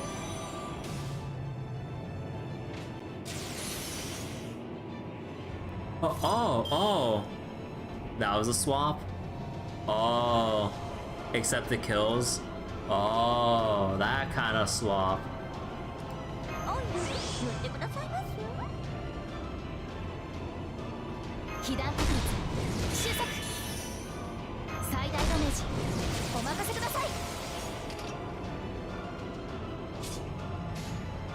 了解示弾そう了解インターセプターふっぶっ飛べハイアングルトランスファー Wait, Paradox? Wait, what? パラドクスエフェクターセット申し訳ありません一旦 Oh! Oh, that's what they want me to do. Oh, you piece of shit. I don't have anything up right now. Buffs the entire party. Check out the buff.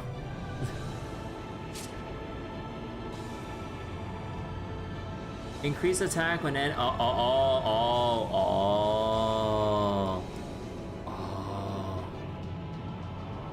Make one enemy leave during critical hits. Oh.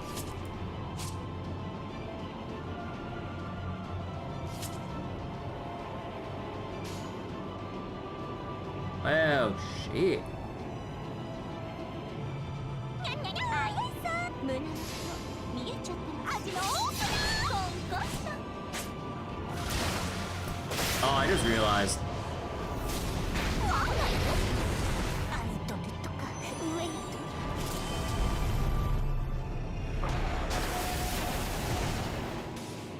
It's 1v1.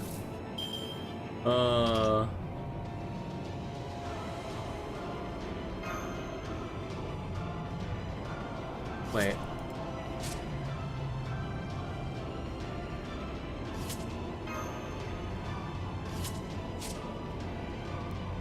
Oh, thank God I caught it.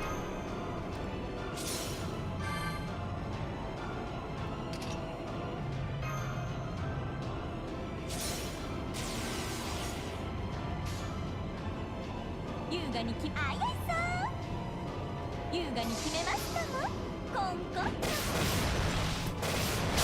お一人様にいただき Oh, thank you for the HP.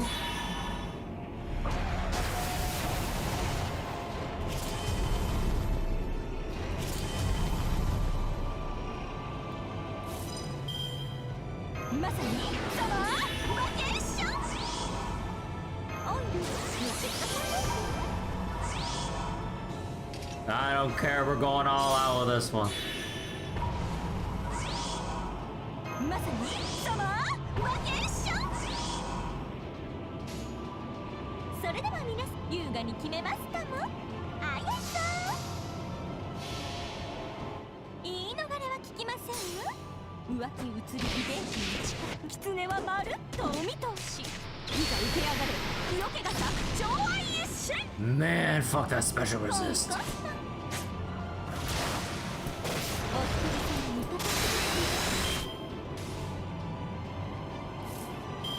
Man, fuck that special resist so much. Oh my god. You're more surprised that he can be charmed?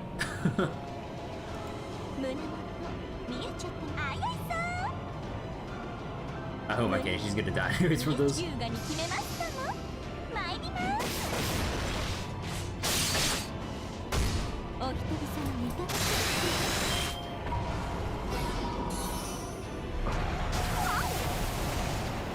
Oh.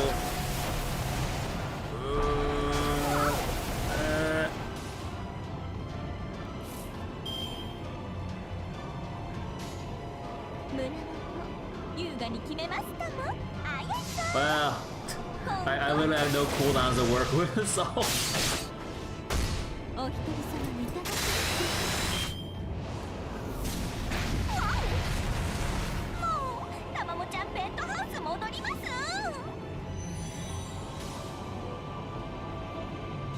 Well, ley line stones were meant to be used.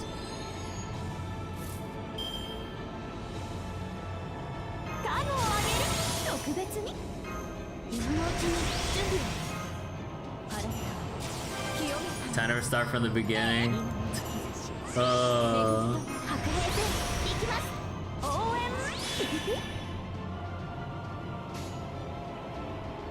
適当にやっとくへそう The Mega Elixir. 夏の女神が主情に告げる踊りなさいな騒ぎなさいなすっきりザバーンあらあらあらおいでませ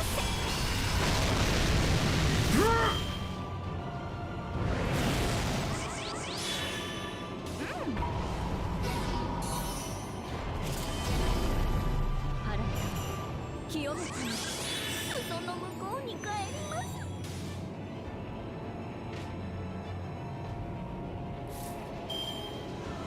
いいお酒オイル塗ってくださいます書くのいい胸元ジャッジメントの時間だぜ Oh, there we go. Okay. Hello, Charger. What about Lost Spells all fall for and buying game beat by Fox and Sensu? Yeah. Oh, did I read that already? Oh, okay, there we go, we're done. Oh, please spare my poor phone or my USB capture. It can only process the frames so well compared to using my capture card, but I need to keep my phone charged right now. Like, it's just maintaining itself at a 51% because, like, my USB doesn't fast charge. Oh, hey!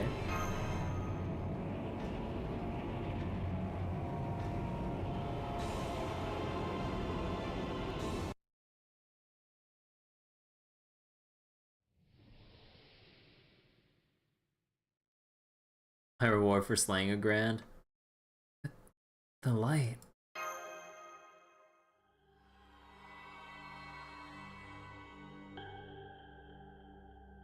Oh no, why are we using the imaginary scramble music? Report. Virtual Heroic Spirit Form's spirit origin has been destroyed. Warning. Approach of foreign life form detected. Lost spell records are being inserted into the space-time continuum.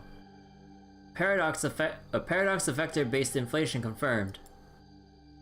Invasive star cell colony incoming. Zone of origin redefined to 14.6 billion years of observable universe. 14? ORT's arrival is imminent.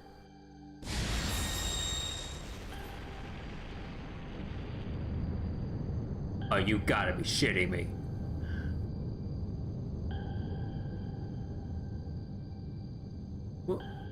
Why is this happening? Are we just doomed to fail? No. That invader may be a variant that originated in this lost spell, but Chaldea still defeated it. The reason ORT refuses to stay gone is that some part of it still exists. The sun. Please, let me handle it. This is the job I was meant to do. Can't beat ORT. Too many tricks up his sleeve. ORT, invader from the void. You and I have long shared a mutual codependence. You consume the Tree of Emptiness to extend your life, and we use your heart to prolong the world's existence. Erasing you now will also mean erasing this lost spell. However, I cannot force the future test Kalapoka showed us at the altar of the sun upon human history. Thank you for everything you've done for us. Now, allow me to state the Mala's will. This is the end of Miklan. After 66 million years of raising life in this underground world, the answer we have arrived at is... This was a good world, but it was not the only way forward. We recognize that now. We realize that we were halting the development of this planet's species. Extinction comes for everything. You are a living creature, and so are no exception, regardless of what your environment or ecosystem may be. Now know this. This sun is your heart, and the embryo from which I was born.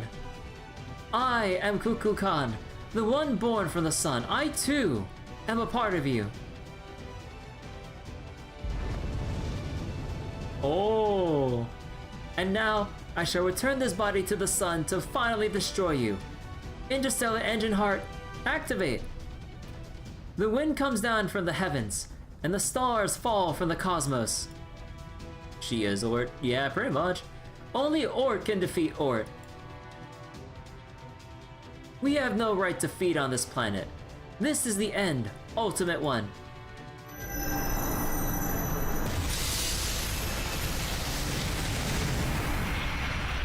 Given how like intertwined like the Mala and ORT are and Tree of Emptiness stuff, and that like Kukulkan was originally just like an imperceivable kind of a thing before she gained her form or whatever. She's basically like an extension of like basically just ORT, or well, it sort of kind of is ORT in a different way. Maybe the definition could be a bit better than that, but yeah, something like that. ORT heart, yeah, ORT heart, yeah, sorry about that. ORT-chan is oh my god. And so, with its role fulfilled, the sun was extinguished. The Tree of Emptiness Sea retreated to the realm of theory, just as the dinosaurs remaining on the plains were about to breathe their last. Ah, the stars! For the last 10 seconds of his life, the sage gazed up at the newly sunless underground. This entire world was merely a cosmic fantasy, an extraneous period of time that was meant to have been pruned away long ago. Gangaido type Venus. Eventually, it will be gone from everyone's memories. Forgotten. The dinos have lived here for 66 million years, a staggeringly long period of time. They are part of an empty history that will leave nothing at all behind. Be that as it may, our lives were nonetheless beautiful. Even if we never got a happy ending. Even if we were no more than fiction. Even if we were no more than phantasms or fabrications. Well, I need a water break.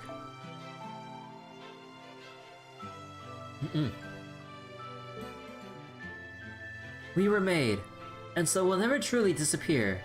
Now that we have a dream, it will leave an indelible mark on the boundary. A mark that will endure on this universe forever and ever. Even if I no longer have anything left to read, even if we never made anything of value, even if this passion should cool and fade. The sage cracked a smile, secure in the knowledge that what could have been was not meaningless after all. Ken was not technically Cuckoo's grandfather pulled Ort's heart out of his body. Huh.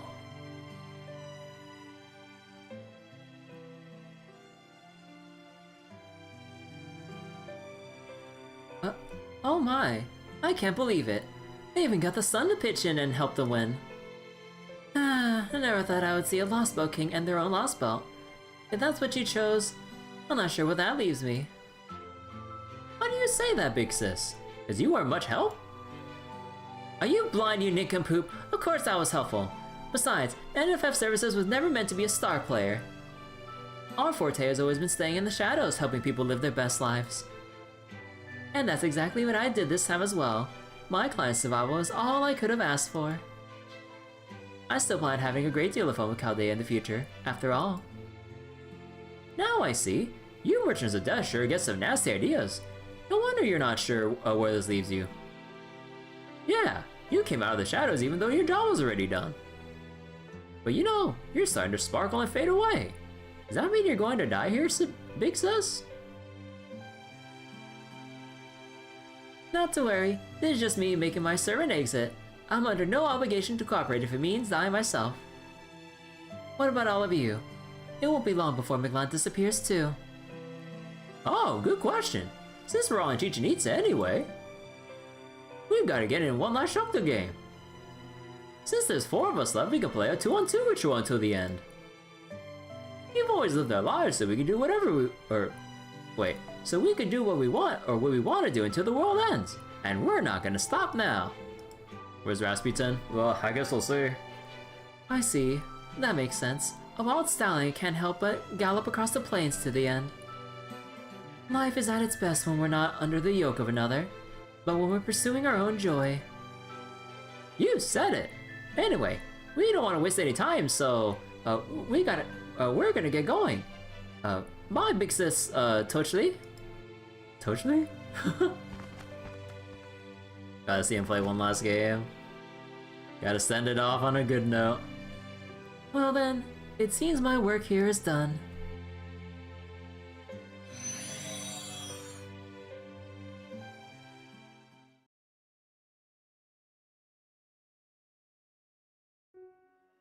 Oh man, I actually blew up the sun! It looks like I destroyed all the trees of emptiness in Miglan too. Oh well, nothing to be done about it. Anyway, I know this lost spot's going to disappear now, but that doesn't mean I did it to help proper human history. I'm a free-spirited alien. Don't go thinking of me as some kind of friend of humanity, okay? You? A friend of humanity? Isn't that just the fact by this point? Yes, it is. You've never been our enemy, Kukulkan. Not for a second. It was amazing how you were completely on our side. You've been an incredibly helpful Lost Belt King. Huh? Oh, come on. Surely you must have wondered whether I was really your enemy or your friend at some point, right? Nah. Oh, right, we didn't even fight a single time, did we? That's really kind of a shame, yes. But I guess that just couldn't be helped. After all, you once said, Kukulkan has a duty to protect Miglan because she's the king of this lost belt. Determined expression. But she's also not the type to hate someone just because they're technically a foreign enemy. Even more determined expression. Right? Kadik told me all about it. So how could I go and attack someone who thinks that about me? What? I'm pretty sure that's not how I looked when I said it. Kadik! Honestly, instead of attacking you, I wish I could go with you, but I'm this Lost Belt's god. so I won't be keeping you here or accompanying you on your journey. I'm Kuku Khan, this world's son and the god who created Miklan, and the one who destroyed it. So now that my job is done, I want to stay here and watch over the sea of trees until it's completely covered in darkness. Still, that being said, I did just make my divine debut. So you might end up summoning me as a servant after you get back to the surface, yes. Oh, I already did, I'm way ahead of you there. Cat playing wingman. This is the first time we didn't put up a fight with a Lost Boat King. Yeah. That's how proper human history systems work, right? You share your intellectual property regardless of what it is. As a people, you both use and squander a ton of resources, all so you can eventually reach your final destination. I'll do my best to make that happen. Anyway, I better get going. Alright, I almost forgot. The Mala may have all died out now, but I still want to pass on their last consensus. We will be rooting for you. This isn't because you were present for Miklan's final moments. It's because it's only natural for living things to cheer for people who are still in the middle of their journey. Alright, goodbye again. For real this time. May you all grow as much as possible and go as far as you can. And may your path be blessed as you could ever hope. That was our dream back in the ancient past, and it remains our dream for the distant future. For the journey of life will continue forever and ever, shining with golden splendor. There she goes.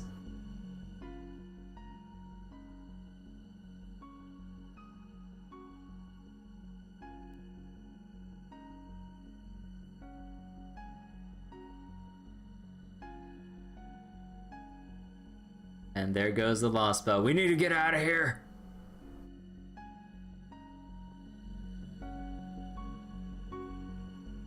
I can see the jungle growing dark. The Shokta brothers. Now that the sun is gone, the gravity here is starting to fluctuate. The stormboarder is already headed up to the first stratum and the surface beyond. It's a shame to part ways like this, but it seems the jungle is... Senpai? Senpai! I mean, yeah, now that the adrenaline and everything's wearing off, I mean... Yeah... Now that all's been said and done.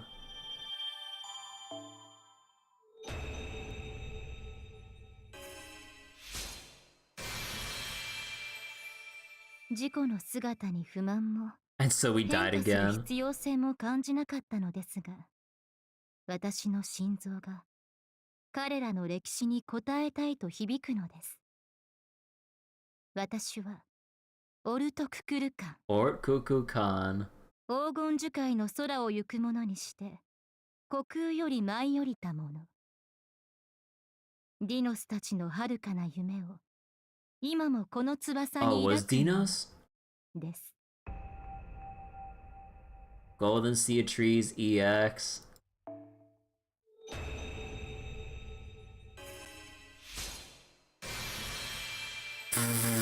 改めてお礼を言ってもいいですか、マスター。あなたは私を信じ、手を握ってくれました。違う星から来た何もかも違う生命である私を。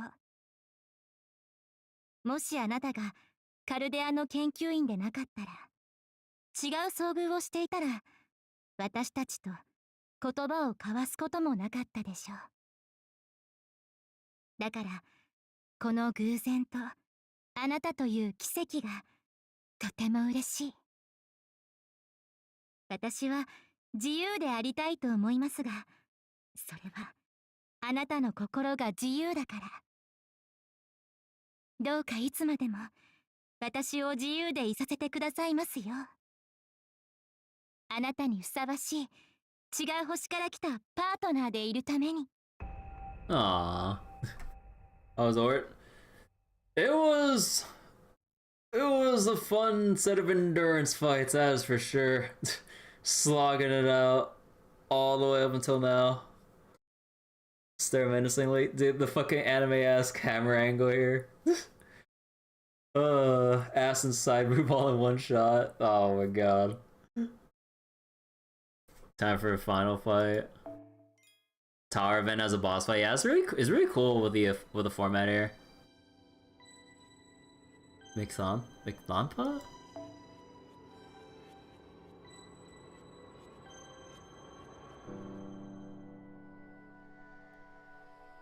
Ruler? No. Okay, but wait, but before we do this though, I really need to go on a restroom break. So I got master rights back. Yeah, it is right there. We're still not done. We still have a score to settle. Like Metal Gear style.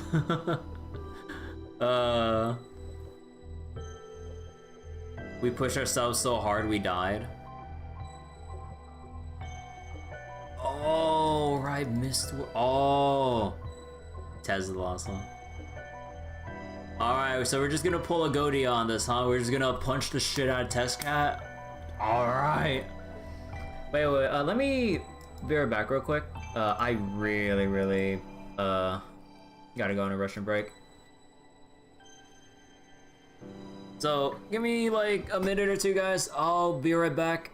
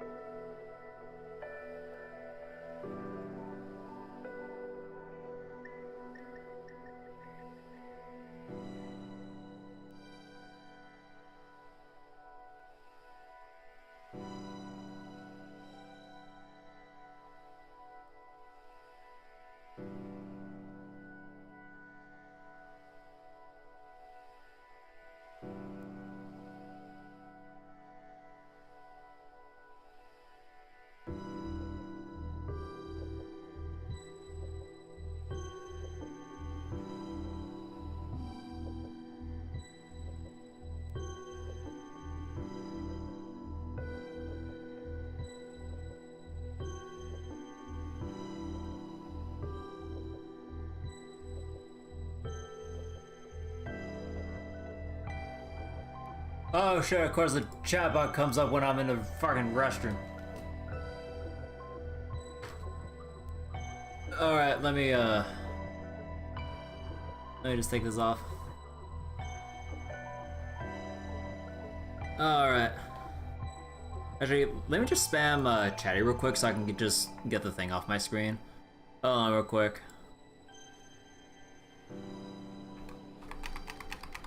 Oh, okay. I just wanted to get the ban message off the screen from Twitch chat. Alright, so we're back. We did. And we got one last score to settle.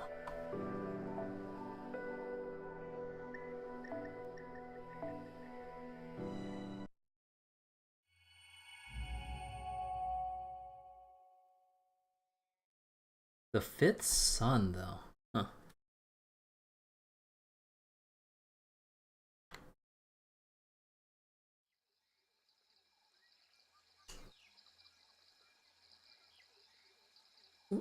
Where am I? Oh, I remember now. This is where I came, or this is where I came before I woke up in the cave. I can't see a thing, and there's no one else here. But I also feel strangely fulfilled.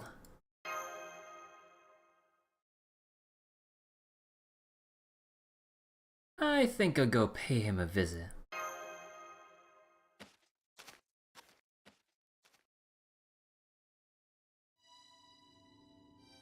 According to one interpretation of Aztec mythology, the dead were sorted into those who died in battle and those who died of natural causes. Those who died in battle were guided to the 12th of the 13 heavens, a paradise called Teteokan.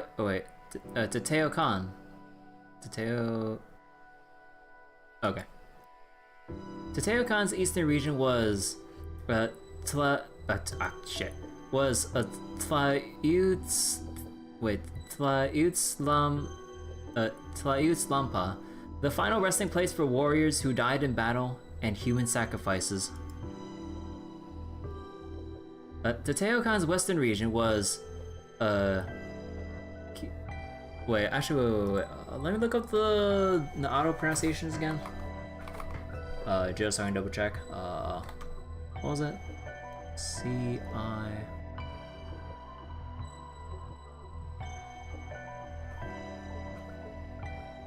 Is there anything for... C represents an S sound when followed by a E or I, but a K elsewhere. Oh, okay. So... The Teokan's western region was Sialampa. The final resting place for women who died in childbirth.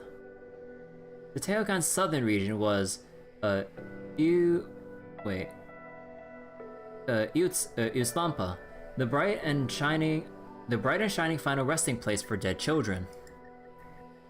And Teokan's northern region was Miklampa, a zone of peaceful repose and quiet. Miklampa was the region, or domain, of Tezcatlipoca, the omnipotent god of war and death who demanded sacrifice. Meanwhile, there was also a separate subterranean underworld divided into 9 layers. This underworld subjected the souls of humans who died in natural causes to numerous trials in order to make them strong enough to return to the living world. That underworld was called Mictlan. In proper human history, it was the domain of 2 gods, the exceedingly cunning Mictlan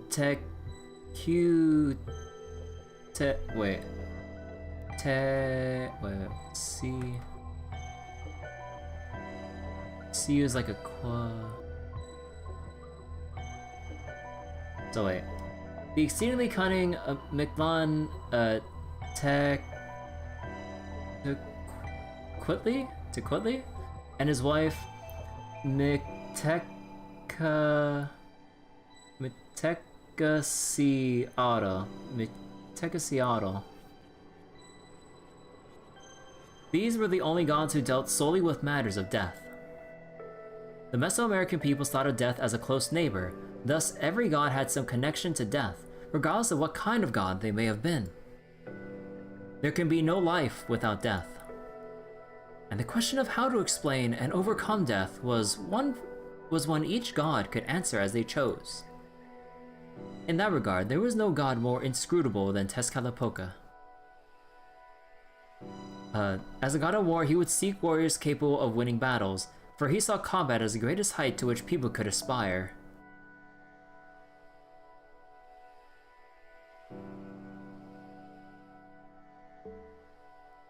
But the souls of warriors were not led to this domain, or his domain. Instead, they were led to Tlauyutslampa in the east. Even though Tezcatlipoca would plant the seeds of war, it would always be for another god who reaped their harvest. Mictlanpa, Tezcatlipoca's paradise of peaceful repose and quiet. Even now, it remains unclear what might have resulted in the dead being guided to this realm. All we know for sure is that it was not a subterranean underworld like Mictlan or Xibalba. The best guess we have is that it was a domain for souls who have fought a great battle and had earned a good long rest.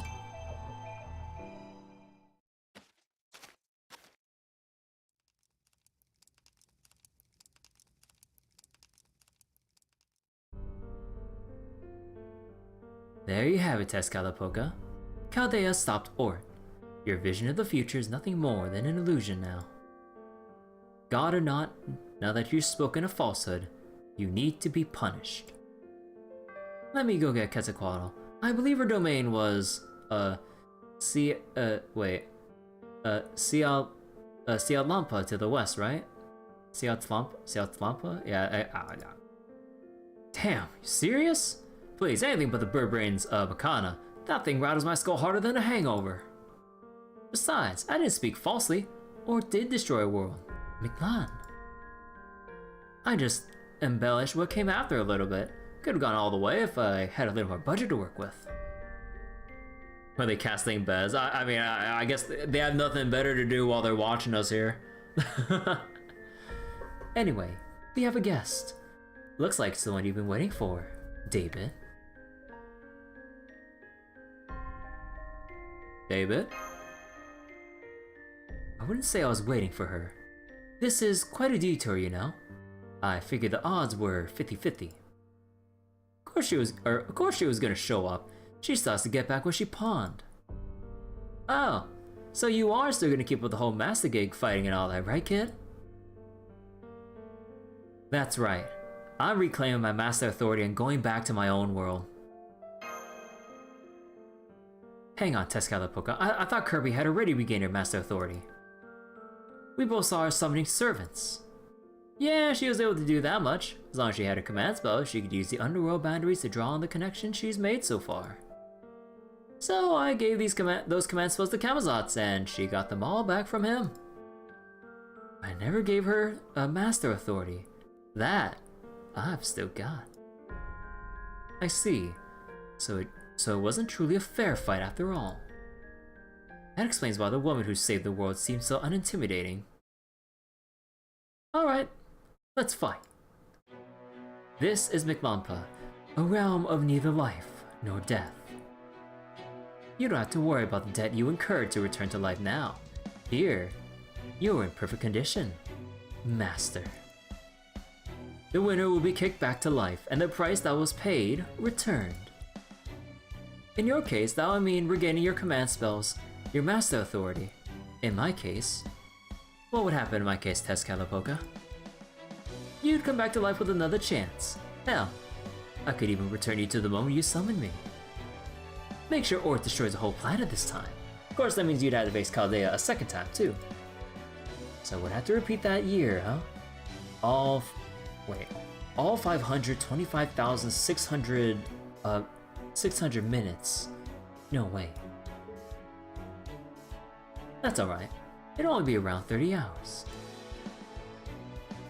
I don't get it. Why are you still so hellbent on destroying Earth? What a strange question. I'm doing this for the same reason you do what you do. It's not out of a sense of duty. It's just what I want to do. Pure self-gratification. Huh. You're really one hell of a berserker fracturing the whole damn planet to amuse yourself. And that master there is cut from the same cloth. Alright, I'll banish whoever wins from my domain. This will be the last initiation into Aztec mythology. Don't hold back now. I want you putting everything you've got into this fight. Do that, and I'll still respect the loser.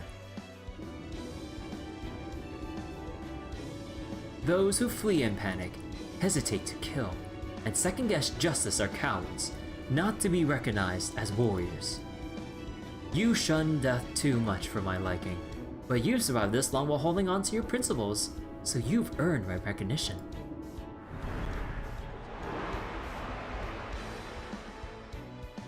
Oh! Master of Chaldea, if you truly harbor the soul of a warrior, then I will respond as a warrior myself. I welcome all warriors, no matter what form they take. In Aztec culture, only victorious warriors can receive glory and acclaim. I'm all for that. But in battle, there are losers as well as winners. The loser's efforts, courage, and choices never endure.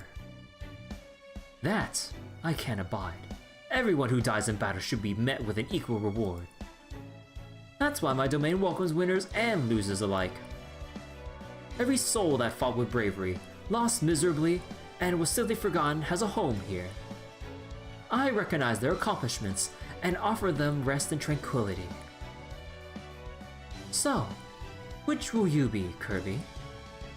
Will you be a loser and go off to the paradise over the horizon to your eternal rest? Or will you be the winner and return once more to your own battle? Real talk, all of McLean is at stake in this battle. If you win, the 7th Lost Spell will truly be finished. I will use the Dawning Sun, Olin, our 5th son, to bring McLean's story to a close. Show me your resolve. Now is the time to choose between life and death. Just because she chooses life doesn't mean she'll be able to claim it. This realm will be her final resting place. Chaldea has abused humanity far too much to be a match for the foreign god. Chaldeus, no. Marisbury is not an enemy of humankind. He is an enemy of the entire universe. If I'm the only one who sees him for what he truly is, then I'll destroy this planet and stop humankind from becoming the greatest villains in the known universe. Your goal is to save the world. Mine is to save all of creation. We may both have humankind's best interests at heart, but given how different our approaches are, this conflict was inevitable. Now get ready, Kirby. Neither of us have anything holding us back here. I challenge you not as a cryptor, but as a master. Win or lose, this is the end. Let's see how you compare to the simulation battles I imagine inside my coffin. Oh, and I still gotta swap the front and back lines because of...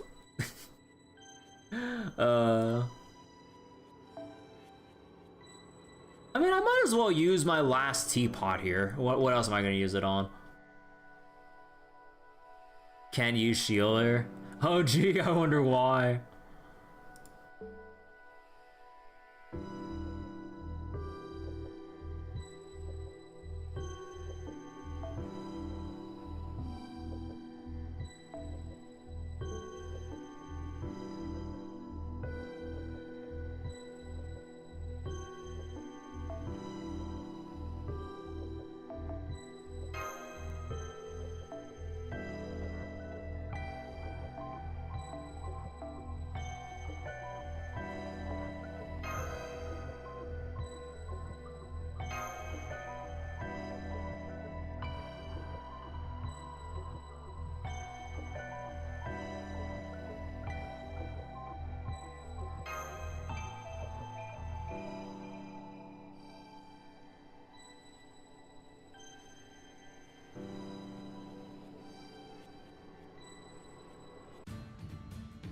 Oh, the music. 死ぬことはなく、生まれることはなく、回帰することはなく、ここに人理の保証はなく、神は虚空にある。その名はカルデアス。異性の神、カルデアス。 Foreign god Chaldeus.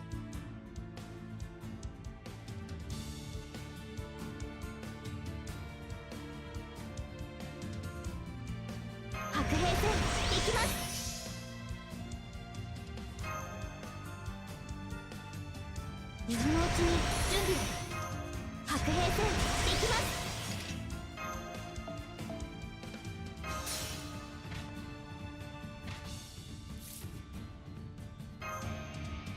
南の兆し恵みとならん。カムを上げる。特別に応援ピピピ。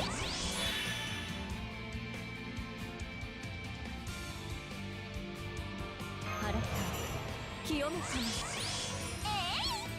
南の兆し恵みとならん。Do I stagger out my... let me see. So usually with the buffs that I have when I was farming, like about... Okay, no, I think like, yeah, that should be enough by itself. And I still have, yeah. 覚悟いいね。適当にやっとくわ。 This BGM is Test Cat's NP. Oh! 踊りなさいな、騒ぎなさいな。すっきり豊足原に憂いなく尻尾バーン。さあ真昼の太陽そそ合う秋。あ、テスカトリポか。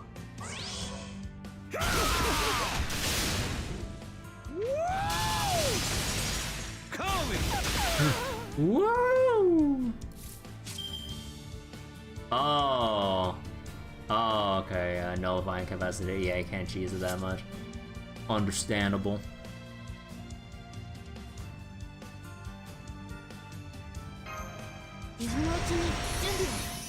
Wait, what's that effect? Reduce skill cooldown by 1 for all allies when your HP... Oh, okay. Dave is BMing. He's totally BMing.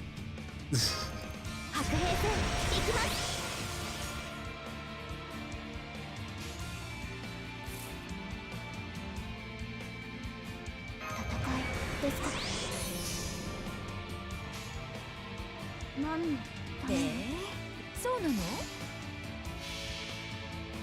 あれはいつか見た終わりの星。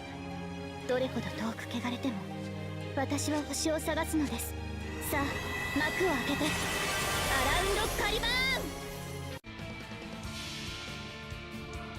夏の女神が主情に告げる。踊りなさいな、騒ぎなさいな。すっきり尻尾バーン。 That MP game. Special resistance. Oh, permanent ignore invincible too. Oh shit.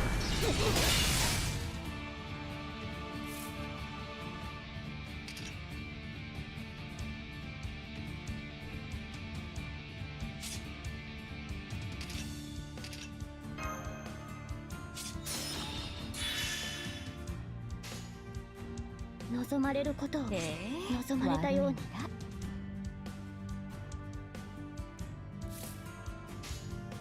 何のジャンプメン適当にやっとくわ。あれはいつか見た終わり I の got my 星。 command spells too, you どれ piece ほ of ど遠 shit. く汚れても私は星を探すのです。さあ幕を開けてアラウン Ignore ドカリバ this. ーン。夏の女神が主情に告げる。踊りなさいな、騒ぎなさいな。すっきりザバーン。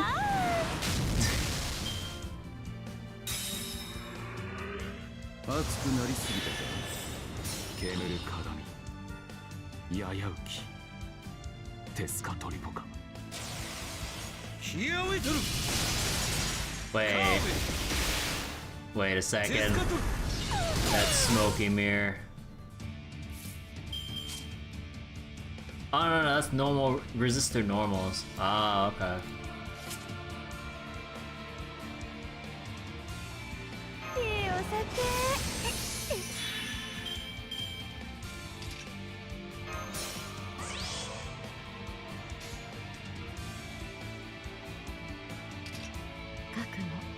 適当にやっとくわ。 Wait, what's my buff count at again? I just want to make sure. ちゃんとね。へえ、そうなの？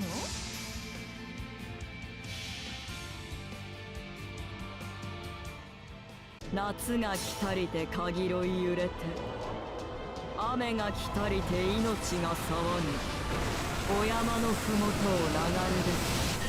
山田に分かれて神となす。息吹の御霊、八脈怒涛。おごるな、騙すな。見えすいている。 Oh, the fog's clearing. Yeah, you piece of shit, you piece of shit, you piece of shit. Wait. Oh, he wants the.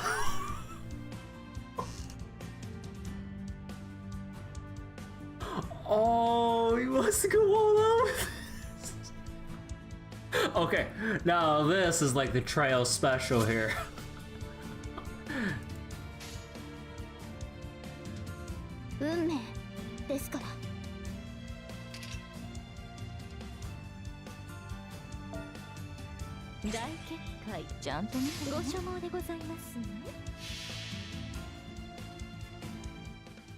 And we're gonna play it all slow for these three.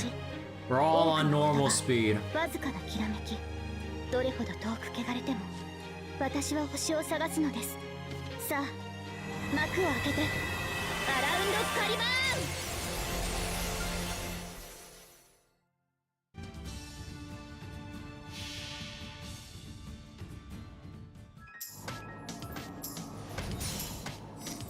Unfortunately, Sky, unsurprisingly. Yeah, kind of knew that. I just wanted to do it anyways, because we might as well. I was like, we don't have any other options here. I used up all my shit.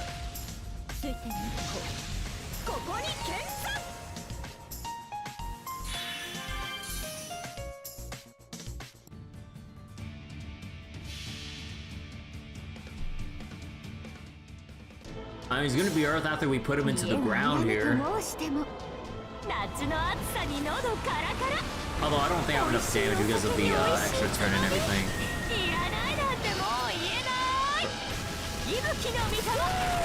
Yeah, we don't have enough damage for this shit because my buffs expired and got removed, I think. 人理の保証など初めからない。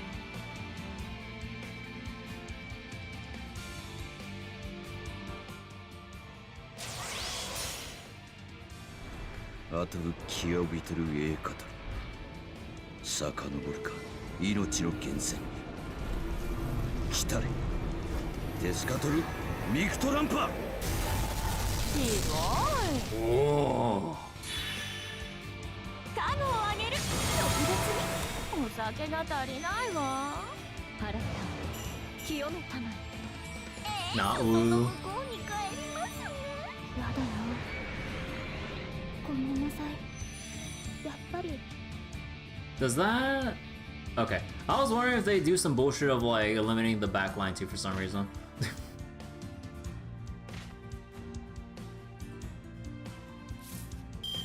Oh, we're all stunned. Still. Oh, is it like? Oh, wait. Just perma stun? Like not even. Like, oh. So yeah, that really was like the final step. Oh, what the fuck, man! This is what I get for bringing AOE NP into a 1v1 or into a single enemy fight. Ah, so that's like the fail condition. Oh my god.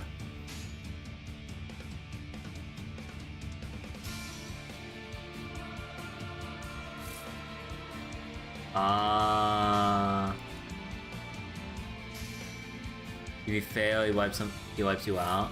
Oh. Man, that's kind of fucked. I got cubes. I would imagine I'm still stunned even if I cube, right? Because it's just a permanent thing. I will see.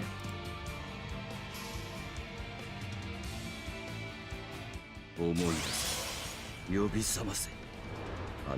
else am I gonna use cubes on? No, it's not that. Like, is it just is everyone just permanently stunned for the rest of the fight, even with revives, just because of this final trial? So then, even if I revive, it's pointless. Oh no, there is no. Oh no, there is no revive. Yeah, they want you to do this, like, yeah.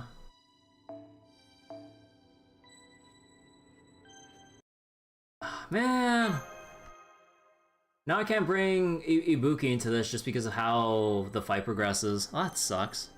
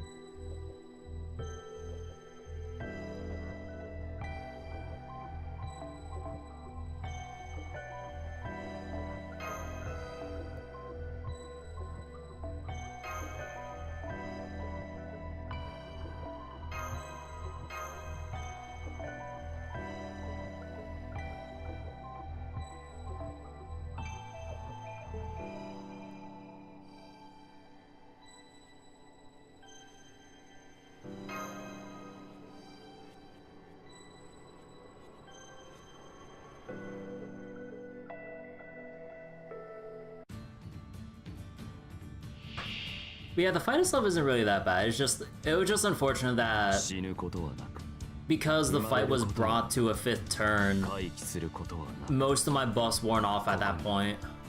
So even with like special resist down and everything, because it was AoE, we just couldn't, you know, get the big burst from like a single target MP. Not extra, but still. Actually, I need to change the. Oh, they changed the battle speed for me again. Okay.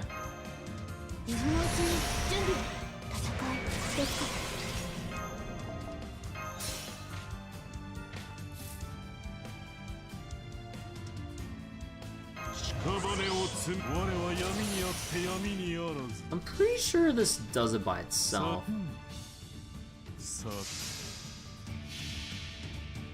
血に濡れた我が人生をここに捧げよう。風完済。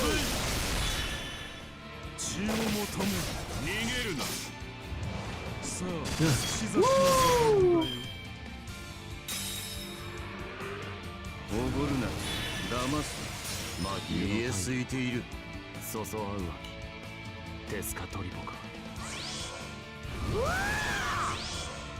チェカト。 ベトテ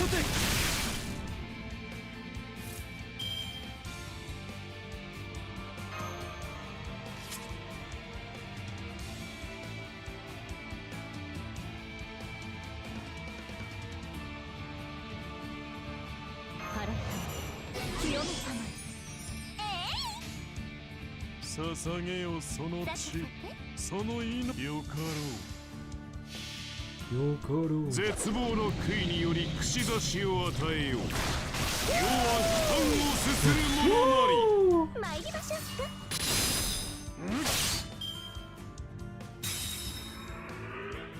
熱くなりすぎた。夜明けの太陽。テスカト。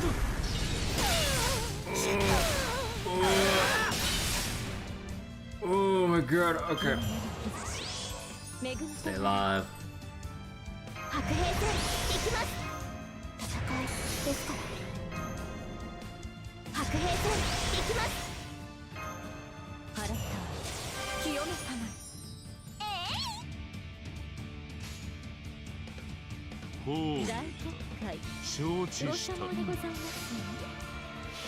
You got Tezzy does the Sonic spin on one of his attacks.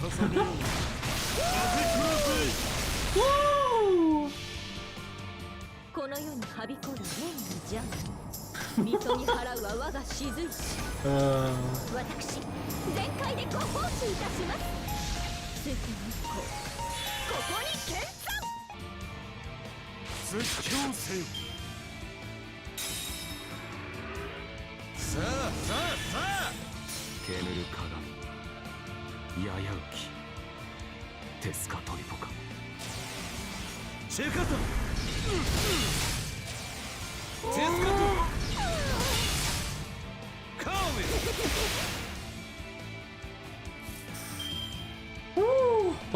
Oh my god!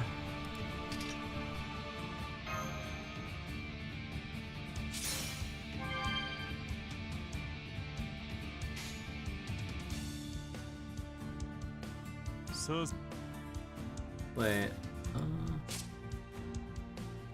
two things left with the strength. Okay, should be good here. 望まれることを望まれたように。あれはいつか見た終わりの星。どれほど遠く汚れても私は星を探すのです。さあ幕を開けてアラウンドカリバーン。血に濡れた我が人生をここに捧げよう。風風おごるな騙すな So this ends everyone's turns, right? Yeah, okay, okay.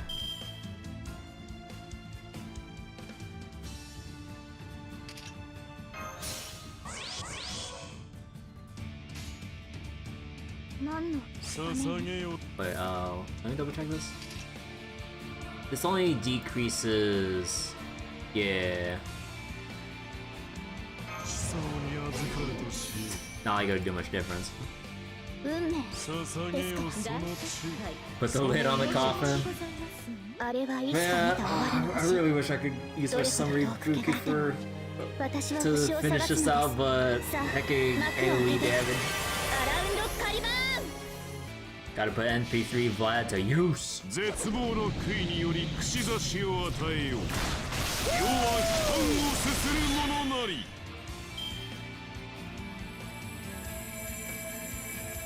Oh, that's a nice transition.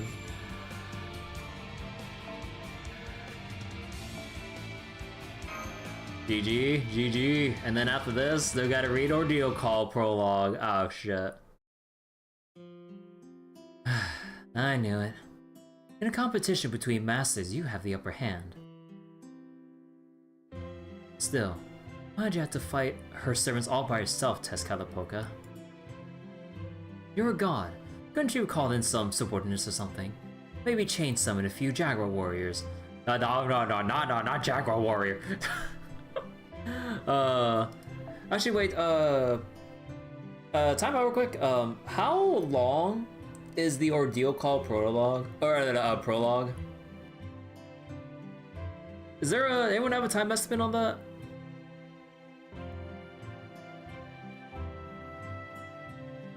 Oh wait, hold on. I'm getting some messages about something. Oh no, I'm just getting sent some memes. Just about 20-25 minutes. Oh, okay, then yeah, we can just do it tonight then.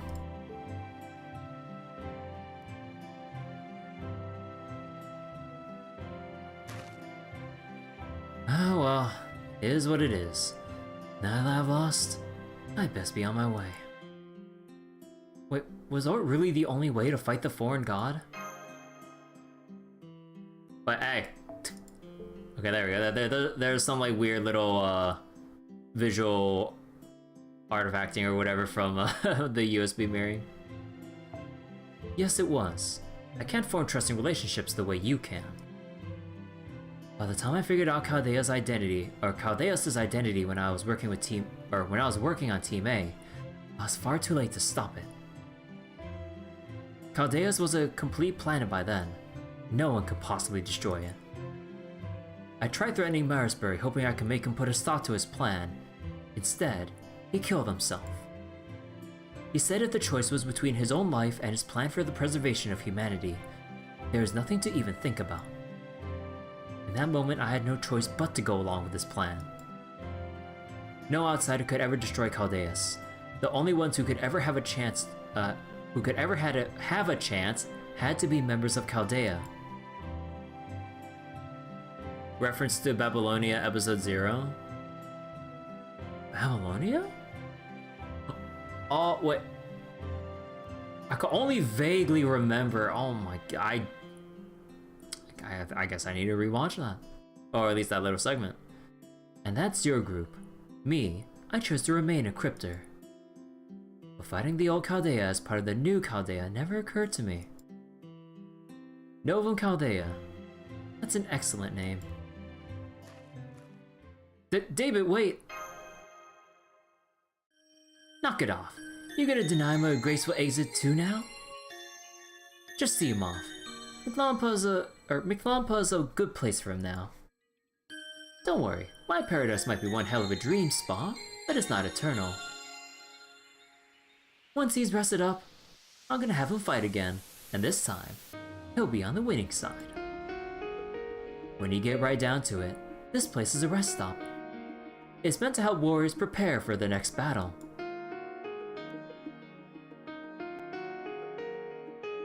Wait, hold on, I still don't have my Master Authority back yet! Oh, right, I always forgot.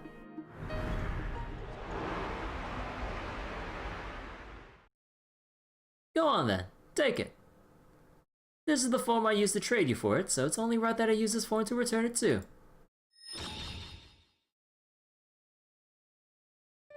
Alright, time for me to get going too.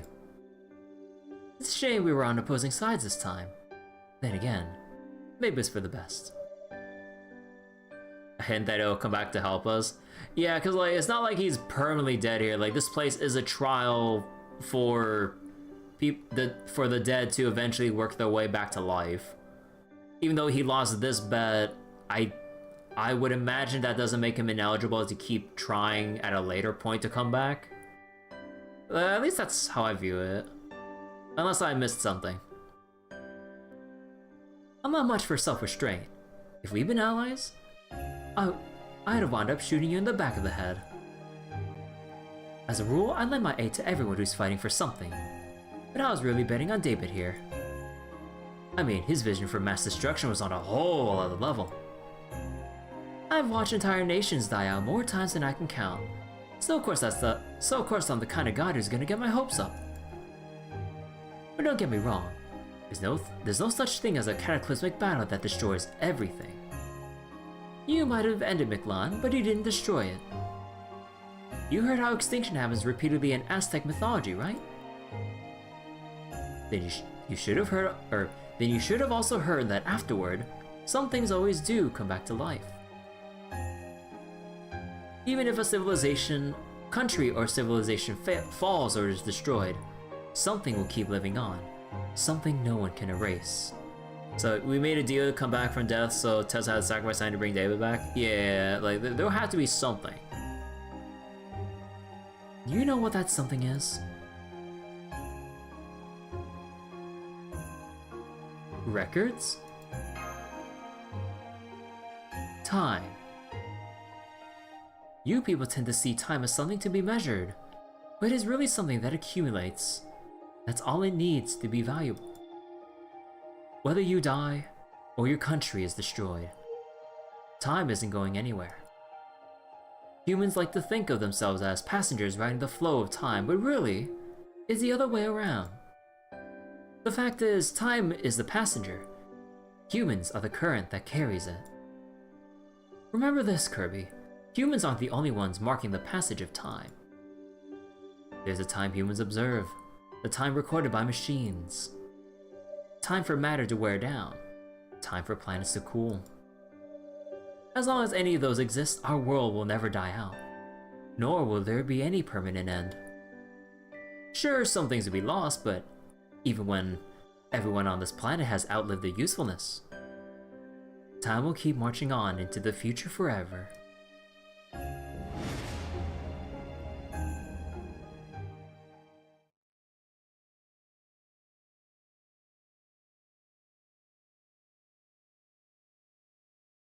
Oh.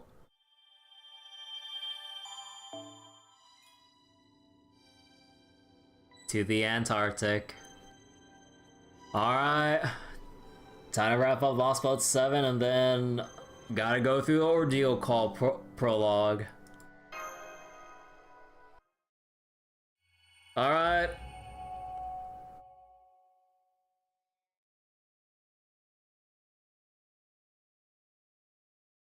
Already February, I can't believe we're almost free from this game.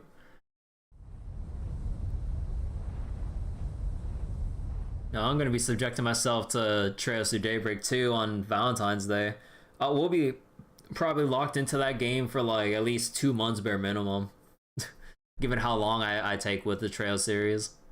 Hell, I mean, Trails Through Daybreak 1 took me fucking on and off with like gacha stuff in between like 3-4 months. So, woo! Oh, Senpai, you're awake. I just woke up not too long ago myself. Our battle on the 7th Lost Spot is over. After we both collapsed on the deck, we were carried to the ICU and slept there while they spent an hour checking our vitals. Oh, that's right. Fortunately, you're both in good health and I don't see any signs of cellular damage from the cosmic rays. You can head back to your rooms now. Your belongings and Mystic Code are right over there. Oh, but make sure to stop by the command room first. Commander Gordolf wants to speak with you. Got it. Thank you, nurse. Oh no, thank you. The only reason I'm able to practice my medical duties now. Well, the only reason the Stormboarder is safe at all is you two. You should be proud. Oh, but that's not me giving you any the permission to be reckless. You may be feeling better, but you're not yet fully recovered. So as soon as you're done speaking with the commander, bed rest. Understood? Yes, ma'am. Thank you so much for taking care of us. See you later.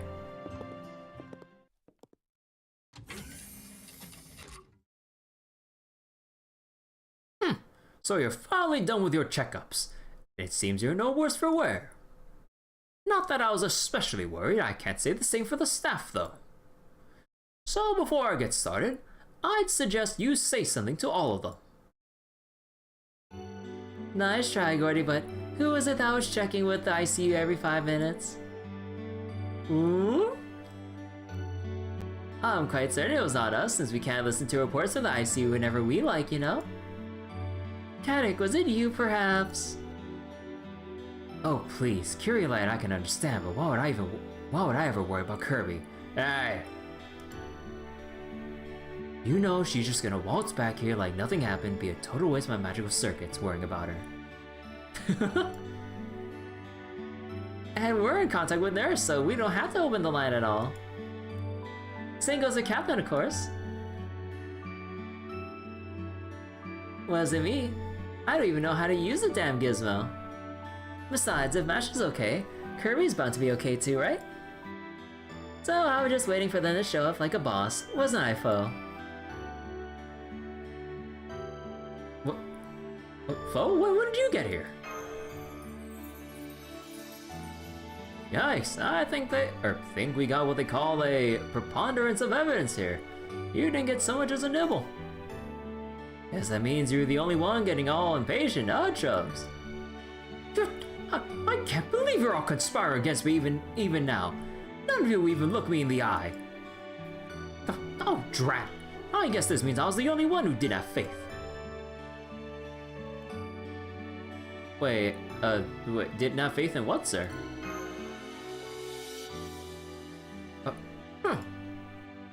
There's still the matter of U-Olga Marie, who seemingly disappeared when she found the raid proof, and the foreign god's true identity. Foe's like, was he chilling in Avalon? Yeah, didn't Foe like just heck off like at the start of the Lost Blood and everything? I wonder if we'll get an answer to that. Oh well, don't answer me on that one. We'll see if it comes up if it actually does. Hey, we were always going to have to face these issues. We were always going to have to face these issues once you woke up, whether you like it or not. I was prepared for the two of you to be so distraught you couldn't even stand. But here you are, looking like you always do. I'm glad to see our master has truly toughened up. It's not that, Commander Gordolf. The only reason Senpai and I are able to keep our heads high is because you're also your usual selves. Exactly. So all we want is for you to wrap things up like you always do. I see. Very well then. Let's get down to business. The 7 lost belts tree of emptiness have all been purged, and the subterranean world is now normal ground once again. I have also confirmed that the readings for David Semboid the Cryptor and his servant Tez Katapoka have vanished. As such, we have concluded that the 7 lost belt is fully excised, and our mission complete. Sincere congratulations on a job well done, everyone. However, even with all the 7 lost belts now excised, we now face a new conundrum. According to David, the planet the foreign god hails from is in fact Chaldeus. So to give us a chance to determine the truth for ourselves, the Stormboarder will be setting course for a Chaldea base in Antarctica. I'm sure this will feel like a homecoming for many of you, but I urge you to be cautious nonetheless.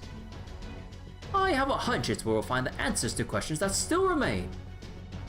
For example, what purpose do the trees of emptiness serve? What is the bleached earth phenomenon meant to achieve?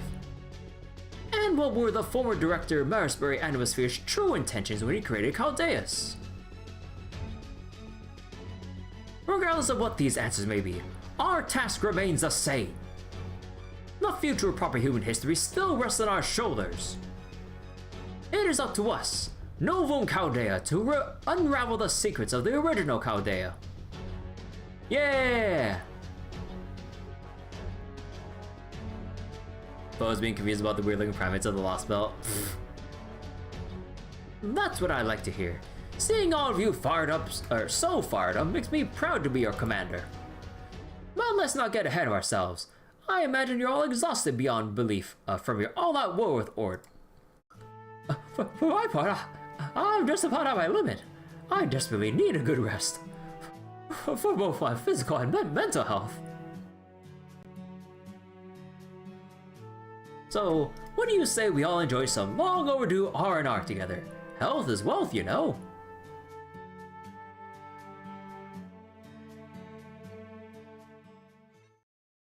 Oh. Nah, we're still going. Okay, the Marines have all gone back to their rooms. And I set the Stormboarder the cruise around on autopilot for a bit. I think I'll go back to the captain's quarters and... Kirby? Shouldn't you be in the cafeteria? I thought Mash and the others were already there. I know, but first... I wanted to give this to you, Captain.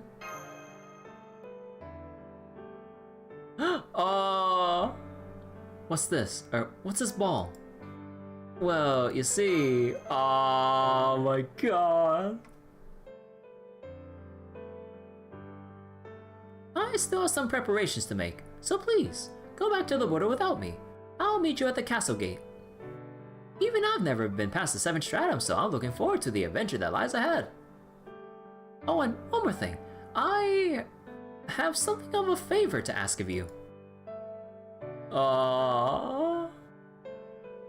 Would you please give this to Captain Nemo?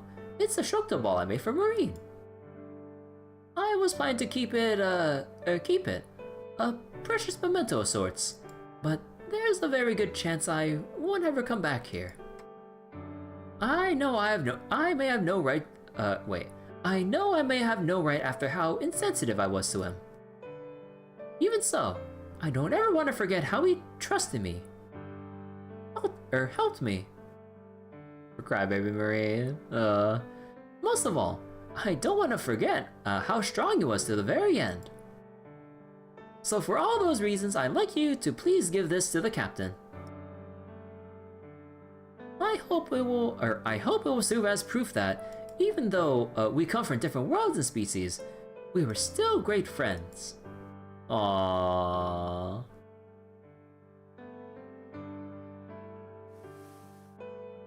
The Captain?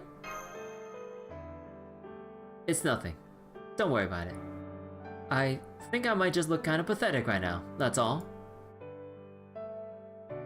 Okay, I've calmed down a bit. So that's a gift from TPU, huh?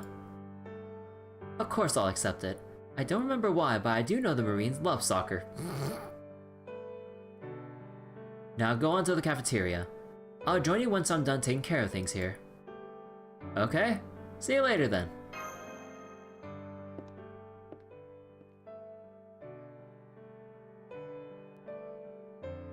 You bet I'll remember. Even if your world, or even this very gift, disappears along with your lost belt. I'll never forget your 66 million year subterranean journey, or that wonderfully peaceful paradise teeming with life. Goodbye, TPU, and thank you for being my friend. Aww.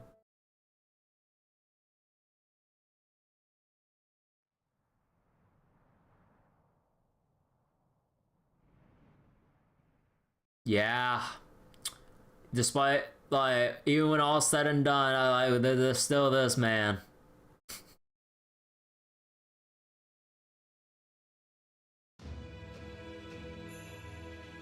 And the priest. Well, well. Here to see them off, Romani Archiman. If humankind actually succeeds in excising all 7 lost belts, then, and only then, will I recognize you as enemies. So, how are you feeling now that it's actually happened? I assume by enemies you didn't mean your own enemies, but enemies of Chaldeus. That's right. I didn't think it was possible for those claiming to represent Chaldea to see Chaldeus as a threat, even if they learned the truth. Sweeping the darker parts of their organizations under the rug is only human nature, I suppose. But it seems Novum Chaldea is not the Chaldea I knew. It would appear they are a wholly new organization dedicated to the preservation of humanity, one that firmly stands against Marisbury's Grand Order. I see. That is indeed a grave matter. The plan using the foreign planet only accounted for having them excise all the lost belts. I don't think it was ever expected they would organize to oppose that plan afterward. It seems I'll need to hurry back to receive my next orders. What about the foreign god? Aren't you going to compensate for her loss? As far as I can tell, her spirit origin may have shattered, but some still remains. It would be a soulless inferior thing, but you could technically restore it if you gathered up its remains. That's not my job. Personally, I believe she's earned a rest. But I also suspect the Count will make I also suspect the Count will make cruel use of her, especially since he has nothing left or nothing better to do. The Count? Then I was right. There are 7 foreign disciples. 3 to supervise and guide the cryptors, the priest, the Atlas killer, and the incarnation of evil. 3 to supervise and lead Chaldea, the detective, the professor, and the count. Oh! Okay, wait.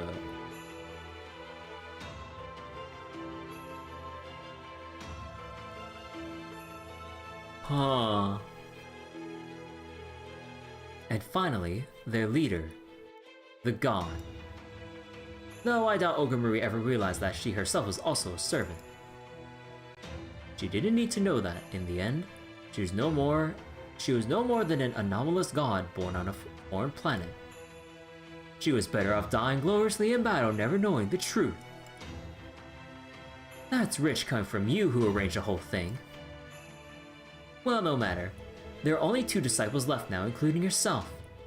Will you be able to stop Chaldea? Of course. Why else would I let the ship go on its merry way? That being said, we won't be the ones to actually stop them. They'll do a fine job of getting in their own way. Unless they find a way to account for their sins, they'll soon find themselves on trial with humanity itself, sitting in judgment. Time to make speculation. I don't know what to make of this.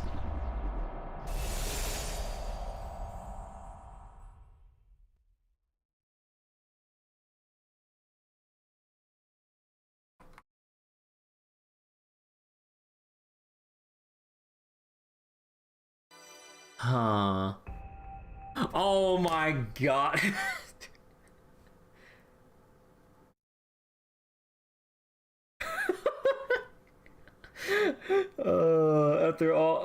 after how long?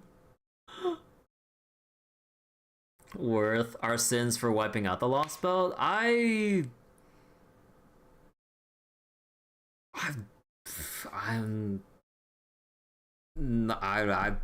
I'm not exactly sure myself.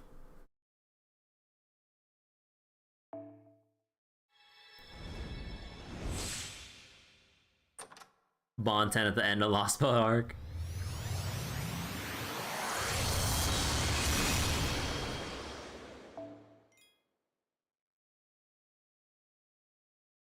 Archetype ORT.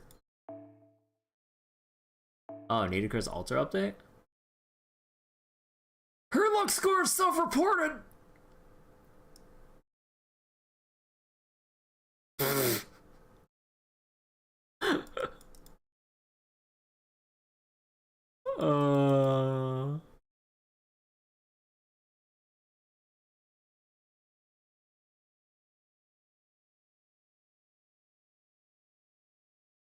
So Nidaker's altar would never have existed.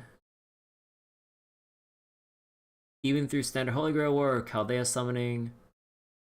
Had it not been for the Lost Belt.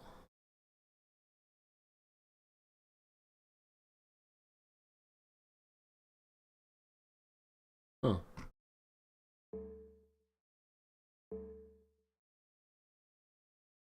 No Shalon profile.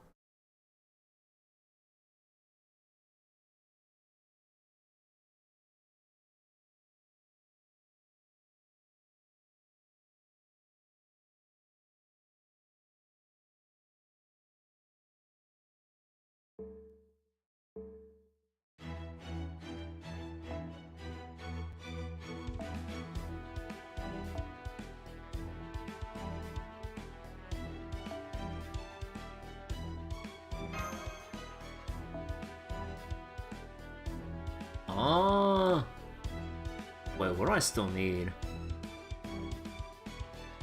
I think I still need more proof of heroes more than anything, actually.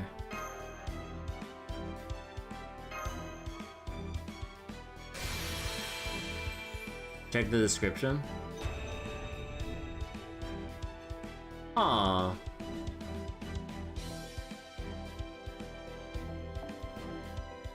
My only friends were TPU and you, the sun. You always watched over me, but our lives are more filled with twists and turns and love than any other form of humanity. After 66 million years, we finally became humankind just like you, aiming for the same sky to the beyond. This is a painting of bygone days, a tiny special something that came into being in that sea of trees where everyone was treated with equal value and respect. Two people watching the ancient stars fall. And you're the painter drawing our adventure in which we travel wherever we please, while repeating our mistakes, forgetting that everyone's the same and is treated the same.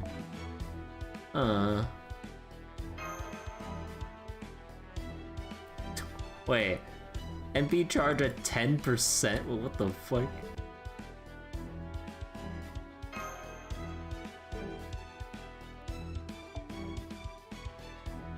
Alright.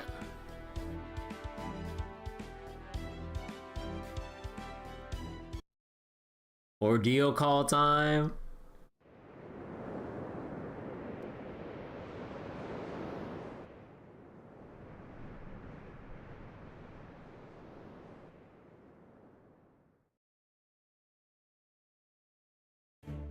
We're approaching the Antarctic Circle. Trismegistus predicts no danger today. That means we can relax and not worry about enemy interference, at least until we reach Chaldea base. Still, at least remain alert as we prepare for arrival. So this is it. First, there's something I would like to say. This is a separate matter from Chaldeus, which we now know to be the foreign planet. My analysis of test subject E is complete. Would you like to hear my report, Commander Gorodov? Oh, right, we still have that issue to deal with too.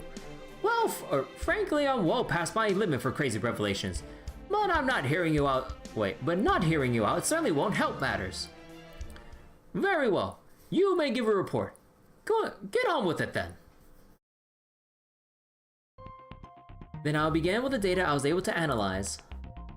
I can now confirm that the mysterious laboratory our field agents Kirby, Mash, and Katic infiltrated was in fact a research facility that also existed in our world. As many know, there is a facility in Nevada's Area 51 dedicated to clandestine study of UFOs and extraterrestrials. While our field agents were not able to verify the exact equipment used at the facility during their visit, Shizumigisasu was able to use the data of Mash's Ortinax recorded to confirm that the facility was a 99% match for Area 51. This means Test Subject E was being kept at a facility from proper human history. Achieve the Area 51 raid. Yeah, that tracks. That place might have been in the middle of a huge singularity, but it was too out of place as a building. It makes sense that the singularity spawned from that operating room. Yeah, I agree. It also ties into our theory on who the master behind the singularity was. That is, the one who summoned a whole mess of servants. The way I see it, that room was only part of that singularity that belonged to proper human history. Or at least it belonged to a celestial body that was as close to proper human history as it could possibly be. I might even go as far to theorize that the facility itself was located in Caldeus' Nevada. You think that facility was inside Caldeus? Then, is that why that corridor looked like it was in outer space? Because we were actually traveling between planets. That's my guess, yes. Displacement magecraft is absolutely a thing. For example, let's say we have two Gordies here, Gordy A and Gordy B. Assuming they have the exact same composition and volume of data, displacement magecraft will let us swap them out instantly, no matter how far apart they might be. And the reason for that is, of course, because they're completely indistinguishable to a third party. Only the Gordies being displaced would know they have been swapped. Heck, in some circumstances, even they might be none the wiser. When something supernatural occurs without having a noticeable impact on the world, that's when you know Magecraft has done its job really well. We're actually on Caldeus as someone visited Area 51 base. Because of, like Da Vinci just said with displacement magic, it's like we kind of like went from one spot to another without realizing our actual coordinates or location or how the fuck is all set up. Indeed, this particular kind of magecraft is theoretically possible, but it would be exponentially more difficult on a larger target. If memory serves, I believe I heard an old mage family unaffiliated with the clock tower was studying it. Also, please don't use me as an example from now on. The idea of waking up one day and having an A or B appended to my name is the sort of thing that keeps me up at night. Displacement. Swapping out.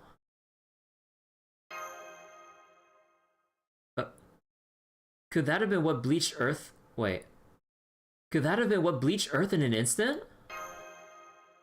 You think Caldeus' surface and Earth's surface were swapped out? Caldeus is obviously much smaller than Earth, but since it contains a copy of the Earth's soul, that does essentially make it identical. Since Caldeus' volume of data and soul composition are the same as Earth's, their surfaces could well be swapped, regardless of the difference in size. Honestly, I was always more puzzled by how Earth was bleached than how it looked after the fact. I mean, it's just not possible to instantly destroy the entire civilization on a planet's surface without harming the planet itself. So you're saying that they're just swapping the planet's surface out for one that was already bleached? That would be a different story. Right, which would also mean that our world, the original Earth, is still safe and sound on Caldeus. So if we can restore Caldeus, or Caldeus' and the Earth's relationship to the way it was, then your future will continue on the path it was meant to. So everything can go back to the way it was, huh? Human history can pick right up where it left off in 2019, when Earth was wiped clean. But hang on, Caldeus is supposed to be simulating Earth 100 years from now. And that would mean the lab we saw is from 2119. But then that,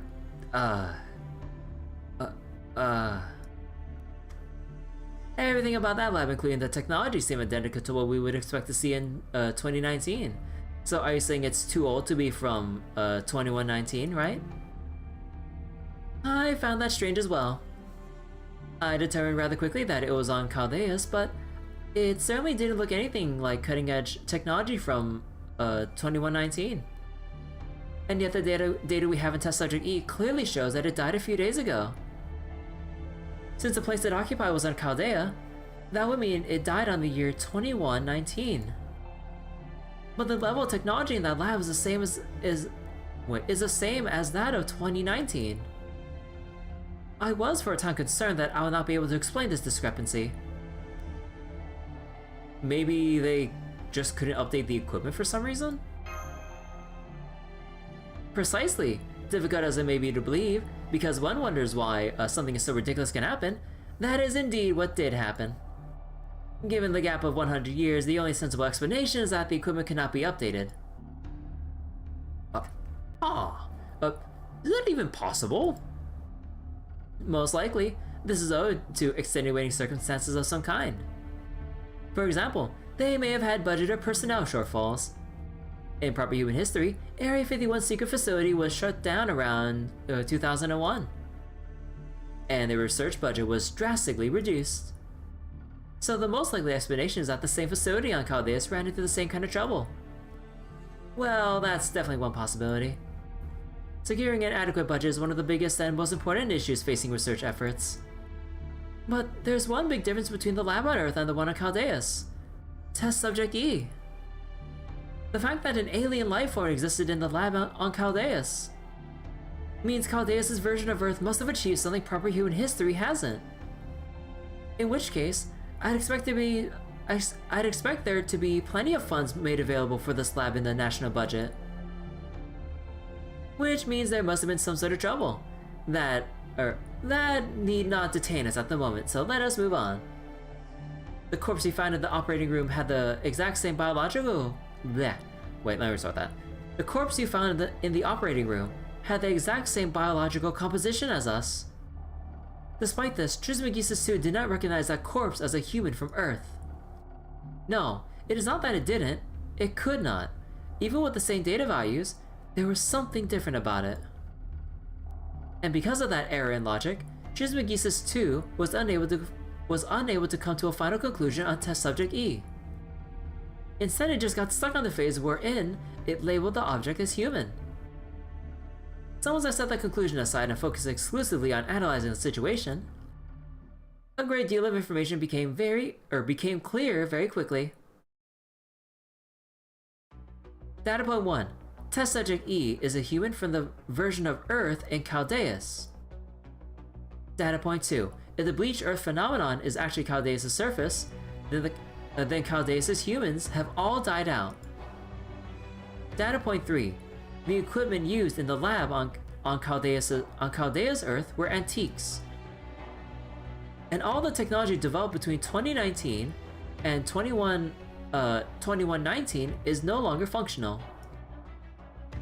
This can be assumed from remnants of buildings still extant on the bleached Earth. Oh yeah, we did run into... This is all a simulation. We're all in a simulation. Any machinery that could operate on such a world would have to be at least 100 years old. Simple combustion engines like those used in motorcycles would also still likely function. That one dude's logs. David, yeah. So those are the facts I was able to ascertain from Test Subject E. David Blue Book. Yeah, I kind of forget, I kind of forgot his last name was Blue Book. I was like, oh. If we take those into consideration when asking why Test Subject E became a master, why they summoned so many servants, and why they spawned such a huge singularity, everything points to revenge. The Chaldeus Earth was bleached.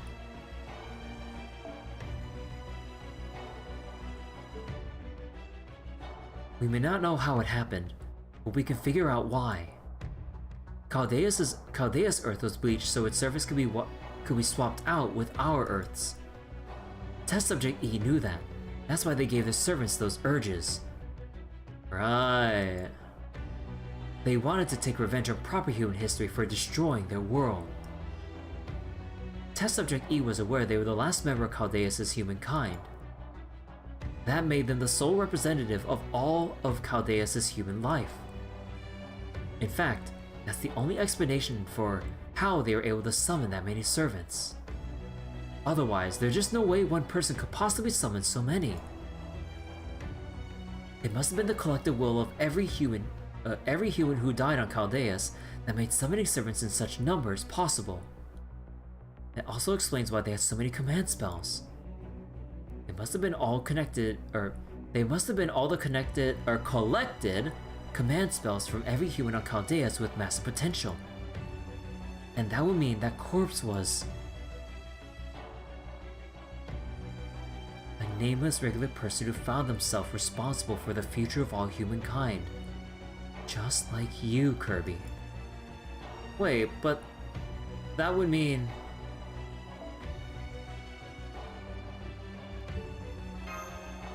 Wait. If you are seeing this file, then you must also have acquired information on Test Subject E. While it should be your job to analyze and determine what it is, I've decided to be generous and make things a little easier for you. Test Subject E is not a terrestrial being. It is the remnants of a being humanity secreted away, probed, and experimented upon in that facility for over 100 years. I believe its cries of agony as it lay dying are what drew the foreign god, its compatriot here. Oh, wait. Hold on just a damn minute. Are we even to destroy another one how the servers are swapped? I guess? Wasn't good at last master? I guess we'll see.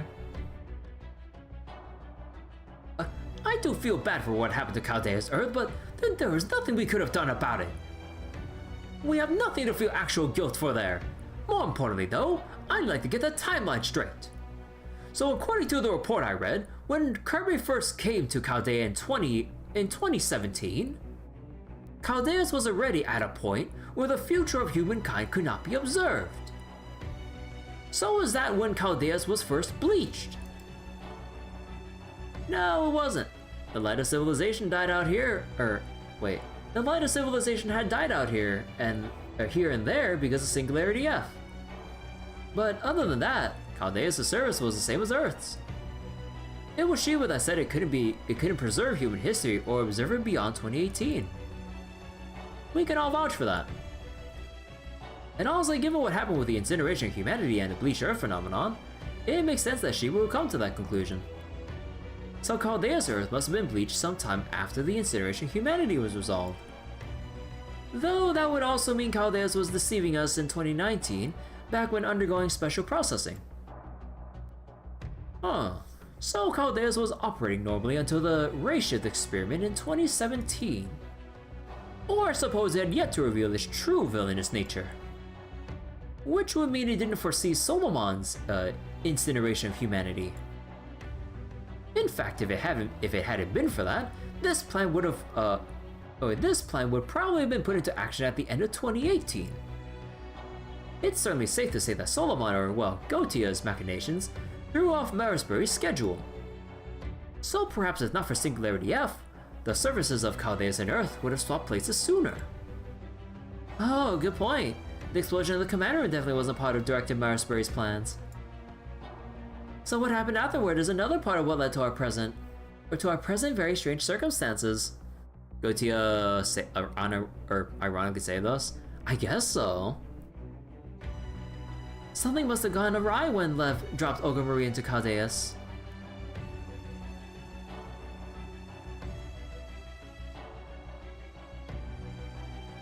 That is all the information I can tell you about Test Subject E. Fortunately, this analysis has revealed at least 80% of Caldeus' intended purpose. We now know that it was always meant to swap its Earth, that is, its human history, for ours.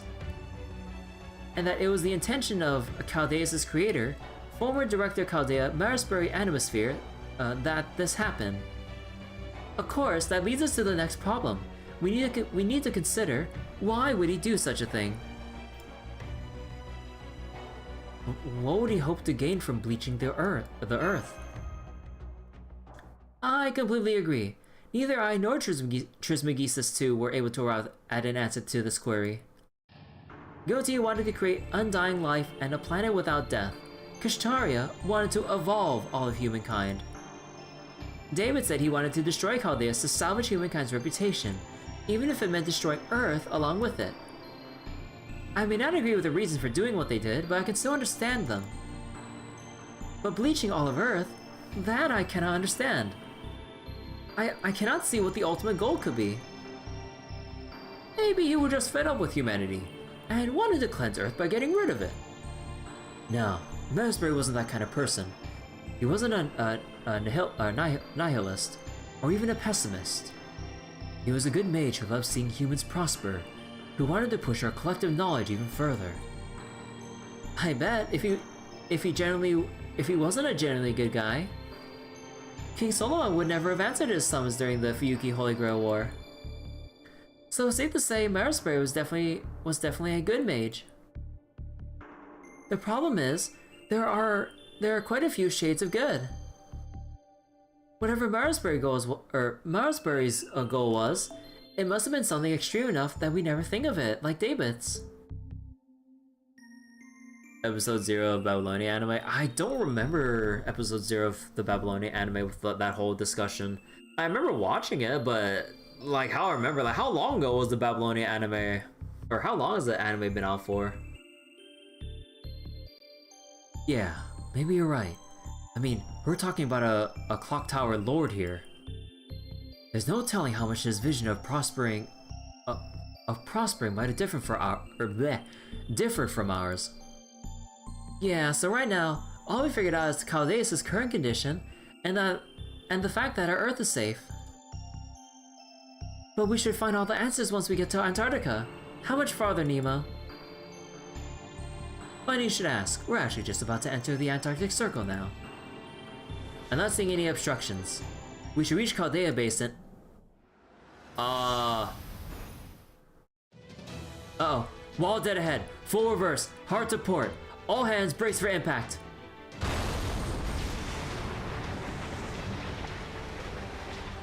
Wait, did you guys see that? She would even warn us. I detect no hostile signal or gravity field. And yet, we're still being repelled. What kind of air pressure could possibly keep the stormboarder away? Oh, damn it. I should have known it wouldn't be that simple. Is it the foreign god? No. Is it Caldeus itself? What's going on, technical advisor? I don't know.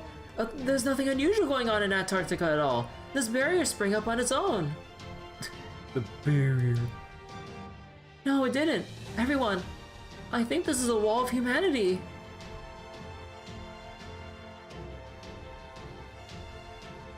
I recognize this defense. It's the same force that powers Sir Galahad's noble phantasm, Lord Camelot. That means the preservation of humanity itself is protecting the Antarctic.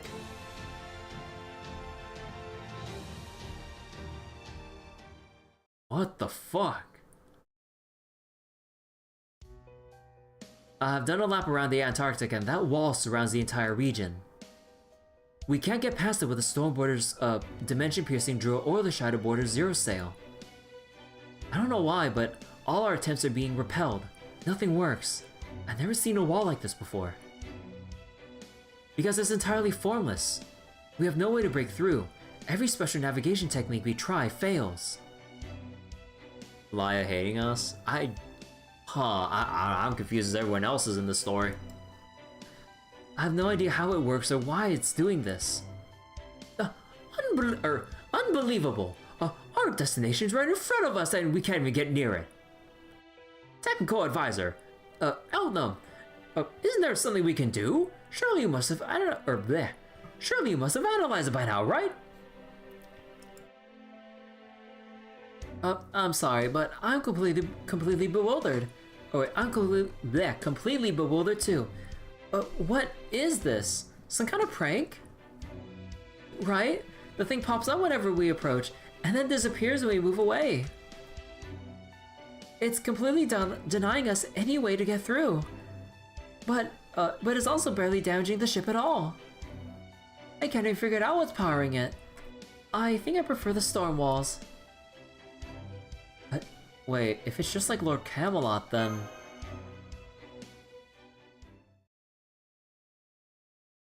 Of course this is going to happen. Now that the 7 Lost Belts are gone, Chaldeus has become the foundation of human history, the celestial sphere for the preservation of humanity.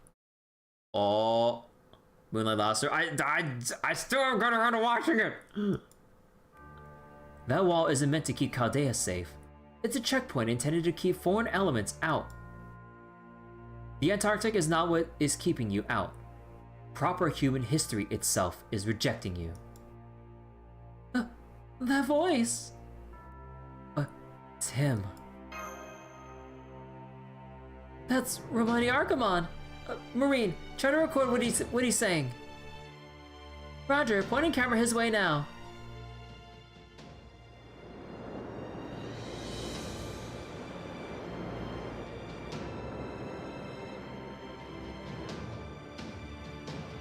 This is a domain of proper human history. None of you can enter it as you are now. I'll admit, even I didn't foresee this outcome. Over the course of this war, you've handled far too many things that simply do not exist in proper human history. Rulers, alter egos, avengers, all matter of servants that don't belong to the 7 classes. Now, after you've spent so much time abusing these classes which do not exist, proper human history regards you as foreign elements. Wait, what?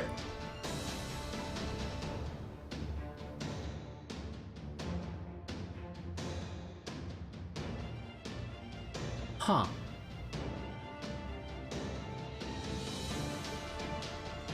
Until you correct this imbalance, you'll never be able to set foot near Chaldeus. You cannot take those things. No, that's not right. You cannot take those servants with you into the time beyond 2019. Not with your current understanding. Kirby, the gears within you no longer mesh. Why do these classes exist when by rights they shouldn't?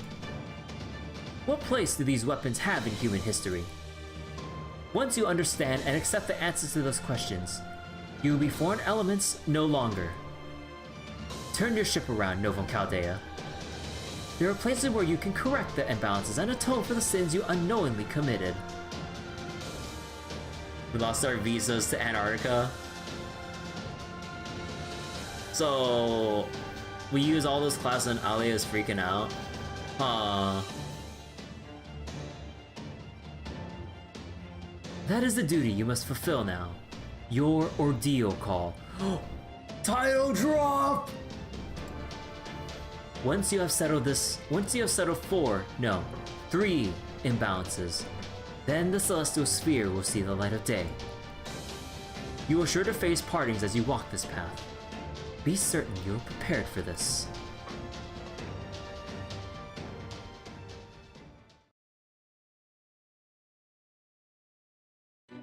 Trismegistus 2 has arrived at a conclusion.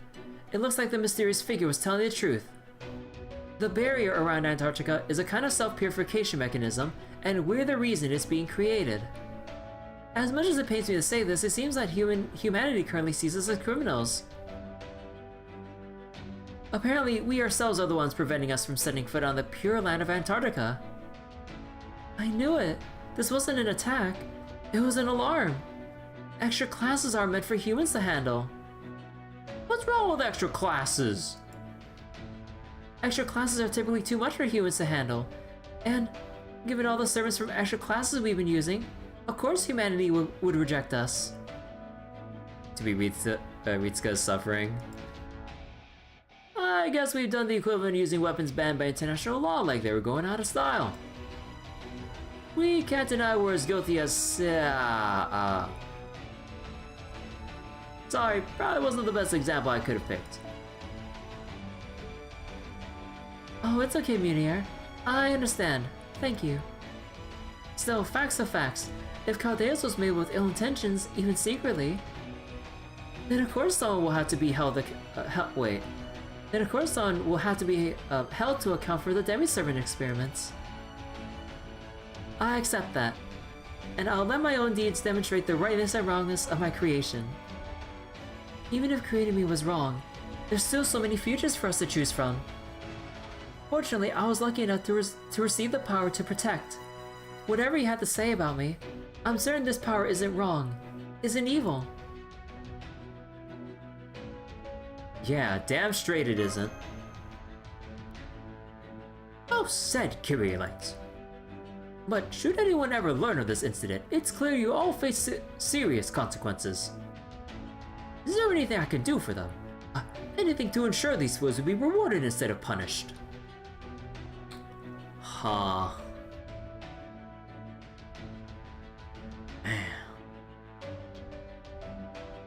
I would just get like a pardon for like saving humanity and all that shit. Come on. It's true.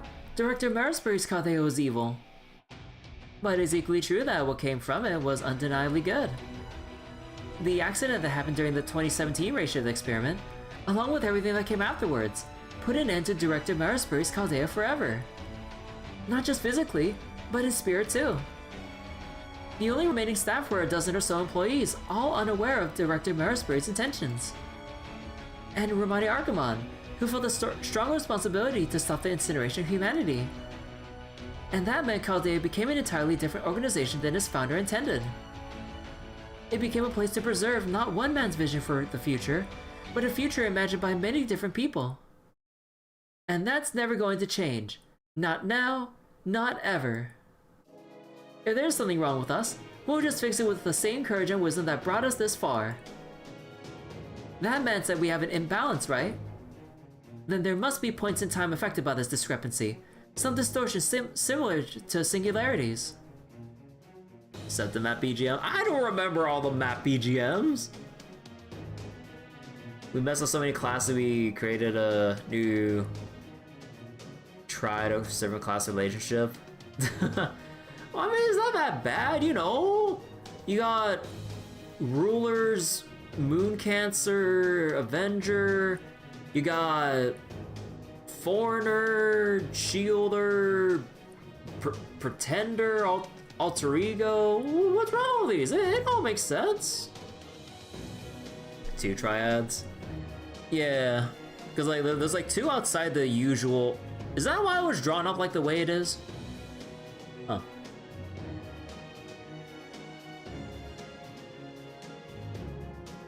So we're going to find them, prove our innocence, and then come back to the Antarctic. Hard to starboard, huh? As captain, I have no objections. Besides, I was just thinking we could stand to go back to some of the places we saw standing buildings and resupply. Very well. As I said earlier, I never expected this to be quite so simple. Do as you see fit. I can stick around a little longer. Ruler, Avenger, Moon Cancer, Pretender, Foreigner's Alter Ego. Yeah, and then outside the mall, MASH. Wait, what the heck? Wait, hold on. My OBS is showing something weird for a second. Was it like weird? Oh, never mind then. Speaking as an alchemist from the Atlas Institute, it hurts to hear that we're being treated like criminals because we're relying on certain kinds of weapons. This would mean a third of the situation is my fault, correct? Yeah, we're all in it together, Scion. So I, of course, have no objections either. Trismegistus 2 and I will continue to help you on your expedition. Well, it looks like our goalposts have been moved a little further back than we were expecting. How are you feeling about all this, Kirby? Oh, I'm sure not about to turn back now.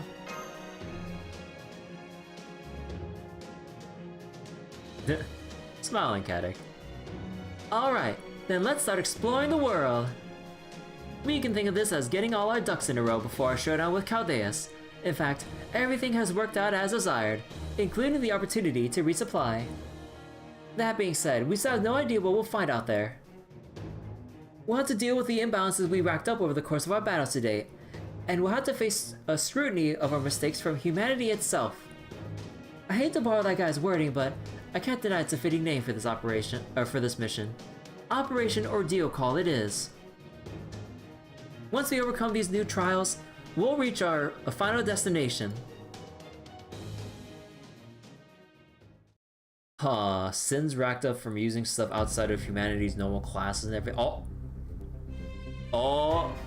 7つの異分体を切除したことでカルデアスは人類史の基礎人理保障研究となったノーム・カルデアは反人類史にはないものを扱いすぎたせいでそこから弾かれているこの歪みを補正しない限りカルデアスには近づけない自らの潔白を証明するかつてない未知の探索であるのは間違いないこれまでの戦いで積み上がったとされる歪み我々が向き合わなくてはならない人理の咎 Vestiges 本来ならありえないクラスとの開口 Sakura Divine ル Cone ーラーアベンジャーアルターエゴ果たすべき生産一つ Rani? 秩序を担う裁定者うつろな罪を自覚する巡礼の旅一つ永劫の復讐者 Eternal すべて Avenger を焼き尽くす温州の炎一 Tokyo つ自我から分かたれし別人格己の内側に相対する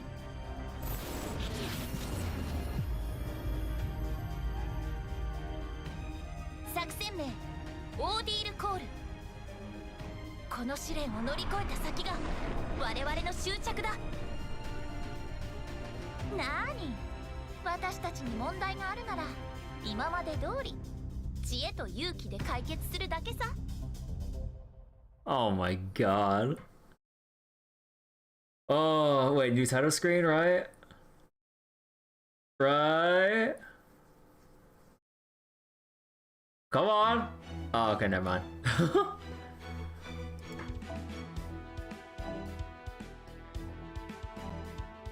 The game screen after we clear Tunska, that could be Chaldeus.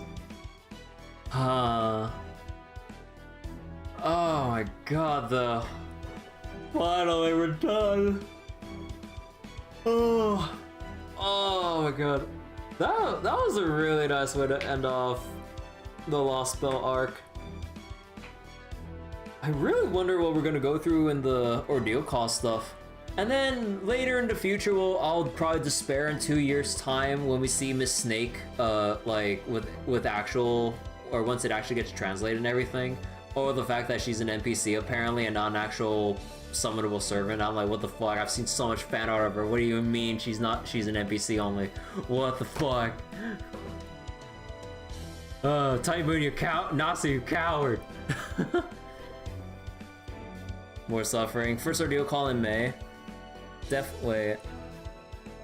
Game screen after we clear Tunska, that would be Chaldeus, definitely foreign planet. More suffering. Will my future self remember then?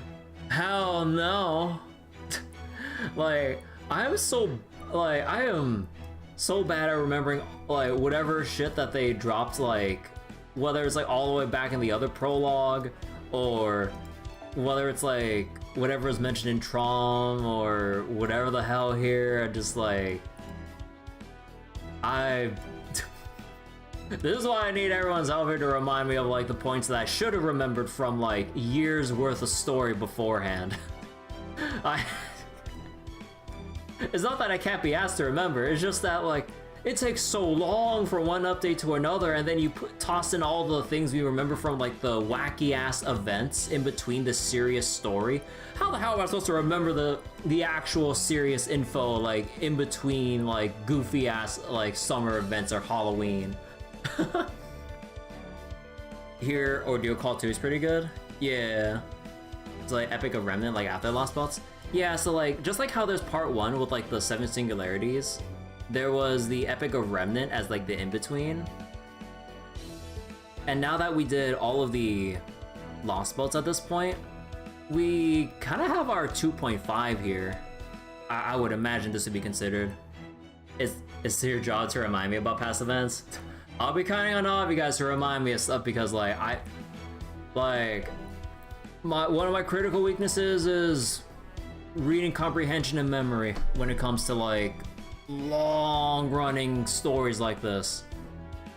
Although I can still remember a decent amount of details to some extent with the Trail series, but I mean, with my experience with the Trail series, I've actually been reminded of stuff that's happened like 9 games ago. I'm like, oh, you're right, there was something that happened 9 games ago.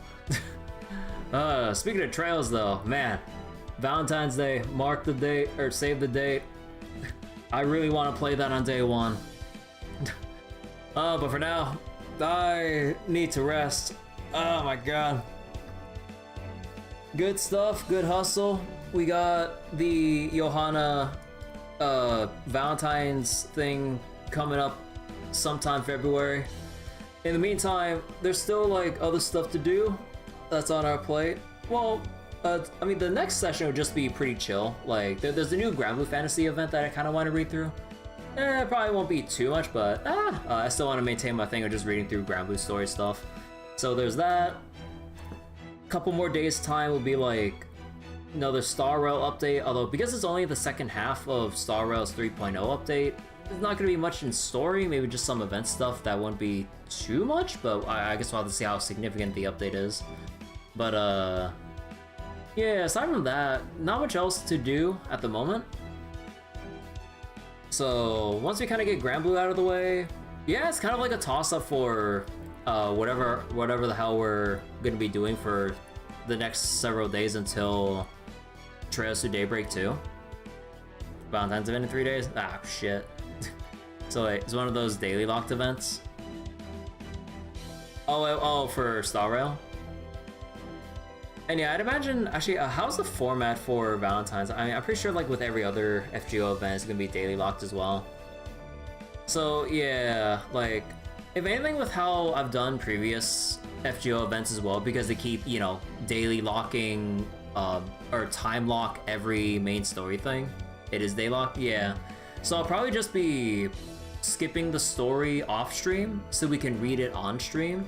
And I'll be kind of like trying to maintain pace with the event with farming and everything, so that like once we get through probably half of the story, then I'll like have a session to read it there all in like one go at that point, unless the story cutscenes are really short. Will I read certain Valentine scenes too? Probably. Like, now that I have USB mirroring and everything, I can actually maintain charge instead of just draining my battery all the way to 0 every single time I do FGO. So, I mean, I don't think we'll be reading every single sermon, but I'll at the very least go through my favorites and stuff. So yeah, I think that'll be the plan for now. Like, we'll still be on like the gacha train for a little bit with like Grand Blue.